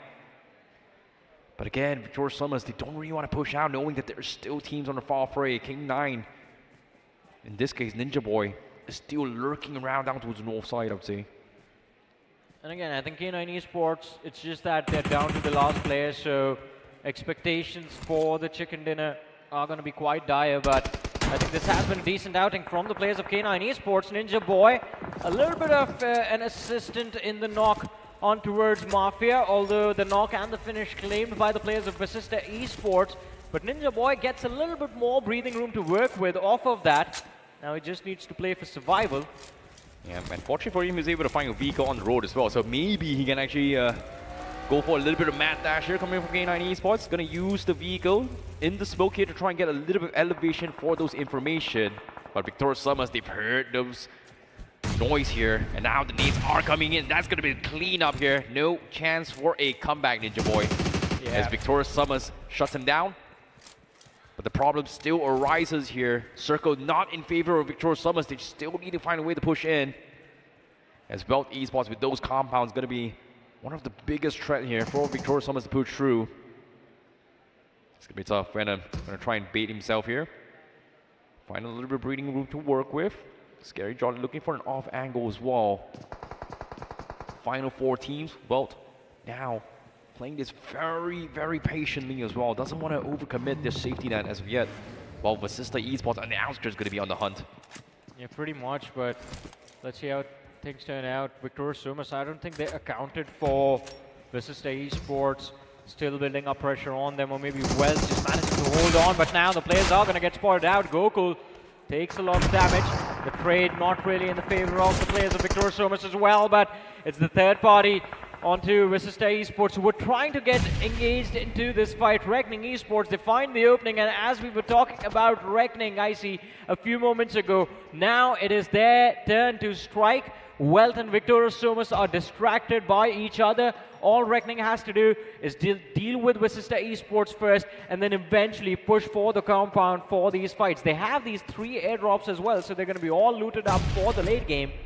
Such a tricky spot, I would say. Very, very greedy approach here, but Reckoning Esports are taking 2 fronts. One with Victoria Summers and Welt, and the other with Vasista Esports. They want to gobble up all these points. And I don't know if that's going to be a good idea. But look at the minimap as well. Vasista Esports already getting center control. Reckoning Esports seems like a Sahil. He knows exactly where they are. Goes for the nade. Looks good. Ooh, that's a decent amount of damage. But no knock yet. As the circle inches by the sides as well. Welt has not exited out yet as well. Vasista Esports from the sides. Here comes the raid parade. And Victoria Summers, they get cleaned out by Vasista Esports. Well, finally Victoria Summers bit us adieu from this game with Vasista Esports. They could be the next ones in line. Try to pick a fight against the players of Reckoning Esports. Do end up securing a few elimination points as well. But none have been lost. It's just down to a 3-man roster. They have Welt and Lavish from the side of Reckoning to deal with Welt. They are not looking to slow down Reckoning Esports again. Another man knocked out. And the revive is not looking good. Levi still sits on the flank. But Vasista Esports, Hector is closed in. The nade looks good. And it is going to be a knock on to the Danger Man from the side of Welt Esports. Proton gets knocked out. Gokul follows up. Last man, Justy, a blink. And he is gone. Vasista Esports, a big comeback coming through. We were talking about it, sitting in the bottom 3 of the overall leaderboard before this match, and now you have it, 12 eliminations, and I believe the chicken dinner as well. 22 points secured by Vasista Esports. Oh my goodness, what a performance coming in from them as well, and Reckoning Esports to deny the points to stop them from making a little bit of comeback as well. What a game we saw here in the final in Wrangle 4 Day 1 itself here.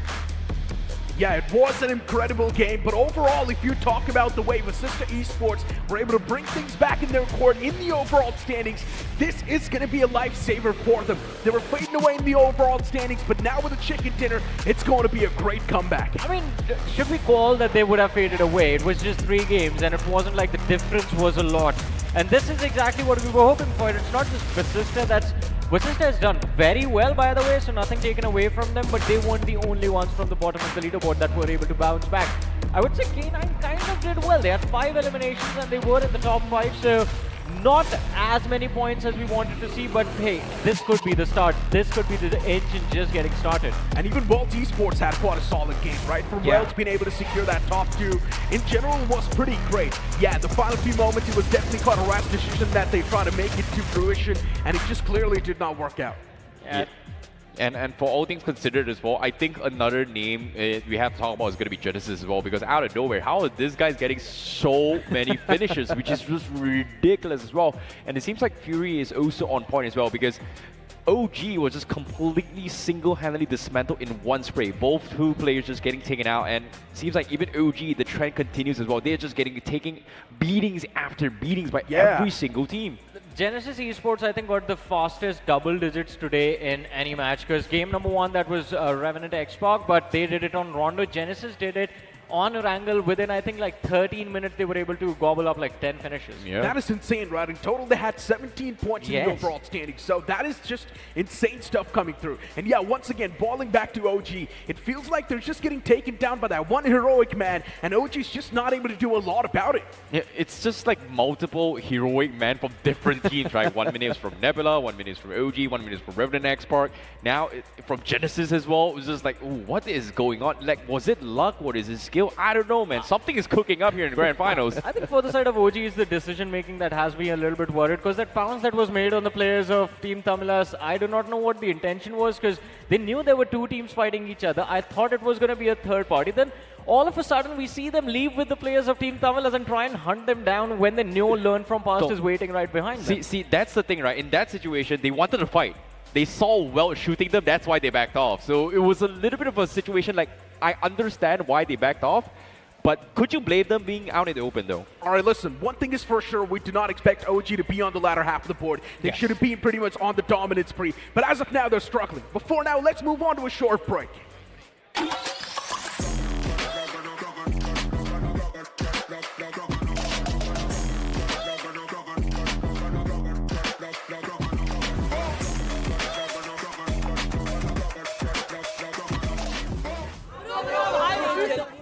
जैसे पे मैं तो react भी नहीं करता।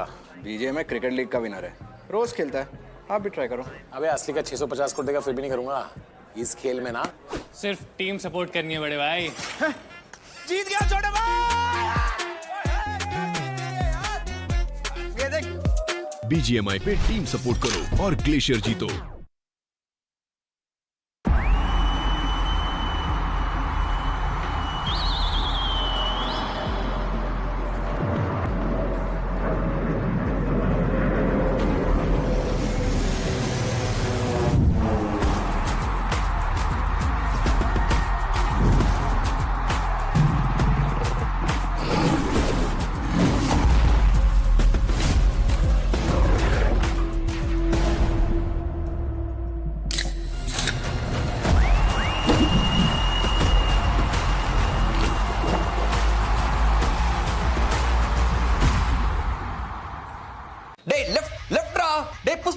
अरे यार कुछ समझ में नहीं आ रहा है, जाना किधर है? अयो मचा रिवाइव बन। What revive? I don't understand, bro. No. यार पहली बार कर रहे हो क्या तुम लोग? Shoot guys.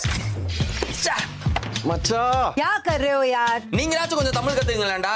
अरे कोई ट्रांसलेटर बुलाओ यार, ऐसे कैसे चलेगा? உங்கறாலதான்டா தோத்தோம். क्या करते हो तुम लोग भी? IPL champion of CSK. Mass Bachan.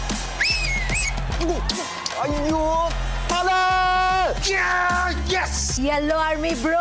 C language இல்ல CSK இருக்கு மச்சான். Guys, बंदे Come on. அவன சுடுங்கடா. Come on. Man, nice shot man. well played guys. Yeah.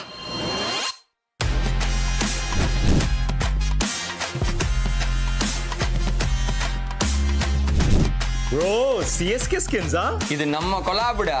Now we don't need call outs. Just whistle podu. BGMI लाड़ whistle पोड़.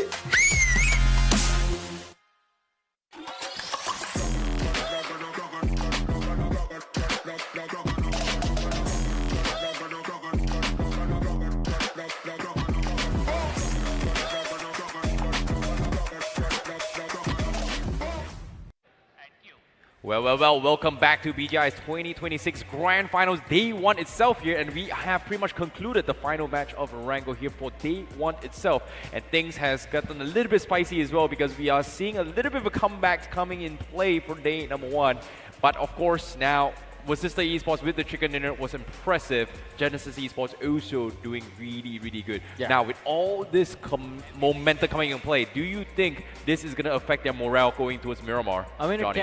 it can. It definitely can, but I think it's just going to be for day number 1 because again, 4 matches done and dusted. If you are struggling, then you are pretty much already thinking, let's just try our best on Miramar, see what happens. If it doesn't work out, we have day 2 to work with. Well, for all things considered, let's take a little bit of a recap on what happened as well. The MVP from the previous match here has to be Fury as well with 5 finishes, and it seems like all this clutch plays from all this individual plays here in day number 1 has been the MVP of the match, and Fury just in one single clip taking 2 players from OG in a moving vehicle through a smoke. That was just really impressive coming from Fury. And it's not even the first time Fury actually did that today. Even in the second game as well, I remember him taking down Meta Ninja was absolutely brilliant. That 1v3, this man has proved his worth in spite of being in a team which has Hunters and Viper, and that is phenomenal. Now, speaking of Viper and also Hunters as well, 3 players from inside Genesis are part of the top 5. We have Beast from Vasista Esports and Venom from Victorious Summers here also making the cut for the top 5 players here, Johnny. Yeah, pretty much. And I think, again, for Genesis Esports, it's a luxury that they had being on the top of the leaderboard that they put to use now. Genesis is going to be aggressive in the matches that they play, at least for the next 2 Miramars. Tomorrow, they're going to show up with a different game plan, but we have the rankings for this game. Vasista Esports, 22 points. Then you have Genesis with 19, Reckoning Esports, 12. But again, I think Vasista Esports, for them, this was an important match. These 22 points will put them inside of the top 8 bracket. Yeah, definitely. But at the same time as well, it seems like the competition is getting very tight as well here in the Grand Finals. I would say this is the most intense Grand Finals as well. And look at Seoul. They had a very dominating performance in the first few games. Yeah. It seems like the past 2 games they have taken a little bit of a tumble here in the Grand Finals. And this is my first time seeing Seoul well, pretty much in the gutters right now. You know, this is something which was expected, to be honest. I mean, you are in the grand finals. This is not going to be a one-way traffic for sure. I mean, look at Wild Fangs, look at Team Soul, look at Revenant X Park as well. All three teams who were at the top three, they are struggling to find consistency. Pretty much, but as we talk about Soul, I think we did not really get to see the complete action of how Genesis moved in, how they were able to wipe out the players of Soul. Because I want to include Godlike into this conversation as well, because it was Soul sitting on first, Godlike sitting on the second as the match was going on. And Godlike, at least we saw them get very hyper-aggressive. They were the ones who kind of shooed Vasista Esports away from the west of Pachinki all the way towards northern Georgia Pole. But hey, we have the overall leaderboard, and it seems like there have been a lot of resets on, on the storyboard as of now. Well, for all things considered here, look at this. Genesis pushes themselves into a top two, tying it with Soul with 41 points. And the only reason why Genesis is on the second place is because position points. So basically, 35 finishes in 4 games. Yeah. Guys. Hungry Sharks. These are just hungry Sharks out there inside of the lobby. And I don't really think anybody has found a way to crack down on what exactly is Genesis doing to be so consistent. Even Team Soul, as a matter of fact, in spite of their couple of debacles, it seems like they've done enough to just keep themselves afloat on the top. 35 finishes in 4 games. That is what? 8 finishes per game. Per game, yeah. Close That's to just that. points off finishes, not even placement points, not even nothing.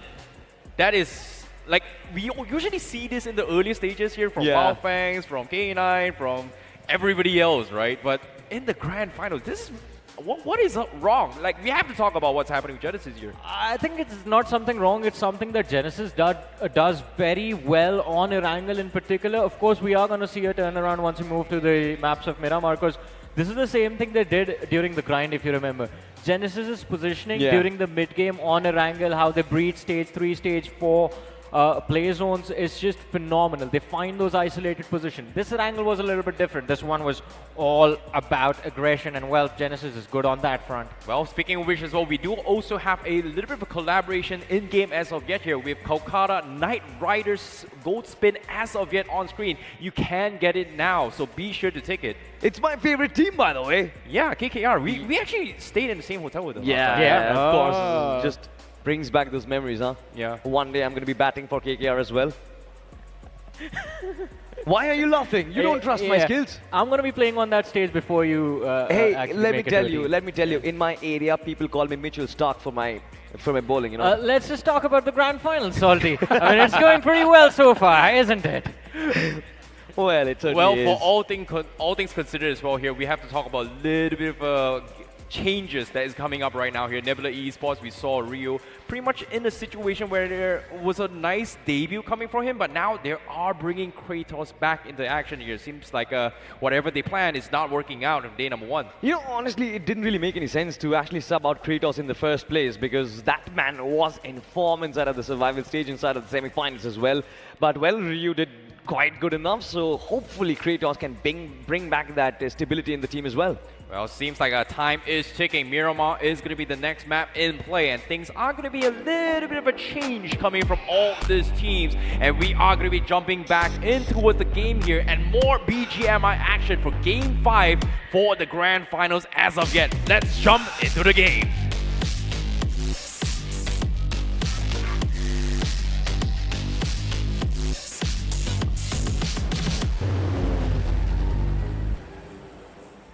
For the first time inside of the Grand Finals, ladies and gentlemen, we get to see the deserty lands of Miramar.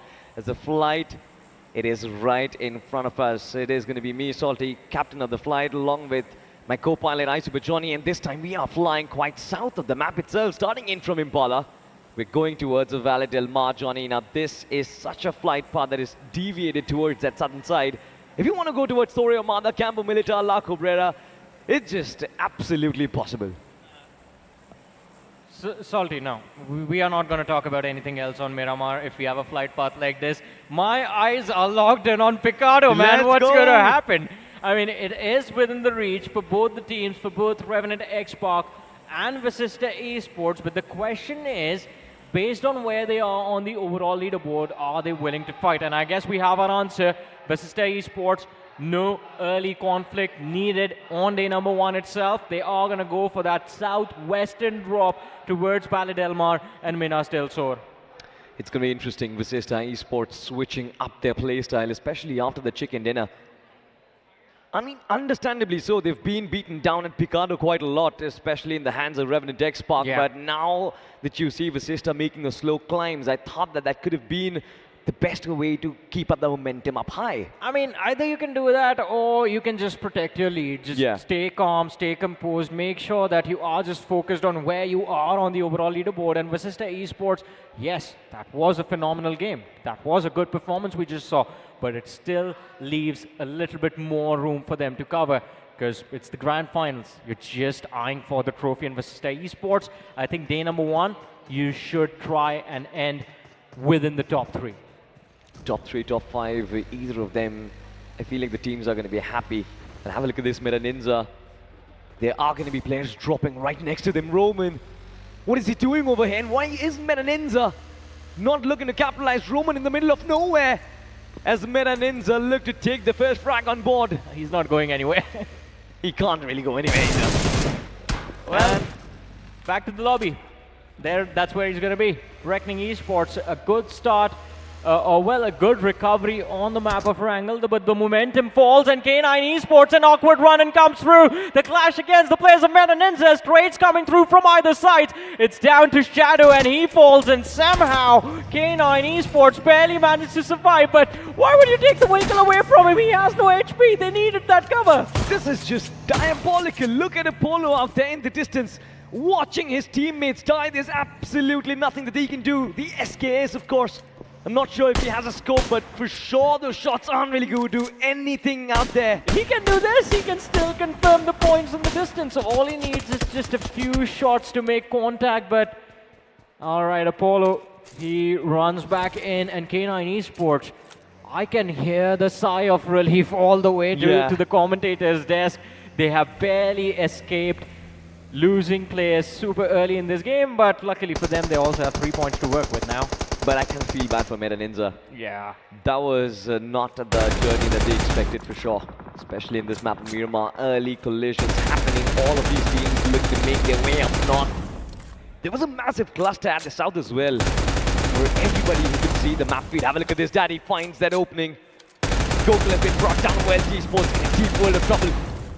No signs of recovery as well for Welt Esports. There's absolutely nothing that you can do. No covers fires can shoo away Daddy from his position, can he? Yeah, pretty much. And I think there was no one from the side of Welt to provide that cover as well. The player on the other side of the hill was a little too far away, and Gokul was trying to escape on the bus. It's too slow on the uphill climbs on Miramar, so Daddy, he was going to have all the time he needed to try and spray the opponent down, but learn from past. One thing it seems like they are having struggles learning is that Genesis Esports aren't someone you can deal with when it comes to aggression. That is quite true, to be honest, but with Genesis Esports having found momentum so early inside of the grand finals, I doubt if there's going to be anybody, not just learn from past, anybody who can actually stop them right now.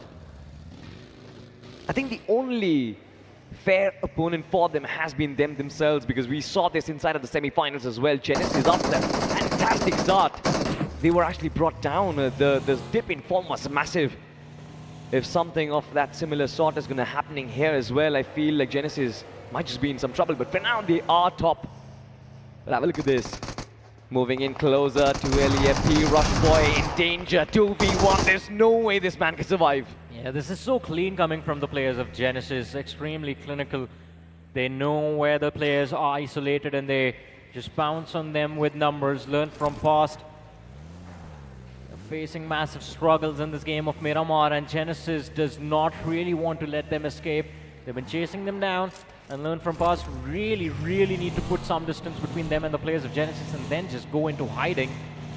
But Johnny, there's a massive clash getting set up at the center of the circle right now. Godlike in Team Soul in close proximities right now. And I think this fight can actually break out any moment in time. We still have K9 Esports looking to try and dish out a little bit of damage against Revenant X-Spark. The opening is still not there from either side. But Revenant X-Spark, they've kind of split themselves up. Punk is on that flank angle. Meanwhile, Ninja just doing majority of the heavy lifting, Johnny. By the way, Revenant X-Spark also another one of those names that has taken a massive fall ever since that Rondo happened. Rondo was amazing. Yeah. But after that, we aren't really seeing them make it to the top 4 of the matches. And points are starting to slip away. Punk, on the other hand, has been spotted out by Slug, and Slug needs to be cautious as well. On the other side, Knight extremely low, and no first aids on this man. Have K9 Esports bitten a little bit more than they can chew. It's going to be a big challenge to find their way out of this fight. But I don't think K9 Esports did bite anything out there. It's Revenant who has actually completely surrounded them from all angles. Yeah, so they bit the bait, basically. Yeah, they bit the bait for sure, but have a look at this. Another team that bit the bait has to be Team Tamilas right now. Myth Official just running them down. 3 frags already in the arsenal. Team Tamilas, they're looking to move away from this fight. Surprising. I mean, a little surprising considering if you want to bounce back, this could have been the game for Team Tamilas, but yeah, I think they are trying to keep things a little bit slow, maybe build up the momentum, maybe try and understand the opponents a little bit better for tomorrow. But Genesis Esports, again, they have taken a player loss. Viper gets knocked out, but Hunter's already in a position to repay the favor in kind. Victor Sumus, another man, gets taken out of the way. Now the other 2 lads are just going to be forced to make a run for their lives. They know they can't help their teammates recover, and Genesis Esports again have started to rack up those elimination points. Yeah, I mean, this once again start off with 4 finishes in the bag. Like, I don't know, man. Genesis Esports, they are a different breed tonight. Yeah. But we still have to talk about this fight. K9 Esports not moving a muscle. They know they have been surrounded. Revenant X-Spark looking to find the opening. Trace cooking up the nade. Does he find the man? Yes, it does. IGL falls. But that is just the first knock. Another nade sails through as well as Slugger wants to keep his position intact. Waiting for Revenant X-Spark to try and invade the compounds, but they are pretty clever as well. Not really giving into the trap that has been set up by K9 Esports, Johnny. There is no trap. K9, they are pushed into a corner, and this is going to be a tough escape for them. Every single one of K9's position is compromised. Slug's nade ends up taking out his IGL. Omega eliminated from the game, and Knight, again, he has no HP to work with. Revenant X-Spark, they are in complete control. Ninja Boy looks to find a trade, does succeed in the back lines, but is that going to be enough? It's a big question. 3 versus 3 between the 2 sides. And Slug, oh no, that's a lot of damage. Ninja Boy also falls outside this building, and K9 Esports are just left with 2 individuals remaining. These are 2 strong teams going in for a brawl fest right now. Revenant X-Spark wants to keep their man alive. It's not going to be easy. They have lost a Ninja shot to Ninja Boy over there. Being still outside of the compound. Knight and Slug kind of keeping K9 at bay for now. And it seems like the way they are holding up those first floors, it's almost impossible for Revenant X-Spark to break through. No utilities on Pain. No explosives and no Molotovs. Slug now wants to thread one in the needle. And that's his last nade as well. No healing utility on the players of K9 Esports anywhere. I think this is going to be a fight that is going to be won by Revenant X-Spark. That's pretty much clear, but I still like the respect being paid. They're not going in heavy-headed. Just looking to throw in as many utilities as they can to try and flush out these pairs. But from the back lines, it is Myth Official as well. We're lining up these shots, and T-Trox might actually be successful. Well, let's see. It's Revenant X-Spark who need to be worried about the players of Myth being here, because that means Revenant X-Spark do not gain a lot of value from the fight apart from the finish points that they will be able to secure. But even for those finish points to come through to them, they need to wrap things up as quickly as possible. Do not give an opportunity to a team like Myth to move in for a third party. But on that finish feed, you see the players of Wild Fangs again take a fall. And I believe it was Team Soul that have found the opener for themselves. I wonder if they are going to be able to clean house. Second circle in front of us, and teams have already started to cluster around the center as well. This is Miramar for you, ladies and gentlemen. Extremely tactical. It's all about whether or not you have those good positions. Team K9 Esports, they're stuck outside the zone right now, and not just them, even Revenant, X-Spark and Myth Official. This deadlock is actually costing all three teams, Johnny. Yeah. It's costing them a lot of crucial time. Again, the circle moving towards the hills of Crater Fields. It's a lot of high ground for the teams that have gotten there early to work with. Late movers, they are going to get punished, but Genesis towards the northern side, they can try and play for survival. Although if you look towards the center, Wealth, this could be the match where Wealth Esports actually turn things around. You know, but Genesis Esports, I mean, I have a question. How are they in the right place at the right time every single time? Like, it doesn't really make any sense. I mean, we've seen that happen since the grind, so I guess maybe they're just too good at rotating or finding space inside of the play zone. Kudos to Gravity, to be honest. Yeah. The way he's moved the boys along the play zone as well, it's brilliant. But Team Soul still charging in for the center. They have got those broken compounds for themselves, but I'm not really sure if threat from Learn From Past is going to come next to them, because yes, Max has that nearby compound, but I don't think there is any benefit for Learn From Past to actually go in for this fight. Yeah, Learn From Past, they do not achieve a lot by running into aggressive fronts anymore. Plus, they're down to their last two players, so it's better to just play it out for placement if they can. But Visista Esports, they've managed to breach the play zone from the southwestern edge. They have a hill to work with as well. All they need to do is just get to the high ground and scout for information. Next question, do they have the scopes? Well, we do see a 6x scope on Cheyenne, but the players of Revenant Xbox spotted out. Punk knocked out by Legit from the side of Soul, and the point is going to be secured by Goblin as well. Look at the crowd getting riled up. Team Soul once again finding Revenant Xbox. Coming down the hill, it's almost like a graveyard for them. Can they try and dish out damage against Wealth? It's all down to Pain, and from the backlines, it's going to be Jonathan who finds the frag. Third party against Revenant Xbox as they get back to the lobby. Oh, well, I mean, I thought that was a pretty cool moment from Pain, by the way. The vehicle takes a 180 and he just gets into cover in reverse. But then from the distance, Mr. Cool, Jonathan himself, just politely asking him to stay seated after the team has been eliminated from this game. Troubles for Revenant Xbox. Just 2 points from this game. Ever since Rondo happened, Johnny, Revenant Xbox, they just keep on losing momentum. And once again on the map of Miramar, Punk's struggles continues. Yeah, pretty much. Let's see though, I mean, I think Revenant Xbox, it's a story quite similar to how K9 Esports functions. Teams built around aggression. If they get those fights, if they convert those fights, they are going to do well. You can't expect them to do well when it comes to survival, rotations and all of that stuff. Revenant Xbox as well, they tried to take on the players of K9 Esports. They were winning that fight, did not expect Myth to show up and build up pressure. Got taken out mid-rotation, Orangutan pushed away. And I'm a little bit concerned about Orangutan, by the way. They've been pushed towards the northwestern edge of the blue zone. Yeah. They will have to deal with Reckoning Esports, they will have to deal with Nebula Esports. On the other side of things, K9, they find themselves victorious Sumus. I believe a 2 versus 2. Knight gets knocked out and the finish is going to be converted. And Slug, he's out of options. All he has to do is just run for his life. K9 Esports is in shambles right now. Nothing on the overall standings, nothing in terms of the fighting spirit as well. It just seems like they're 4v4, something that they were so dominant at. It's getting nullified every single time by every single team.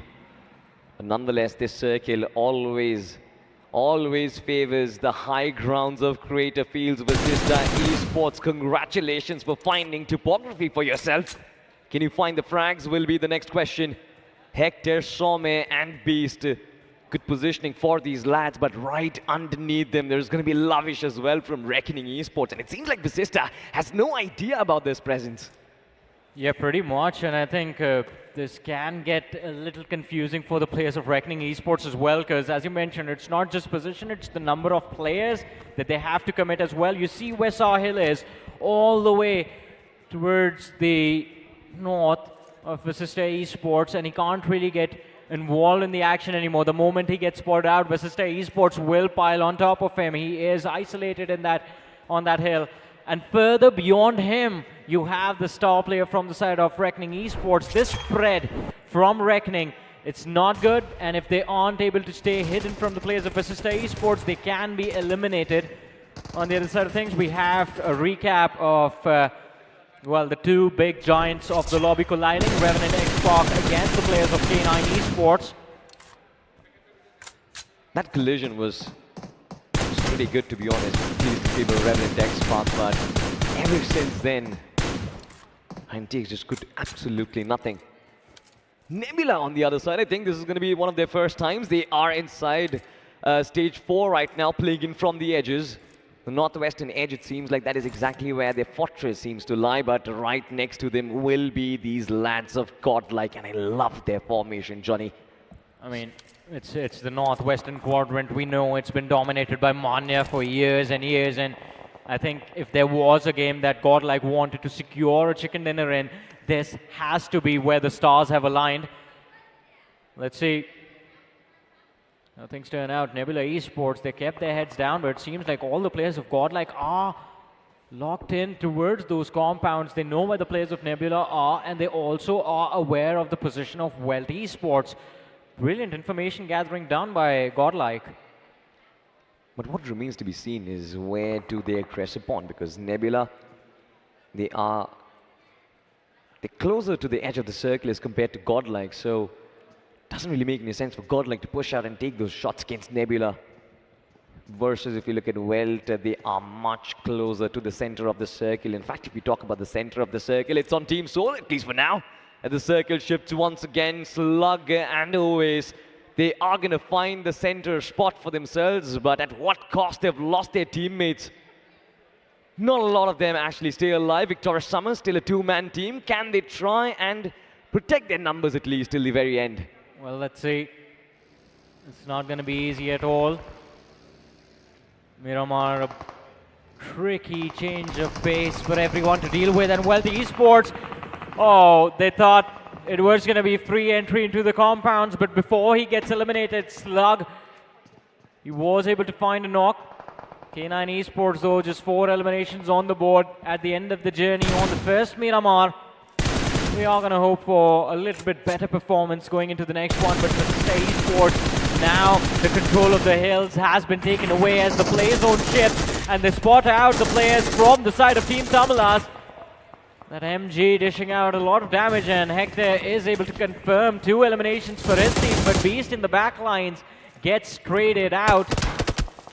This is the double-edged sword that we always talk about coming down the hill this time. Vasista Esports, they had a fabulous position to work with. They got some finishes out of it, but coming down, it seems like a suicide mission. Now being pummeled by Team Tamilas, Mr. IGL has found the target. At least for now, one of their players has been knocked down. Vasista Esports needs to do something to keep their numbers alive. Playing in from the edges, it is never easy. And as soon as they try and move past the circle, they will come face to face against Learn from Fast, and that is going to be a tough fight for them. Mr. IGL just taking a few shots, the bursts coming through a very tight angle, making sure the pressure stays on the players of Vasista Esports over there. But we were talking about this collapse. We wanted to see who would be the initiator of this fight and which team is going to be left back just reacting and trying to survive. And I guess Nebula Esports, they are getting a little too eager. They want to climb this hill. But with Genesis sitting on the flank, it seems like the moment they pull the trigger, there is going to be some reaction from the players of Genesis. Hunters, he's in the perfect spot to take these shots, and he does. Nomi, in a second, is down to about 10 HP. Luckily for him, though, he's still alive. No matter what you do, Genesis just seems to be invincible at this point. They're playing 4D chess with their positioning, and now, once again, find themselves in a crucial spot. High ground advantage for them. Nebula in the ditch. They're going to be in a world of trouble if you are a Nebula supporter. You've got to start praying already, but elsewhere, have a look at this. Nades coming in from Godlike. Lavish has been brought down, chewed down upon 30% HP is all that he's got left in. But godlike, it seems like they're getting distracted. Who are they fighting against? They're getting distracted, but they aren't really fighting. I think it's just them keeping a check on what Nebula Esports is also up to. Because while you see on the radar, Nebula has walked into a sandwich of godlike and Genesis Esports, you don't know where they are going to push. And if they pounce on the players of godlike, godlike ends up taking a few knocks on their own self, then Reckoning Esports gets away for free, or maybe Reckoning chimes in for a third party. Avoid the threat, be aware of your surroundings, and they are doing it in a beautiful manner, but the circle is not being kind to Nebula, to godlike, to Genesis, to Reckoning. It takes a shift on the players of Wealth and Victorious Sumus. But Salty, look at the team that's sitting at the southwestern edge of the play zone. It is Team Soul, and I believe they are in the prime spot to try and secure another chicken dinner in this game. 100%, but have a look at this. Godlike starting up the fight, warming up their fingers. Reckoning Esports to Levi find a way to move out, but not anymore. It's Jonathan who finds the frag for himself. Godlike with the opening, and now they can fully send it in. Reckoning Esports, can they hold this back? Sahil completely isolated. We see Roman use these high-risk, high-reward strategies. The split up was massive. They tried to go in for those flanks, but now they are isolated. And that might just be the reason for the demise, Johnny. Yeah, pretty much. We talk about demise and Visista Esports. They're going to be taken out of this game. The Nebula Esports still eager to make that bounce on the players of Genesis. Hunters, the star from the side of Genesis, knocked out. His teammate Gravity, he gets a little close, but it's going to be tricky to go for the revive. Maybe this is what the players of Nebula were waiting for, and Gravity wants to make this escape, but Jonathan from the distance, he's just picking away all of these points. First going after Reckoning Esports, and now putting up pressure on Genesis. Man might just have unlocked the third eye at this point. Genesis on the other side, they are punishing the lads from Myth Official. Fury knows 3 players are going to be underneath. One player has been sent forward. Gravity this time wants to get information. The flyby might just be coming through. Yes, of course, the shotgun. Can Daddy defend is going to be a big question. Myth Official just shooting in the blind, but Daddy falls. And Gravity is still holding down his position, Johnny. It's a 2 versus 1. Genesis versus Myth. And Detrox, we've spoken about him a lot. The man who has clutched out a phenomenal performance for his team in the survival stages, but not anymore. Genesis with the shutdown coming through, and Myth have been eliminated from the match, but that does not mean that Genesis Esports, they get to celebrate from here on out. Victorious Sumus, a decent line of fire available to them. They find the knock, and Gravity, he finds himself inside of the play zone, but it's not going to be easy for him to survive. On the other front, Godlike finally pulling the trigger against the players of Nebula Esports. Behold, ladies and gentlemen, let's welcome the Kings of the North. Godlike, they are marching towards their target, Nebula. Another Molotov comes through, but from the back lines, it seems like Team Soul is also going to be knocking on their doors as well. Goblin close to the blue zone. This time is going to take the far less power. The Prince of the yellow jersey finds the first knock. Team Soul in the middle of nowhere as yet another nade sails through. It's Godlike. They've got the high ground advantage. Team Soul, they were looking to experiment, but that failed massively, Johnny. Yeah, they kept their numbers intact for a very long time, but that was also thanks to the fact that the circle was favoring them quite a lot, but not anymore. Godlike, they are looking phenomenal, and we spoke about them a few moments ago. Manya has dominated these northwestern zones on Miramar time and time again, and now he has all his prime stars in their prime form. But Genesis Esports, not an easy team to shut down. Gravity is still trying to put up the numbers for his team. Distraction on the players of Nebula. Godlike looking to move through. Nomi and Kratos in the backlines. They found the knock, but a mistake being made, and Admino is there with the punish. The knock is going to be secured. Nebula Esports pinned down. Godlike, all they need is one nade in the right spot, and well, that's going to be the end for Nebula Esports in this match. Yeah, these are forced errors that Godlike is forcing Nebula to actually make. Constantly pressuring them at the ridges, forcing them out of their covers as well, and as soon as they come out of the shots, they're precise.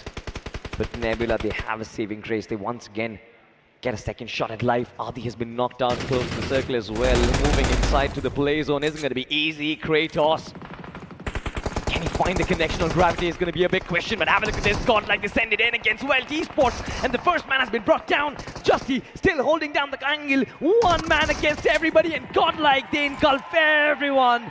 8 finishes in the bag, and they are certainly looking strong right now, Johnny. Oh, and the next spray on the players of Nebula Esports, and well, it is going to be a phenomenal one. Jonathan goes big, 5 eliminations secured in this game, and Godlike 9 on the board for them as they find themselves in the top 5 of this match. Their main rival, Seoul, also present, surviving with 3 players, and along with them, finally, this is the return of the Fangs. Wild Fangs are also here, and they're not here for anything else but the chicken dinner. Seoul, this is the end of the journey. Legend goes down, and Wild Fangs, 8 eliminations secured. This is where they move up to the top 3. And Spray God is back in form. 5 eliminations already on this monster. Can Wild Fangs keep up the pressure? It is something we'll find out. Genesis, of course, we are going to say goodbye to them. Victor Summers looking strong as well. Mafia with 5 frags. Certainly in the top 3 right now. It is going to be Godlike versus Wild Fangs versus Victorious Summers. Who's going to walk away with the chicken? It is important for Godlike to get that #1.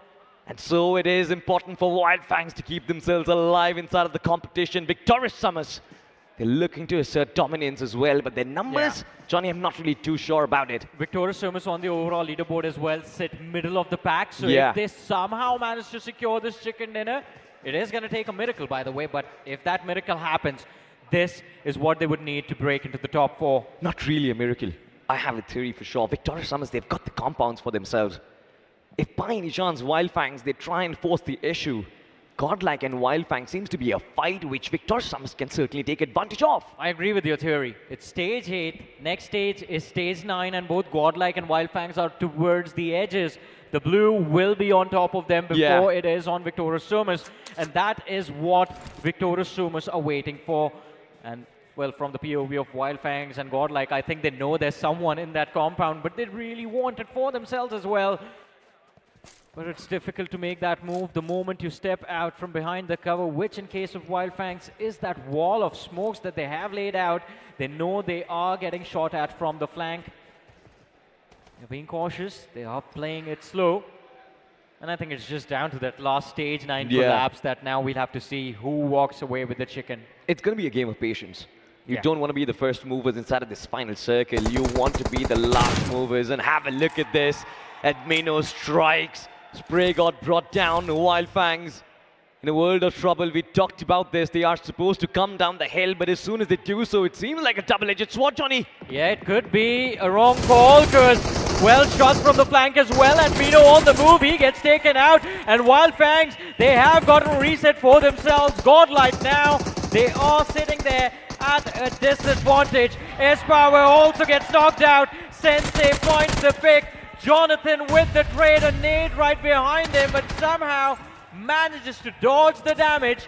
Numbers have been traded in equal between the two sides, but that means it's finally go time for Victorious Summers, and it's the IGL Owace who leads the charge. The knock is going to be secured, and Wild Fangs are going to be left bleeding. Kana gets taken out. Godlike has the edge, and Jonathan, the frontliner, he is making it happen. Godlike, they fight back, they strike back with a chicken dinner. Comets they are, come the man. This is Godlike Esports establishing them in front of the entire lobby, showcasing their brilliance, and the team reunites once again, lads. Oh my goodness.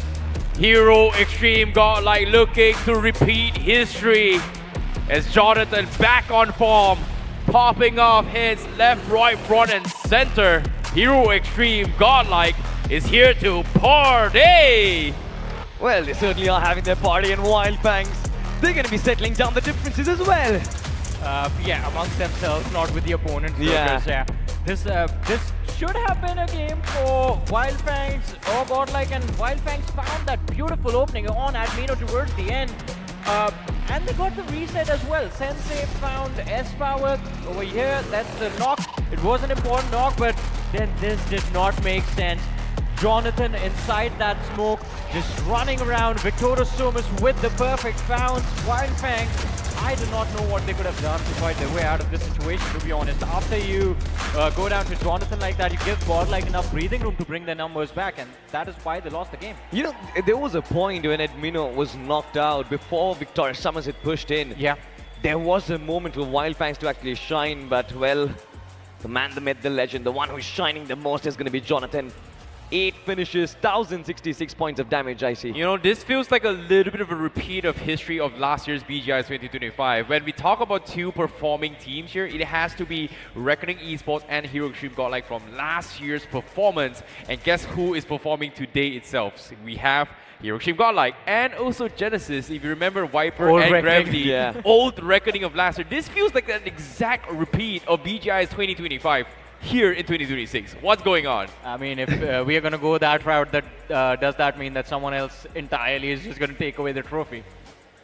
Are we going to go that route? Yeah, That's what happened in But 25. Samraj is not here this time, no.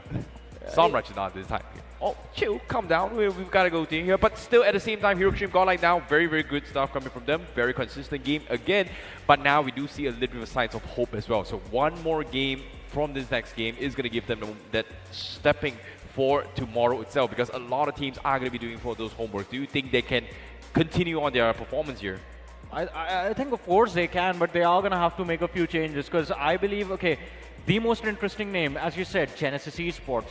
Yeah. They are doing very well, but if you notice, they are getting hyper aggressive, they're making pushes, they're making bounces that, I mean, do not really make sense, but somehow this team is just brute forcing their way into those fights, getting those eliminations, and they don't care about moving for cover, playing for survival. They're playing edges now. They're cleaning the space between the blue zone and the play zone itself. That's where Genesis is choosing to strike. But I think that's going to change tomorrow, because this game plan is going to be figured out today, and it's not that difficult to counter them. Well, it's going to be a little bit of a problem for them for tomorrow. But for now, one more game decides their fates as well. Can they actually continuing on to pull the lead on whether or not, will they finally lift the trophy? Yeah. Or somebody else entirely is going to take it as well. But now we are going to be taking a little bit of a pause for this interaction as well, because we are going to be taking a very, very short break, and right after this break we will continue with the final map for day 1 of the grand finals itself here for BGIS 2026. We are going to see you guys right after this very, very short break.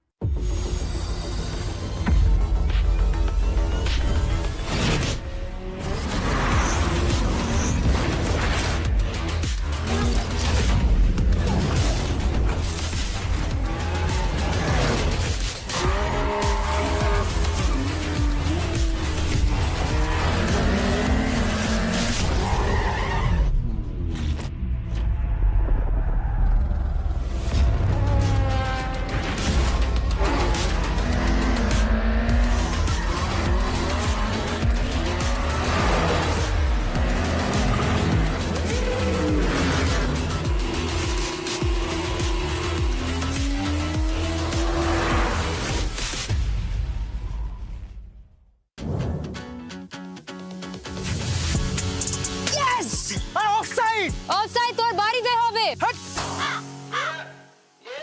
ए भाई कुत्ते अबे हमारी जाएगा सब लोग line में खड़े सुन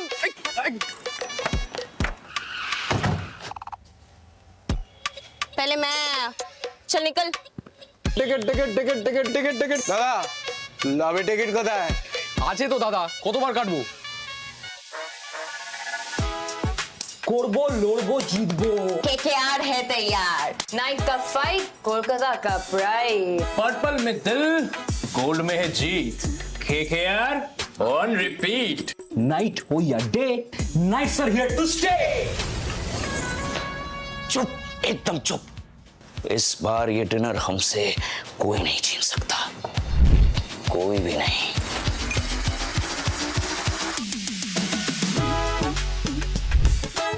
KKR का swag now in battleground. Ami Conqueror. Ami KKR.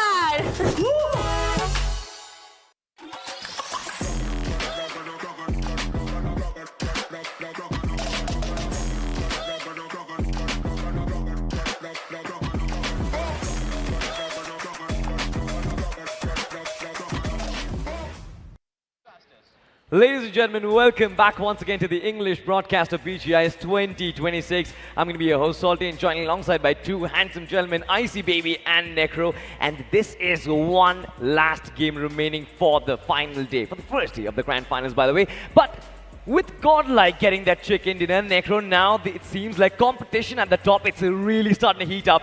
Team Soul was doing phenomenal, Genesis was doing already pretty brilliant, and now Godlike is going to be back up there as well. Exactly, Godlike is just stomping on the competition. Getting this chicken dinner means they're going to have such a solid spot in the overall standings that it's going to be really tough to pretty much just shake that lead. Yeah. If you speak of the teams on the latter half of the board, there are still so many massive names yet to find that comeback, which is a big sign of concern. You know, big signs of concern for K9 Esports as well. I see it seems like they haven't really been able to come out of their differences and the problems that they've been facing. Not their usual game plan. What do you think is going wrong with them? I don't know. It feels like their aggressive play style has just completely dropped as well. Switching to this passive approach has not been working out for them. And I feel like even for Nebula Esports, going a little bit passive has been a little bit of a problem. But before that, I want to talk about the MVP of that previous match, because that is got to be a little bit of a rising up towards the action here, a little bit of a recovery, a little bit of a bounce back onto the main limelight as of yet. Yeah, it's a big bounce back, to be honest. Nobody expected, but Jonathan will be the MVP of that last game. 8 eliminations, 1,066 points of damage. Godlike was absolutely brilliant, but so was Spray God, Mafia, Fury, and his power. Necro, this was a performance which we have been waiting for a while, but finally it's here at the biggest stage of them all. Are you surprised at all? Of course I'm surprised. I did not expect Godlike to do so good on the day one itself. Yeah, Summer Downline, I expected them to be inside of the top 8, but stomping the lobby in such a manner, I never expected that. And then you move on the conversation towards Wildfangs. Yeah. These are complete wildcards we're speaking of, and Wildfangs, the fact that even they were there in the final few moments, even they have managed to secure a decent bit of points. Absolutely. It's also kind of nostalgic as well, I see, because we remember BGIS 2025. Jonathan was the MVP inside of the Grand Finals. Godlike started first day on an absolute brilliant note, but let's just have a look at the point standings for now. Godlike 23 points for them. Victorious Summers with 14. Wildfangs did exceptionally well, barring the finale. 14 points for them as well. Just keeps them alive, right? You know, it's nice to see Wildfangs back in action as well. Yeah. We've seen the entire journey last year. We know they have the firepower, they have the capabilities, but to finally make it towards the Grand Finals as well. Sensei took what, 2.5 years, and now he's giving us performance. That's great. But the wild card that I want to talk about here is Genesis. How are you guys still getting so much frags? Again, it's been 5 games in a row so far. When are you guys gonna stop? It's a question that I haven't really been able to answer, but Necro, I mean, you do get to see these usual big towers coming in from Godlike, from Victorious Summers, maybe from even Wildfangs and Genesis as well. I want to come to you with Team Tamilas. I want to come to you with Meta Ninja. I want to come to you with Orangutan as well. Nobody expected OG to take a fall after that first game. That's the whole point, right? After the first game itself, for some reason, OG is just not able to recover from that setback. The way they got slapped down by Ryu, it feels like it still just struck them in a real bad manner. Well, ladies and gentlemen, let's have a look at the overall standings. Godlike Esports at the #1 position. 59 points. 1 game still remains. Have a look at this. Genesis on the other side, 54 points, 2nd position, and Wildfangs as well, 48 for them to be talking about. Well, this is really, really impressive stuff as well here. 2 chicken dinners with 59 points, and guess what? A 5 points gap between them and Genesis, and they have no chicken dinners. And again, 10 placement points, finally making the double digits after 5 games here coming from Genesis, which is really impressive. But Wildfangs also making a little bit of recovery here, top 3 here with 48 points. So the competition is still pretty tight here. Yeah. And anyone from all the way from Godlike to Revenant Expert on 8th position can maybe make a little bit of bounce back as well. Seems like it's still anyone's game as of yet. Absolutely. I was kind of surprised that for the first time, maybe in the grand finals, it's not one-way traffic, Necro. It seems like the point standings, it's so close right now. A good performance can actually gallop you towards the top. Yeah, it's still pretty fragile. That's what you can say the overall standings are. And yeah, speaking of one good performance and looking at the latter half of the board, one thing is for sure, the top it is now starting to build up a lead. And that is a big point of concern. If Nebula Esports don't wake up, if K9 Esports don't wake up, they're going to stay at the bottom, which is a real bad thing. Now, day 2 is supposed to be the day of comebacks, but if you've got a fighting chance, if you're just completely in the back lines, you will not have a fighting chance. Yeah, well, and speaking of which as well here, when we talk a little bit more on towards potential gameplays that needs to be changed and adaptations on the fly, we need to talk a little bit more on towards the potential substitutions here. We saw Kratos finally making to its play here coming from Nebula Esports, and I think we are going to be seeing a little bit of a substitutions coming in from Reckoning Esports as well. As this time, they are going to be pulling out Lavish, and they are going to be bringing GodX into the mix here from Reckoning Esports. Thoughts on this? A substitution? I think if you're not feeling well or you're not playing good, sometimes a little bit of mix-up here could help things out. I mean, I'm just confused about this, right? Because Lavish has been a key person inside of Reckoning Esports, and now the fact that you're putting that person out, bringing in GodX, understandable. GodX is a great player, but I still feel like experimenting at such a stage might just cost you a lot. But let's just hope that this is still early stage inside the grand finals, ladies and gentlemen. One final game before we get to see our top 16 and our top 8 as well. All the teams, they certainly are ready. Durangitan will be looking for a bounce back. Godlike will be looking to retain their spot. Who gets it in the last map of Miramar?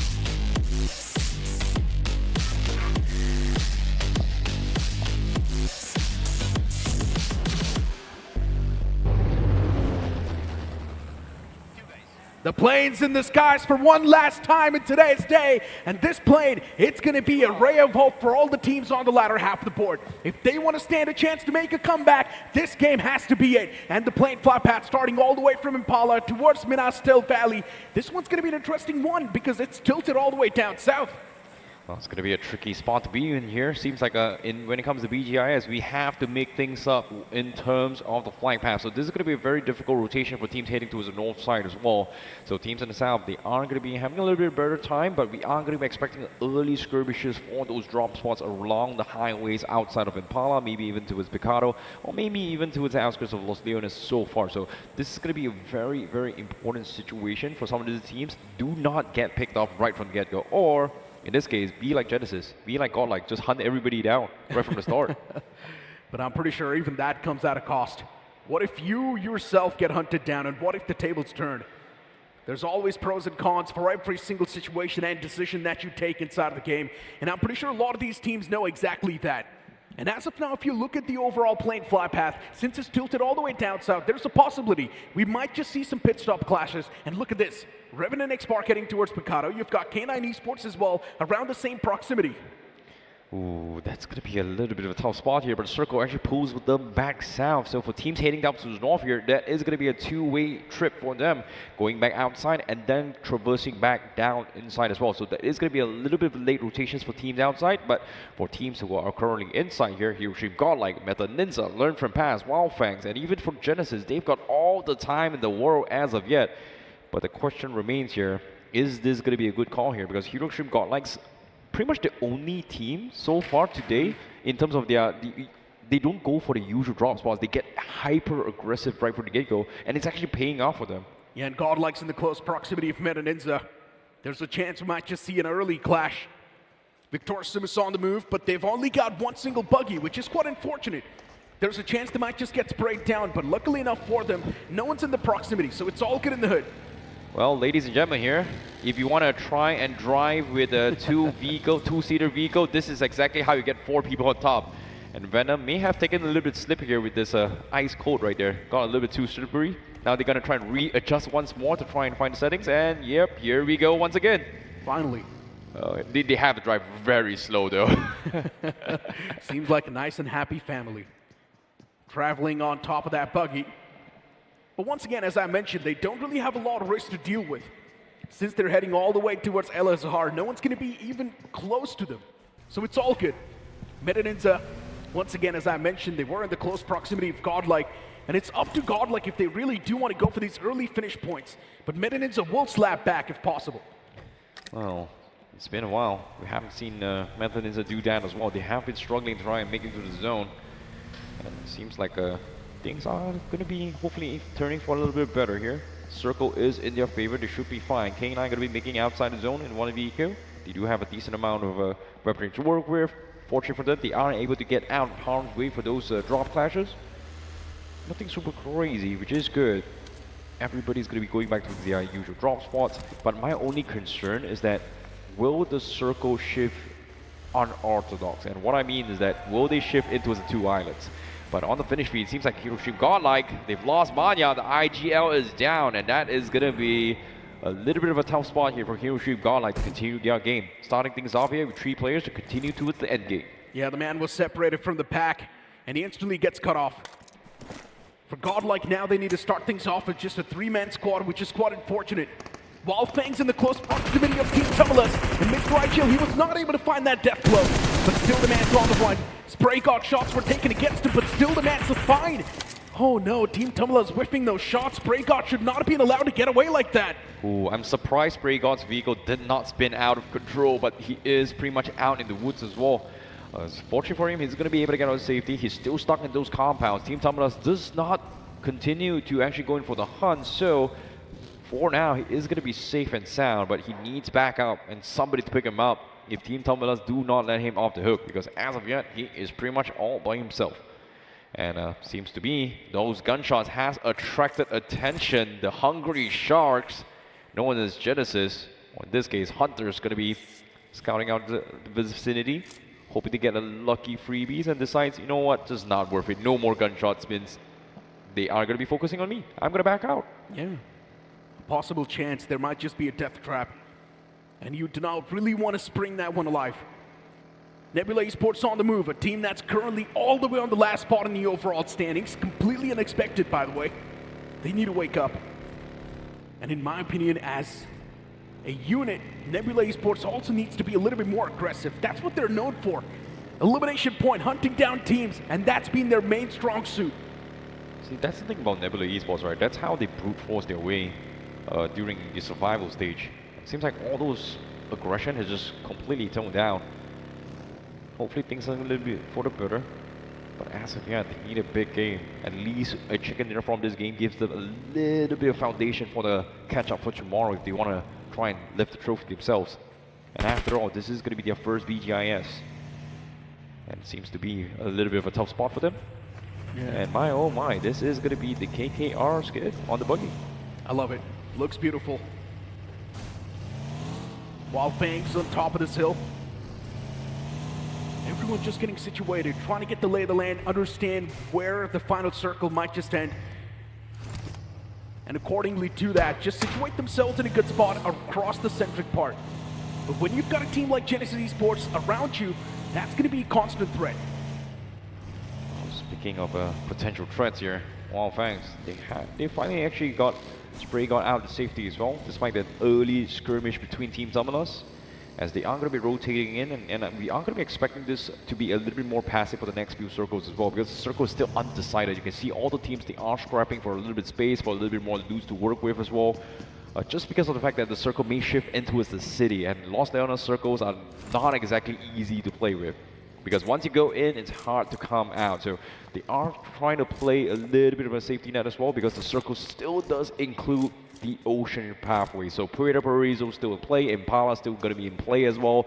All those areas is still unpredictable. You need to be on the move as soon as stage 2, stage 3 starts to begin. So you can see every single team is taking their own sweet time. Meanwhile, I don't know what Trace is going to do with this camo here. It's not exactly the greatest vehicle to actually use in the current meta, I would say. But hey, that's Trace and his overall means of transport. That's what he wants to play with.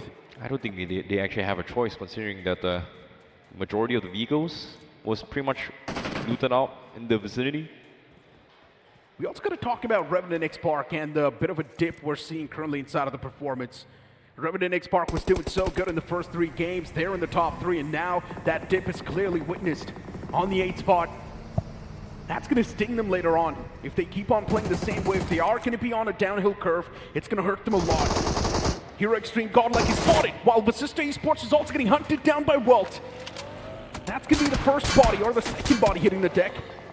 Well, Esports is also getting a bit of that return fire from Vasista Esports, but not a lot can be capitalized from that. As Cheyenne from the front, now it's starting to rain down hellfire. Another man gets capitalized. Oh my goodness, Goku was looking in the wrong direction here. Cheyenne trying to save the day, finds another knock here from Vasista Esports. Justy dropped down, no, Justy was able to save things out, but he is now stuck all by himself and all alone.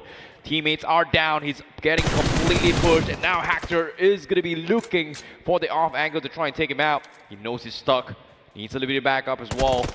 Seems like it is going to be a 2v1 situation. Salme a little bit too far free for the support. Finally joins in from the flank, and now Justy is going to get pinned. Indeed he will. Salme close and personal. He's got 5 shotgun shells, and every single one connects. As well, Esports, they have been eliminated from this game. Unfortunate outing. Nothing really secured by Weld, just 1 point out of this one. That's not going to help them too much in the overall standings. Metaninja and Myth in the close proximity. There's a chance they might just duke it out. So many fights now breaking out at the same time, even inside of Lost Neotis. You've got Reckoning Esports taking a fight against Wildfangs. Even this one is quite a wild fight. Oh boy, seems like Circle is going to shift towards the outskirts of Impala. The mountain terrain is going to be a tricky spot to work with. Soul's got central control. But let's talk about the teams in the south side right now. Myth, D-Drop, clutch as well. Shuts down Fierce. Meta Ninja is down. And that's going to be a point in the back here for Myth official. But the rest of Meta Ninja, they're not too happy about this. They are going to re-engage this. Harshiel gets chipped down though. Force him back into the warehouse. D-Drop has a little bit of off angle, but he is popping his first aid kit. It's a little bit of assistance, but on the side of Polos has been knocked. And there's also a quick third party from the side of Godlike. Even they want a bit of that piece of the pie. Missed. A bit of that damage reflected back on top of them, and Meta Ninja this time trying to slap back. Herschel cornered in the room. The man does not even have a lot of HP to fight back. Wow. And Meta Ninja, they slap him down once again. Myth, they're crumbling apart, while Meta Ninja, they're getting the grip back inside of the fight. But there's also a third party from Godlike. And Jonathan cooking up an aid. He knows exactly where that man from Meta Ninja is pinned. Oh, and that's White Tiger gathering all the attention upon himself while his teammates are getting that reset done. Utilities tossed from Godlike. They're on the verge of finding that first knock that is desperately needed. Oh, it's going to be a tough one. Jonathan going to be leading the charge. He's all by himself. But Meta Ninja, they've got the reset. They are going to go in for the nade. White Tiger is still stuck in the corner. They don't know where the rest of the pack is as well. This might be a little bit of blunder. Draw bait is coming in, but White Tiger finally gets taken down. But now from the outskirts as well, Meta Ninja and Apollos comes in for the push, but Hero Stream Godlike, they find one, looking for the second, but unfortunately gets denied.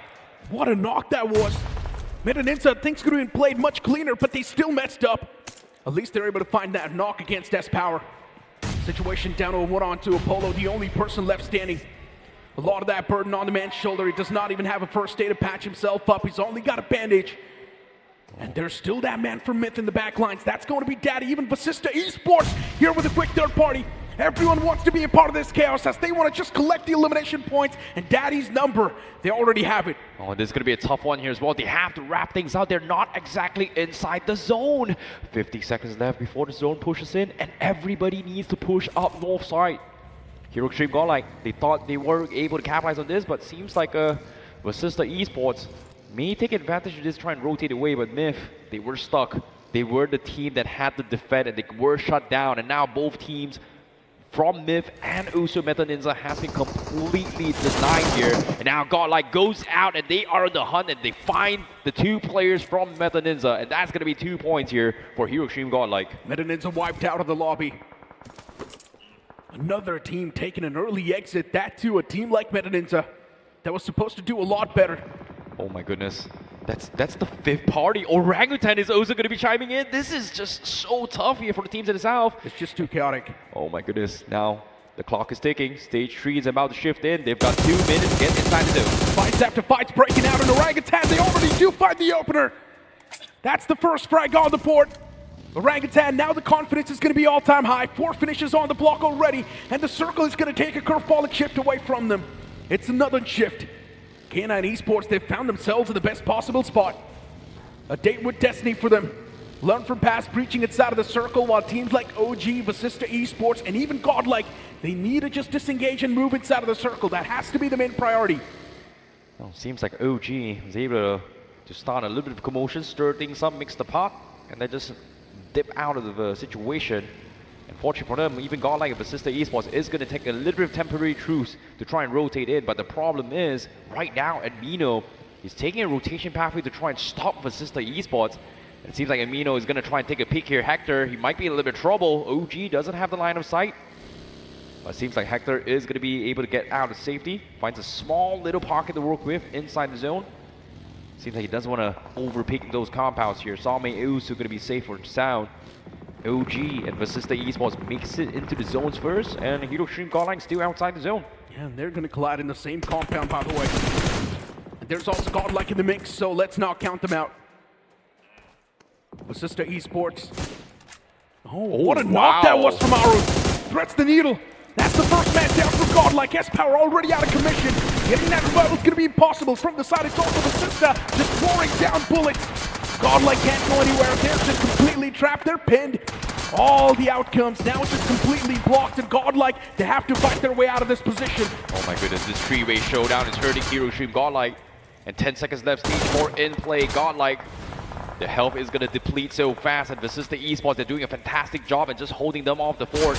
But now men are in play, zone is ticking in, and the circle is going to shift into the city. And Hero Stream Godlike, they just do not have vehicles. They're pretty much stuck out in the open, and Vasista Esports is not letting them off the hook. Backed against the wall, zone in play, 3 first aid kits on Jonathan. There's only so much they can do, especially when no vehicles are available. As you can see on the minimap as well, OG's also got them surrounded down the south side. Meanwhile, let's talk about teams inside the zone here. K9 also going to be having a little bit of a widespread inside the city of Impala itself. K9's got the best possible spot. They control the city.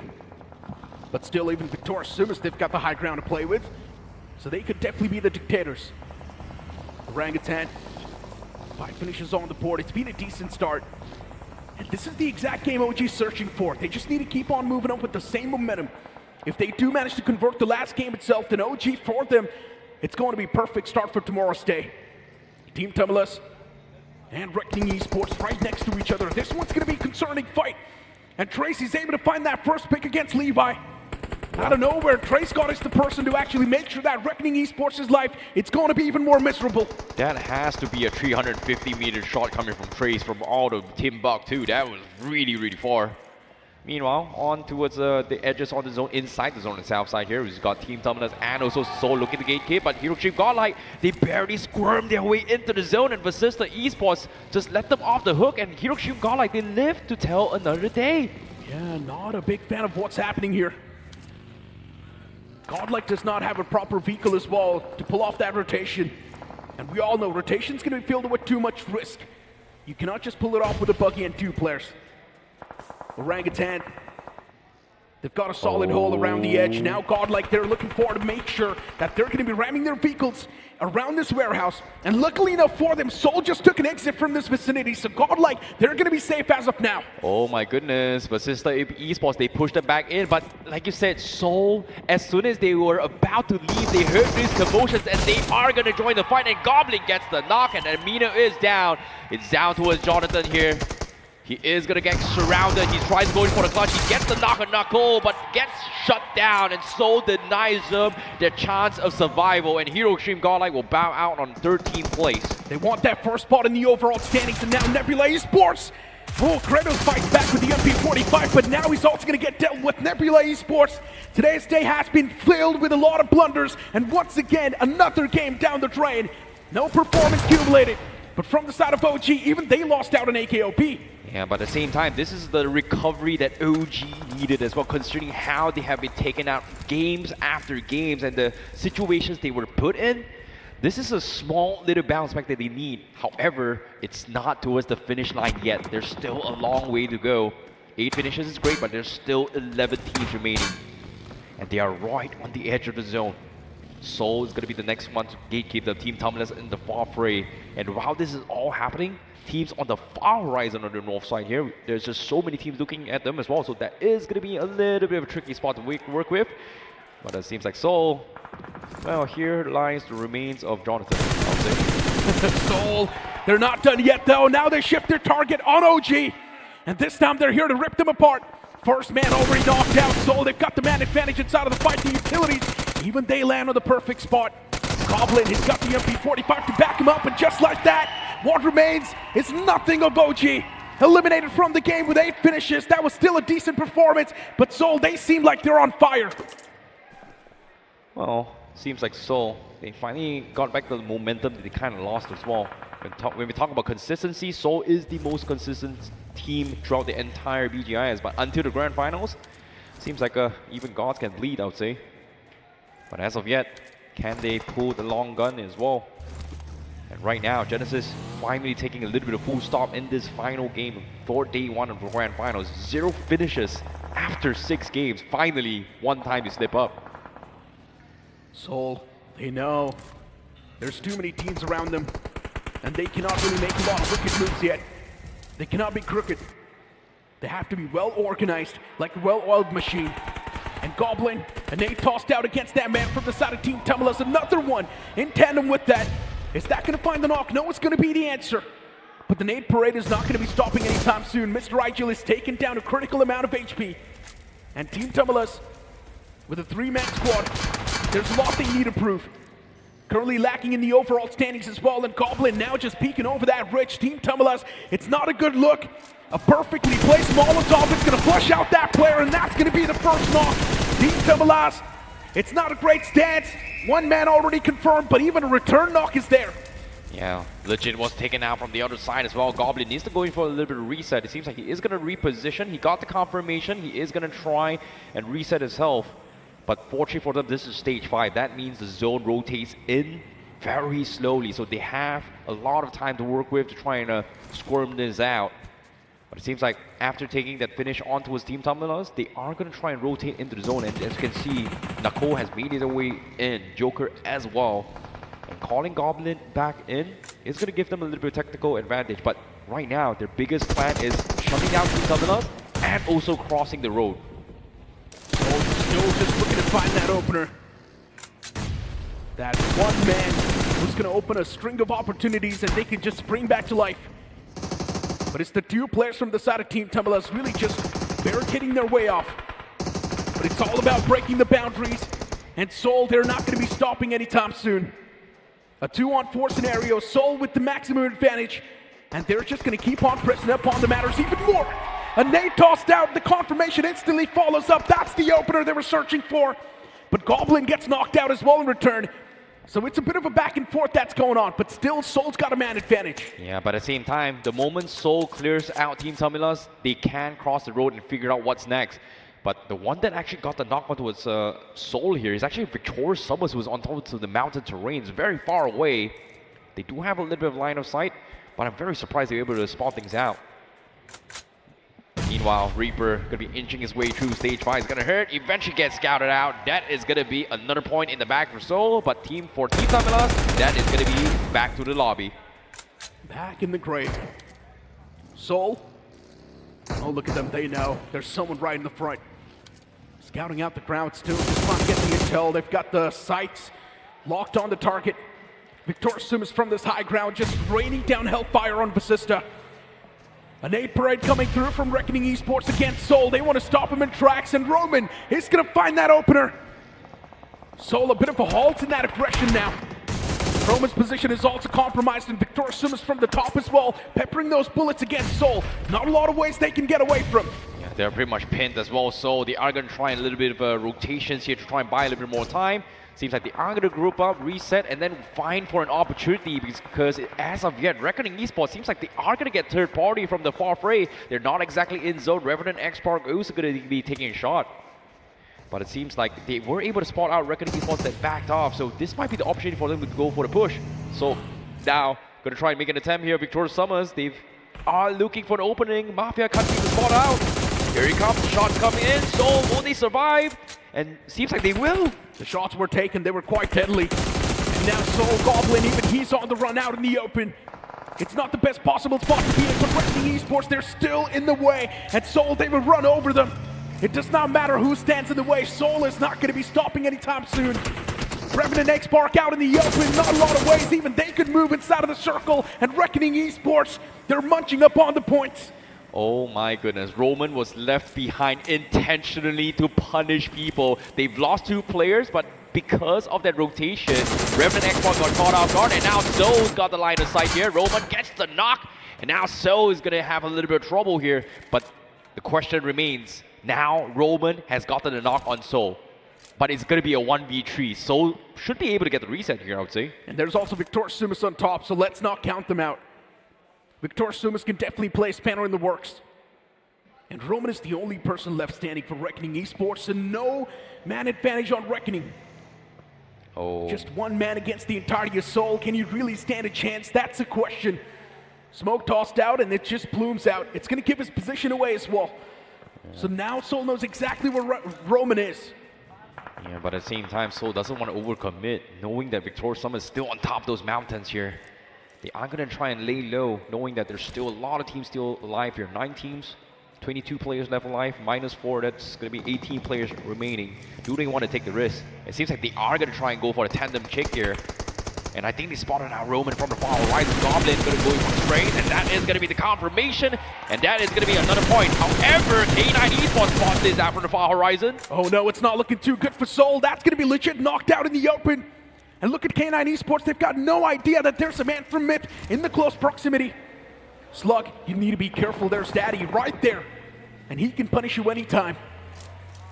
That's going to be a tricky spot here, considering that how much beating Soul has gotten. I'm pretty sure their vests and helmets are pretty much down in the dirt, especially coming from Legit.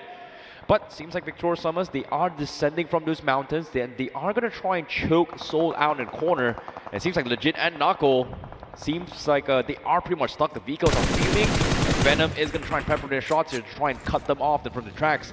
And now they are separated from the pack. Yeah, VS has been playing quite a defensive game. 0 finishes so far. It's taking their time, I guess. Once again, now the opportunity is right there in front of them. They should latch up onto a few elimination points. This is probably one of the best opportunities they can get their hands on. But the problem is they need resources here. No wonder they came down. They were looking for ammunition. They were hoping to get lucky with Soul, but unfortunately, not getting those knocks and not getting those resources is not going to help them. But now Knuckle Legit goes in for the push. They find Ninja John and they go take him out. No vehicles, no problem. Let's leg our way through. As Soul somehow hangs on. Oh, look at K9 Esports. It seems like they're not going to be stopping anytime soon. K9 Esports from the sidelines constantly just chipping away a lot of damage against these teams, finding those individual knocks. And because of them, they're just being quite annoying. While if you speak of Myth, there's just that one man still just trapped in a corner. And he's playing for that survival point, squeezing as many points as you can. Looking at Soul's position in the outskirts, they're definitely not feeling too good. But K9 Esports, they could have been the one to control the pace, but the circle says something else. Soul now is also getting peppered from the far away, while Fangs is going to be across the proximity. They need to be careful. And K9 finally showing some signs of life as of yet, makes it the top 6, but there's only been 2 finishes. But it seems like it is going to be a little bit of an urban warfare. Victor Summers still on top of those mountains for the longest of time. They have caused a lot of chaos for all these teams outside, but no points at all. Well, if you count placement points, yeah, sure. But we were talking about finish points, well, not enough. Ammunition down low as well. But so now, finally makes their entry into the urban warfare. They are going to try and nade their way through. K9's got a beautiful defense, but the zone is about to close in completely. And it's going to force everybody into his learn from pass, I would say. Slug knocked out. Knight is there in the back line, so it's all good. The revival's also going to be there instantly. But Soul, they've got different plans. Maybe they want to make the pounce on top of K9 Esports. And if they do so, they will be eliminated. It's such a risky move that Soul wants to pull off. And I know, they might just give in. But you never know. It might work out as well if the cards are played to perfection. But still, the odds of that are extremely low. Now, let's talk about the circle terrain as of yet here. This is a multi-layer warfare here. We've got teams on top of the mountains, teams in those compounds, and teams in the buildings here. And right now, the circle seems to be favoring on towards where Honey is, which is the church. And Soul has only 2 options. Either push in from the main entrance where K9 is gatekeeping, or push up where Victor Summers is if they can find those angles and climb like what Victor Summers is doing as of yet. So it is going to be a tricky spot here for Soul, and action is going to be on them. VS is not feeling it. They're all taking taking a lot of damage upon themselves as Wildfangs now. They shift their focus on K9 Esports, and Ninja Boy is knocked out. Ninja Boy, revival's possible, and that's what K9's going to be going for. And if Seoul wants, they need a push-up right now, and that's what they're perfectly doing as well. But from the sidelines, it's VS that knocks on the door. A third party from Victorious Sumas is really keeping the boys in check. While Wildfangs, they can just keep on spreading their arms like a bird and make sure they're capturing as much territory as they can. Moving in tandem with 3 players. Sensei gets knocked out. That's Vasista Esports knocking on the doors as well. A lot of third parties happening. The high ground is definitely the dominant one. And Scary Jod is doing a lot of damage next to Vasista Esports' Hector. Seems like Wildfangs is able to take advantage of the commotion, try and rotate in. But for Seoul, they're still stuck in towards the corner. And K9 is not moving an inch. However, K9 Esports, seems like they do have a couple of nosy neighbors sneaking by from the back, and that's going to be Wildfangs as of yet. So they are going to shift their focus away from Seoul as of now. K9, I'm not a big fan of that position. Feels like that's going to come in with a lot of risk, and especially with Wildfangs spreading their wings. It just gets even worse. Blue's on the move, backs against the wall, and no, Golden falls apart. For Wildfangs, this is probably the worst possible thing that could happen to them, and it happens. It's their nightmare. Spray God as well is taking too much damage, as now Kana is going to be the only person left standing. Wildfangs, everything is going downhill for them. One last man with a lot of hopes, and I highly doubt this game can be converted now. Vasista Esports and Same on the high ground, and now K9 Esports, they start to make that pounce against Seoul, and already Seoul is taking heavy beating, but they still fight back. K9 Esports put to sleep, back in the graves. What a clutch here coming in from Joker. What a play. They were waiting for the right moment, but now Joker, he's forced to descend. He's trying to sneak in, but unfortunately, there's only so much he can do because Victorious Summers has set the stage, and now they are here to claim the chicken dinner. Final 4 teams. Now they've descended. They've left Mafia up top. Vasista Esports has been hiding under the wings of Victorious Summers from the sides for the longest of time. But Honey now from Learn From Pass, he's going to try and play for a little bit of placement points, but unfortunately gets scouted out. So that's going to be another point from Vasista Esports. Scary Jaw's already taken too much damage. Same now from the back lines. He's just constantly hammering on top of VS, and VS just can't do a lot. They might just crack under that pressure. It's also Wildfangs are on the sidelines. Vasista Esports, this man with the high ground, can he be the table turner? That's my question. Winning the game might just not be possible, but he can still decide who he wants to make sure will win. Vasista Esports just needs to secure that second spot, and it will be a great game still. Victorious Sumas, as always, he's taken down low as Wildfangs gets eliminated from this game, and Same is going to go for that leap of faith as he gets eliminated from the game. Victorious Sumas, a massive chicken dinner. They needed this one too, and yes, the boys are happy. Pretty stoked about this one. A little bit of restability on the overall standings. Victorious Summers, ladies and gentlemen, they're back with a bang, and always this time is looking to capture attention. BGIS 2026 Grand Finals Day number 1. What a showdown I see. Yeah, very, very impressive macro gameplay coming from Victorious Summers on top of the mountain, just making all lives miserable for every single team. But for all things considered as well, despite getting the winner chicken dinner, Seoul still had a very impressive performance, because now here in the recap as well, Seoul, despite getting their backs against the wall, they were still able to clean out K9 before actually bowing out towards Victorious Summers and ending them with, what, 16 finishes in total. So very nicely done coming from Seoul. It's mainly because they got a lot of elimination points too from that game. And speaking of Victorious Summers, I expected a lot more from them. They had the high ground to play with. They could have secured a lot more elimination points, but still a bit lackluster into that. It's understandable that there were too many angles even on top of them, but still, they could have done a lot better. That's what I think. Absolutely. Just 3 finishes in that chicken dinner. Victorious Summers, they knew they actually needed a lot of points, but at least with this performance and those crucial 10 points, Necro, from the chicken dinner, I think Victorious Summers at least can keep themselves alive before tomorrow comes through. Day 2, we know it's going to be the day of comebacks, but so many big names needing comebacks right now, Necro. Namely Nebula, K9, Victorious Summers, including Team Tamilas and Welt Esports as well. Yeah, I think I can agree on you on this fact here, Salty. Before I'm going to cut you off on Necro here, but let's talk about Necro. Sorry, let's not talk about Necro. Let's talk about Victorious Summers here.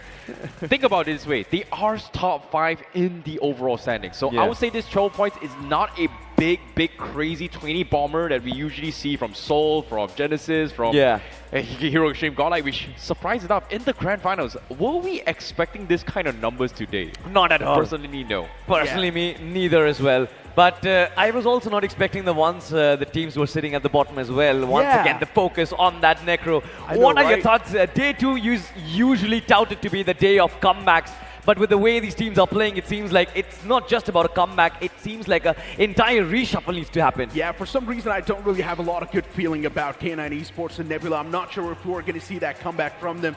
But even Revenant X Park is slowly and steadily fading away from the top 8, which is not a good thing. In the first 3 games, Revenant X Park were doing so good. But after that, we have seen a clear dip in the performance. Even in the last game, Revenant X Park was not able to get a lot done. Yeah, the competition is very, very tight in this particular as well. And I think another team that kind of stood out a little bit here has to be WoW Fangs in my particular position here. Yes, they started the day really strong, but they are still ups and downs here, but they're still a very, very good competition that is kind of, in my opinion, surprising all of us, to be honest. Yeah. I mean, to be honest, Wildfangs was supposed to be the surprise element in it. I think they've surprised us throughout the competition as well. And now inside the Grand Finals, the way they get their bits and pieces of performances, I think it just keeps them alive for the competition as well, at least for the top 3. Now look at this, how beautifully they converted their 2 games of Miramar. I feel like that just sets Wildfangs up for tomorrow, isn't it, Necro? Yeah, without a doubt. Now, Wildfangs, since we know the firepower is working out pretty well, even the tactical aspect is working out pretty well, Sensei's going to try to bring in that same approach once again, but he's also going to know that now the latter half of the board is going to be hyperactive. So there has to be a few tweaks around that strategy. I would still love to see what's going to happen tomorrow itself, because as you mentioned, teams like K9 Esports, teams like Nebula Esports, teams that pack so much punch still on the latter half of the board, it's going to be a big question mark what's going to happen tomorrow. You know, since you talk about tweaking the strategy, I see one team that we've talked about already, Revenant X Park, once again, brilliant start on the map of Rondo. But we also saw the map averages before the entire day began as well, and Revenant X Park certainly lead on the map of Rondo, not so much on the maps of Erangel and Miramar. So was this kind of expected even before the day had begun? I think, well, truth be told, I wasn't expecting Revenant X Park to do okay-ish in the start on the Rondo. I was expecting them to have a little bit of a performance dip. But I wasn't expecting it to be this low, because I've seen how Punk was able to maneuver a lot of these macro decisions, like how similarly how Manya has been playing today, how Nako has been calling as well, and even for Wildfangs as well, their shot calling has been very, very spot on. But for some reason, this is the first time I've seen them looking a little bit lost here after that game. So I don't know what's going on, but it seems like their macro decision hasn't been spot on at all. You know, hopefully they can actually go back to the drawing board and find out and figure out exactly what the issue is. But it's not just about them as well. I feel like today has been about 3 teams in particular. At least that is what I have in my mind right now. Genesis, Team Soul, and Godlike once again. I mean, who would have thought? Who would have thought inside of this arena that Godlike, from a position where they were inside of the semi-finals, they come back in survival stage and they come inside our grand finals and put up a performance like that, Negro? Isn't that surprising? Genesis and overall Godlike's performance on the day one has to be the most surprising thing for me. I mean, yeah, Genesis Esports, they were in a great form, but the fact that they were able to replicate that same performance in the LAN finals, I never expected that. Moving the conversation on towards the entirety of Godlike, and even Jonathan is able to pop up so well. That is a big surprise for me. You know who expected it? The fans who came in to support them, that's for sure. But what's really impressive is that we have 2 teams that gotten 2 chicken dinners here in day number 1, and we also have Genesis with 0 chicken dinners in the top 3, I think. Yeah. But before we get towards the official report card, let's talk about the MVP of that match. It has to be Goblet, because he has popped off big time here. 7 finishes in the game. I know, right? For Seoul, he's always been someone that's there in the front line, securing those elimination points, and that's what he did once again in that previous game. 7 eliminations secured. For Seoul, this game was a lifesaver, because we know Seoul's position, it was taken away by Godlike. They were dethroned, and now with this performance, there's a chance they might just bounce back once again on the first spot. Yeah, 100%, and it just seems like Team Seoul, Team Godlike, both their stalwarts, their flag bearers have been performing. It's always good news when the main man of your team is performing. The entire morale of the team gets lifted up. I am so excited for the El Clasico of BGMI, ladies and gentlemen. But of course, let's just talk about the top 5 players in that game. Goblin, Some, Joker, Nakul, Athanki. Barring Athanki, all 4 players, they played for Team Soul at one point in time somehow. Wow, that's a nice little history lesson here. That's actually a pretty good observation, I'm not going to lie. But yeah. Speaking of Athanki too, and speaking of OG's journey today, you have to say even OG's journey has been filled with a lot of mystery. Yeah. The way they struggled at the start, none of us saw that coming, but OG's still in a really good spot in the overall standings. They're not doing too terrible. I mean, not too terrible for sure, but I was expecting kind of a little more as well. Ladies and gentlemen, let's just jump to the report card of this game itself. The point standings of match number 6. Team Soul, number 1, 19 points for them. Basista Esports doing really well. The comeback was brilliant. 14 points, and Victor Summers, in spite of the chicken dinner, slipping down to the 3rd spot. I see 13 points for them. Yeah, but at the same time, OG also getting 8 points from this game despite not having position points. They had a little bit of recovery despite the performance dip in the after game 2 onwards as well.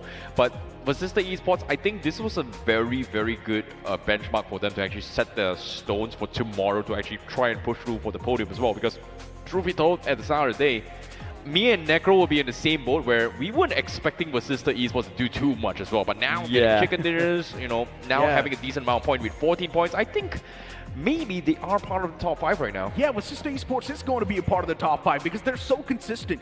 But you know what? We also got to talk about the teams that were not able to perform in this particular game, right? Genesis Esports, we're going to see a bit of that dip in the overall standings. Then if you move on the conversation towards Meta Ninja, for me, I had a lot of expectations for Meta Ninja. I thought that maybe they're going to be doing pretty decent on the day 1, but that's not the case so far. Yeah, it was gonna a little bit of a tricky situation here. That is gonna be a little bit of a tricky spot to work with. And I think there is so many things that we can actually talk about based on this damage before, but you can see every single team was actually struggling to actually push into the zone because of the fact of Victor Summers being one of the most annoying teams on top of those mountains. But still, credit where credit is due. Seoul is just very, very impressive. But well, ladies and gentlemen, all that is done and dusted. Day 1 comes to a culmination, and now we have the overall standings. And what a clash do we have at the top. Team Soul, #1, 66 points on the overall standings, followed up by Godlike with 63. Another fun fact is, Necro, after the 5th game, it was Godlike who was leading the charge, and Team Soul following up. It just seems like these two teams, they are battling back and forth, aren't they? Yeah, that's what I mentioned too, right? I mean, Seoul was jealous the fact that, yes, they were dethroned, and Seoul wanted that first spot back in their hands. That's why they once again pulled off a great game in the previous one. Seoul got that spot back in their hands, but Victor Summers too, slowly and steadily rising up to the occasion. Let's not forget, while we're focused on these two teams, there might just be someone from the other half just making that bounce back up there. Wow, I did not actually expect Victor Summers to be up there. 57 points from the 6 matches that they played. That is brilliant. Wildfang somehow keep themselves alive on the 4th, and Genesis slipped down to #5 on the overalls. But have a look at this. The Sister, Reckoning, Revenant, X-Pac, in spite of brilliant performances, in spite of good starts, it seems like I see they're slipping down.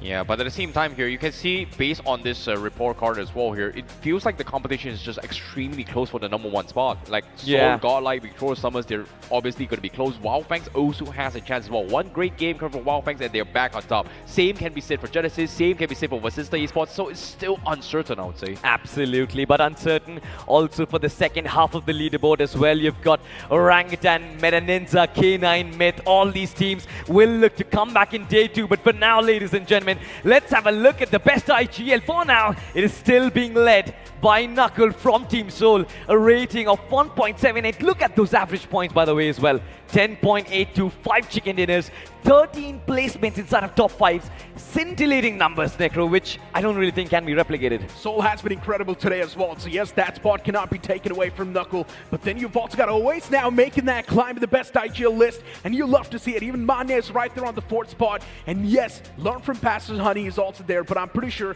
he's going to be fading away soon from that spot. Since Learn from Past today, they did pretty terrible. Yeah, it's really unfortunate as well because Learn from Past definitely surprised us during the semifinals and then just directly qualify into the grand finals.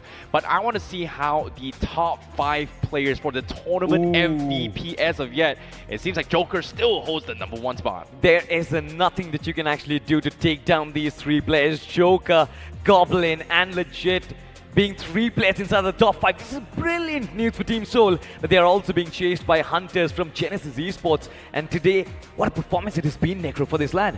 Of course, man, Hunters has been on a top-notch form, but let's not forget even Goblin has been doing pretty good from the side of Team Soul. So you can say maybe even Goblin can actually catch up to that race and take over Hunters. Absolutely, but then also we've got AKOP from Orangutan, and it seems like those 50 finishes aren't really doing the job, and he needs a lot more, at least 10 to 15 potentially tomorrow, ladies and gentlemen, as Orangutan, they are struggling on the second half of the leaderboard. But for now, it's interesting stuff. Finals MVP, ladies and gentlemen, and we have Goblin from Team Soul, who is leading the charts. MVP rating of 3.54, closely followed by Jonathan. What a duel do we have, I see. Oh, wow, here we go again, ladies and gentlemen. Well, we saw that 1 versus 1 with Goblin and Jonathan, and the fans were absolutely crazy during the semifinals, and it seems like are we going to see this journey continue between these two lads, I would say? But hey, guys, we've also got Mafia coming through from the side of Victorious Sumas.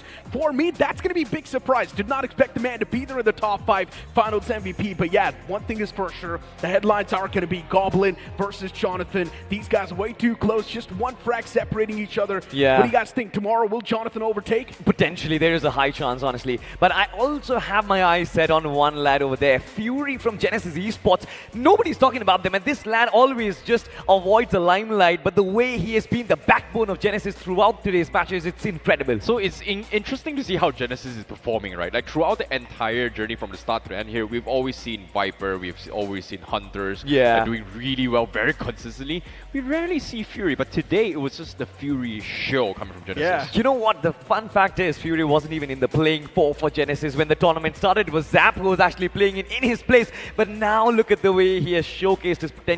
We also had Spray God, by the way, from Wild Fangs. He's just kept the team alive. A solo man army out there, I must say. But tomorrow is going to be extremely crucial.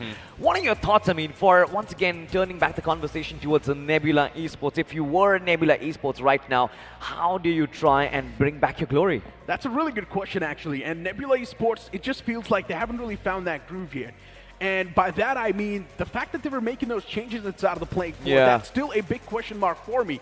Why do you need to fix something that's not broken? And that's the whole point about it. They were doing just fine with the main playing floor, but bringing in that substitution, it feels like it's just hampered their momentum in general. And because of that, now Nebula is struggling too much. Absolutely, but it's not always substitution, I see, because have a look at this. K9 Esports did not go through any change throughout the tournament, but look at their dips and their peaks in performances as well.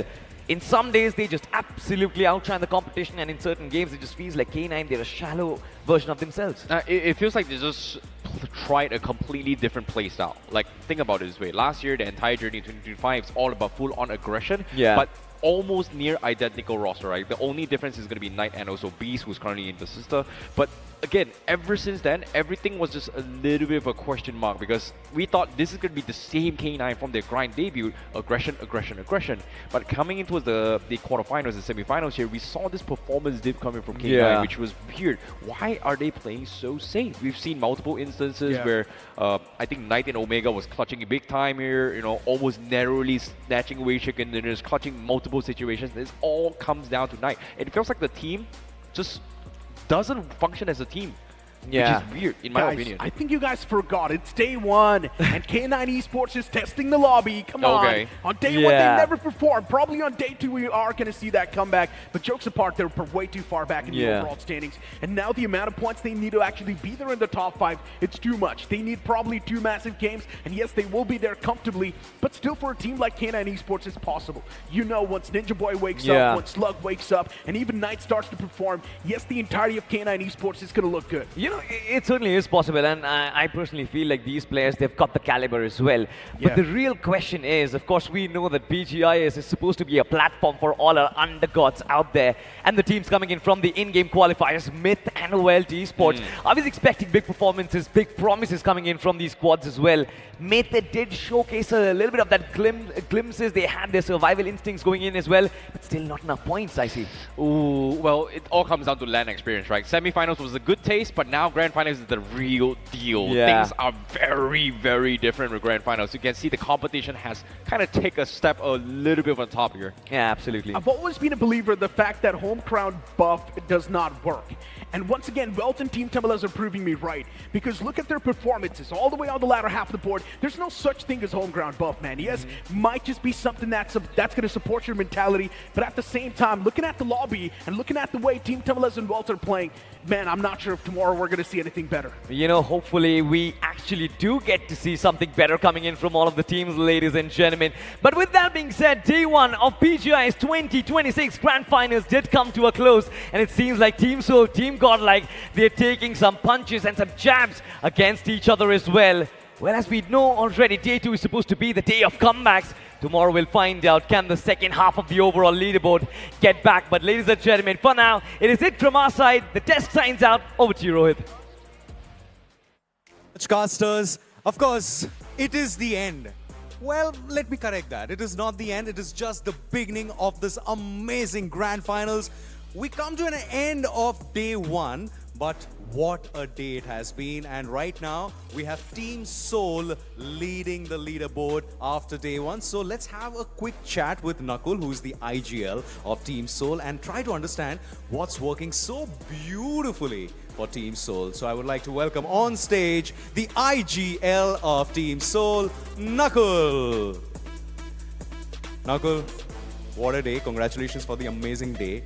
Of course, now talking about what is working for Team Soul. You're in the top contender for being the top IGL.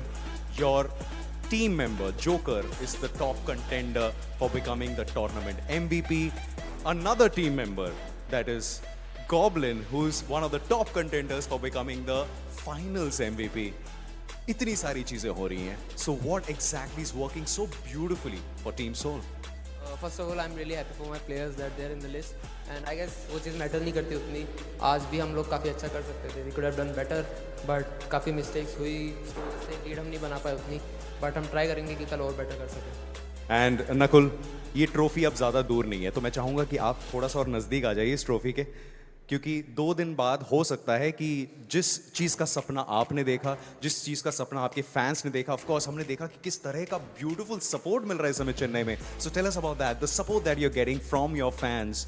They are right in front of you, 20 feet away from you. So tell us the vibe. What are you feeling with that fan support? Like fans are crazy. Like first and second match में जब हमने अच्छा खेला तो like बहुत ज़्यादा boost up मिला हमें fans को देख के, like हमारा नाम चिल्ला रहे थे वो लोग, तो मज़ा आया बहुत. And Day 1 obviously यहाँ पर खत्म होता है, लेकिन कहानी यहाँ पर Day 2 की शुरू होती है कुछ घंटों में. फिर Day 3, the final day. So इस समय Team Soul के fans क्या expect कर सकते हैं from Team Soul Day 2 में? I guess fans को better day expect करना चाहिए. आज से काफ़ी हम better करने का try करेंगे कल. All right, so wish you all the best, Nakul, and let's see Team Soul delivering those amazing moments on Day 2 as well. Let's hope for the best. But right now, this is the end of Day 1. And what did you expect? We got all of that what we expected, and in fact, a little bit more as well. We saw that amazing comeback from Wild Fangs. We all were waiting for Sensei to bounce back like that. Of course, we got that clash which we were waiting for. We got that godlike versus soul moment. And of course, Genesis have right now created that forum for them to just grow and rise. But that's just Day 1. There are more stories waiting to unfold on Day 2. So we are expecting a lot more from Day 2. And as you all know, that in the history of BGMI, Day 2 has been the day of comebacks and the day of surprises. So a lot of surprises in store for you on Day 2. And that's it from Day 1. My name is Rohit Varghese, and I will see you actually in a few hours tomorrow with Day 2.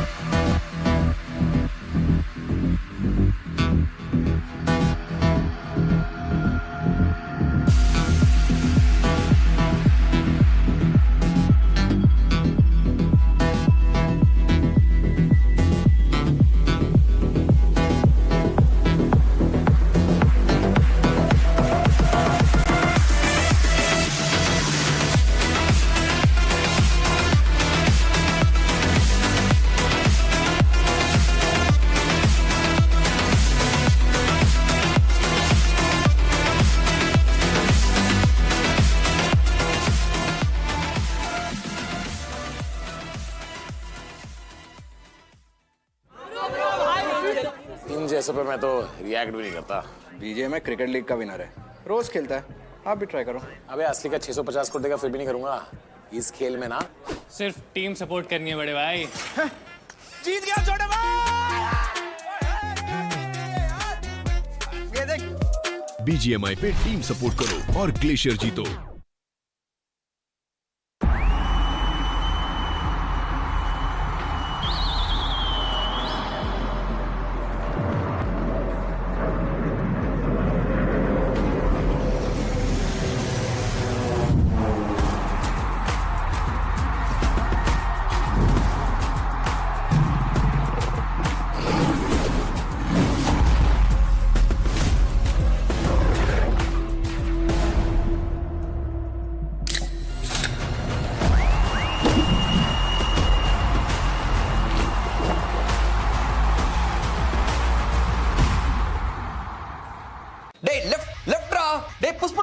अरे यार कुछ समझ में नहीं आ रहा है, जाना किधर है? वीडियो ना, अयो मचा रिवाइव बन। What revive? I don't understand, bro. No. यार पहली बार कर रहे हो क्या तुम लोग? Shoot guys. मचा क्या कर रहे हो यार? நீங்களாச்சும் கொஞ்சம் தமிழ் கத்துங்களேன்டா। अरे कोई ट्रांसलेटर बुलाओ यार, ऐसे कैसे चलेगा? உங்கறாலதான்டா தோத்தோம்। क्या करते हो तुम लोग भी? IPL champion of CSK। Mass Bachan. अयो yes Yellow army, bro. C language இல்ல CSK இருக்கு மச்சான்। guys बंदे come on அவன சுடுங்கடா। come on man, nice shot man, well played guys. Yeah.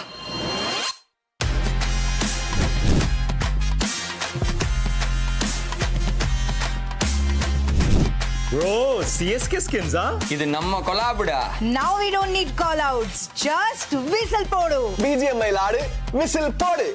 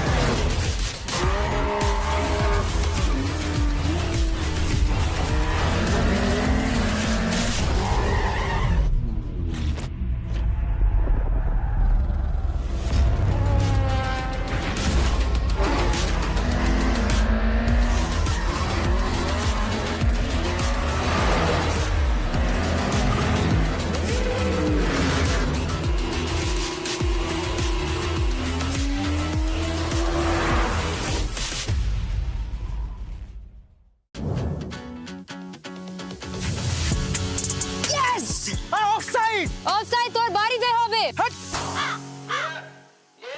ए भाई कुत्ते गए। अबे हमार जाएगा, सब लोग लाइन में खड़े।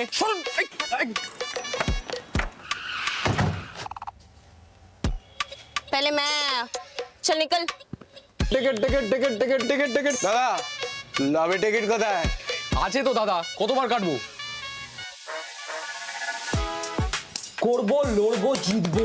KKR है तैयार। नाइट का फाइट, कोलकाता का प्राइड। पर्पल में दिल, गोल्ड में है जीत। KKR on repeat. नाइट हो या day, knights are here to stay. चुप, एकदम चुप। इस बार ये डिनर हमसे कोई नहीं छीन सकता, कोई भी नहीं।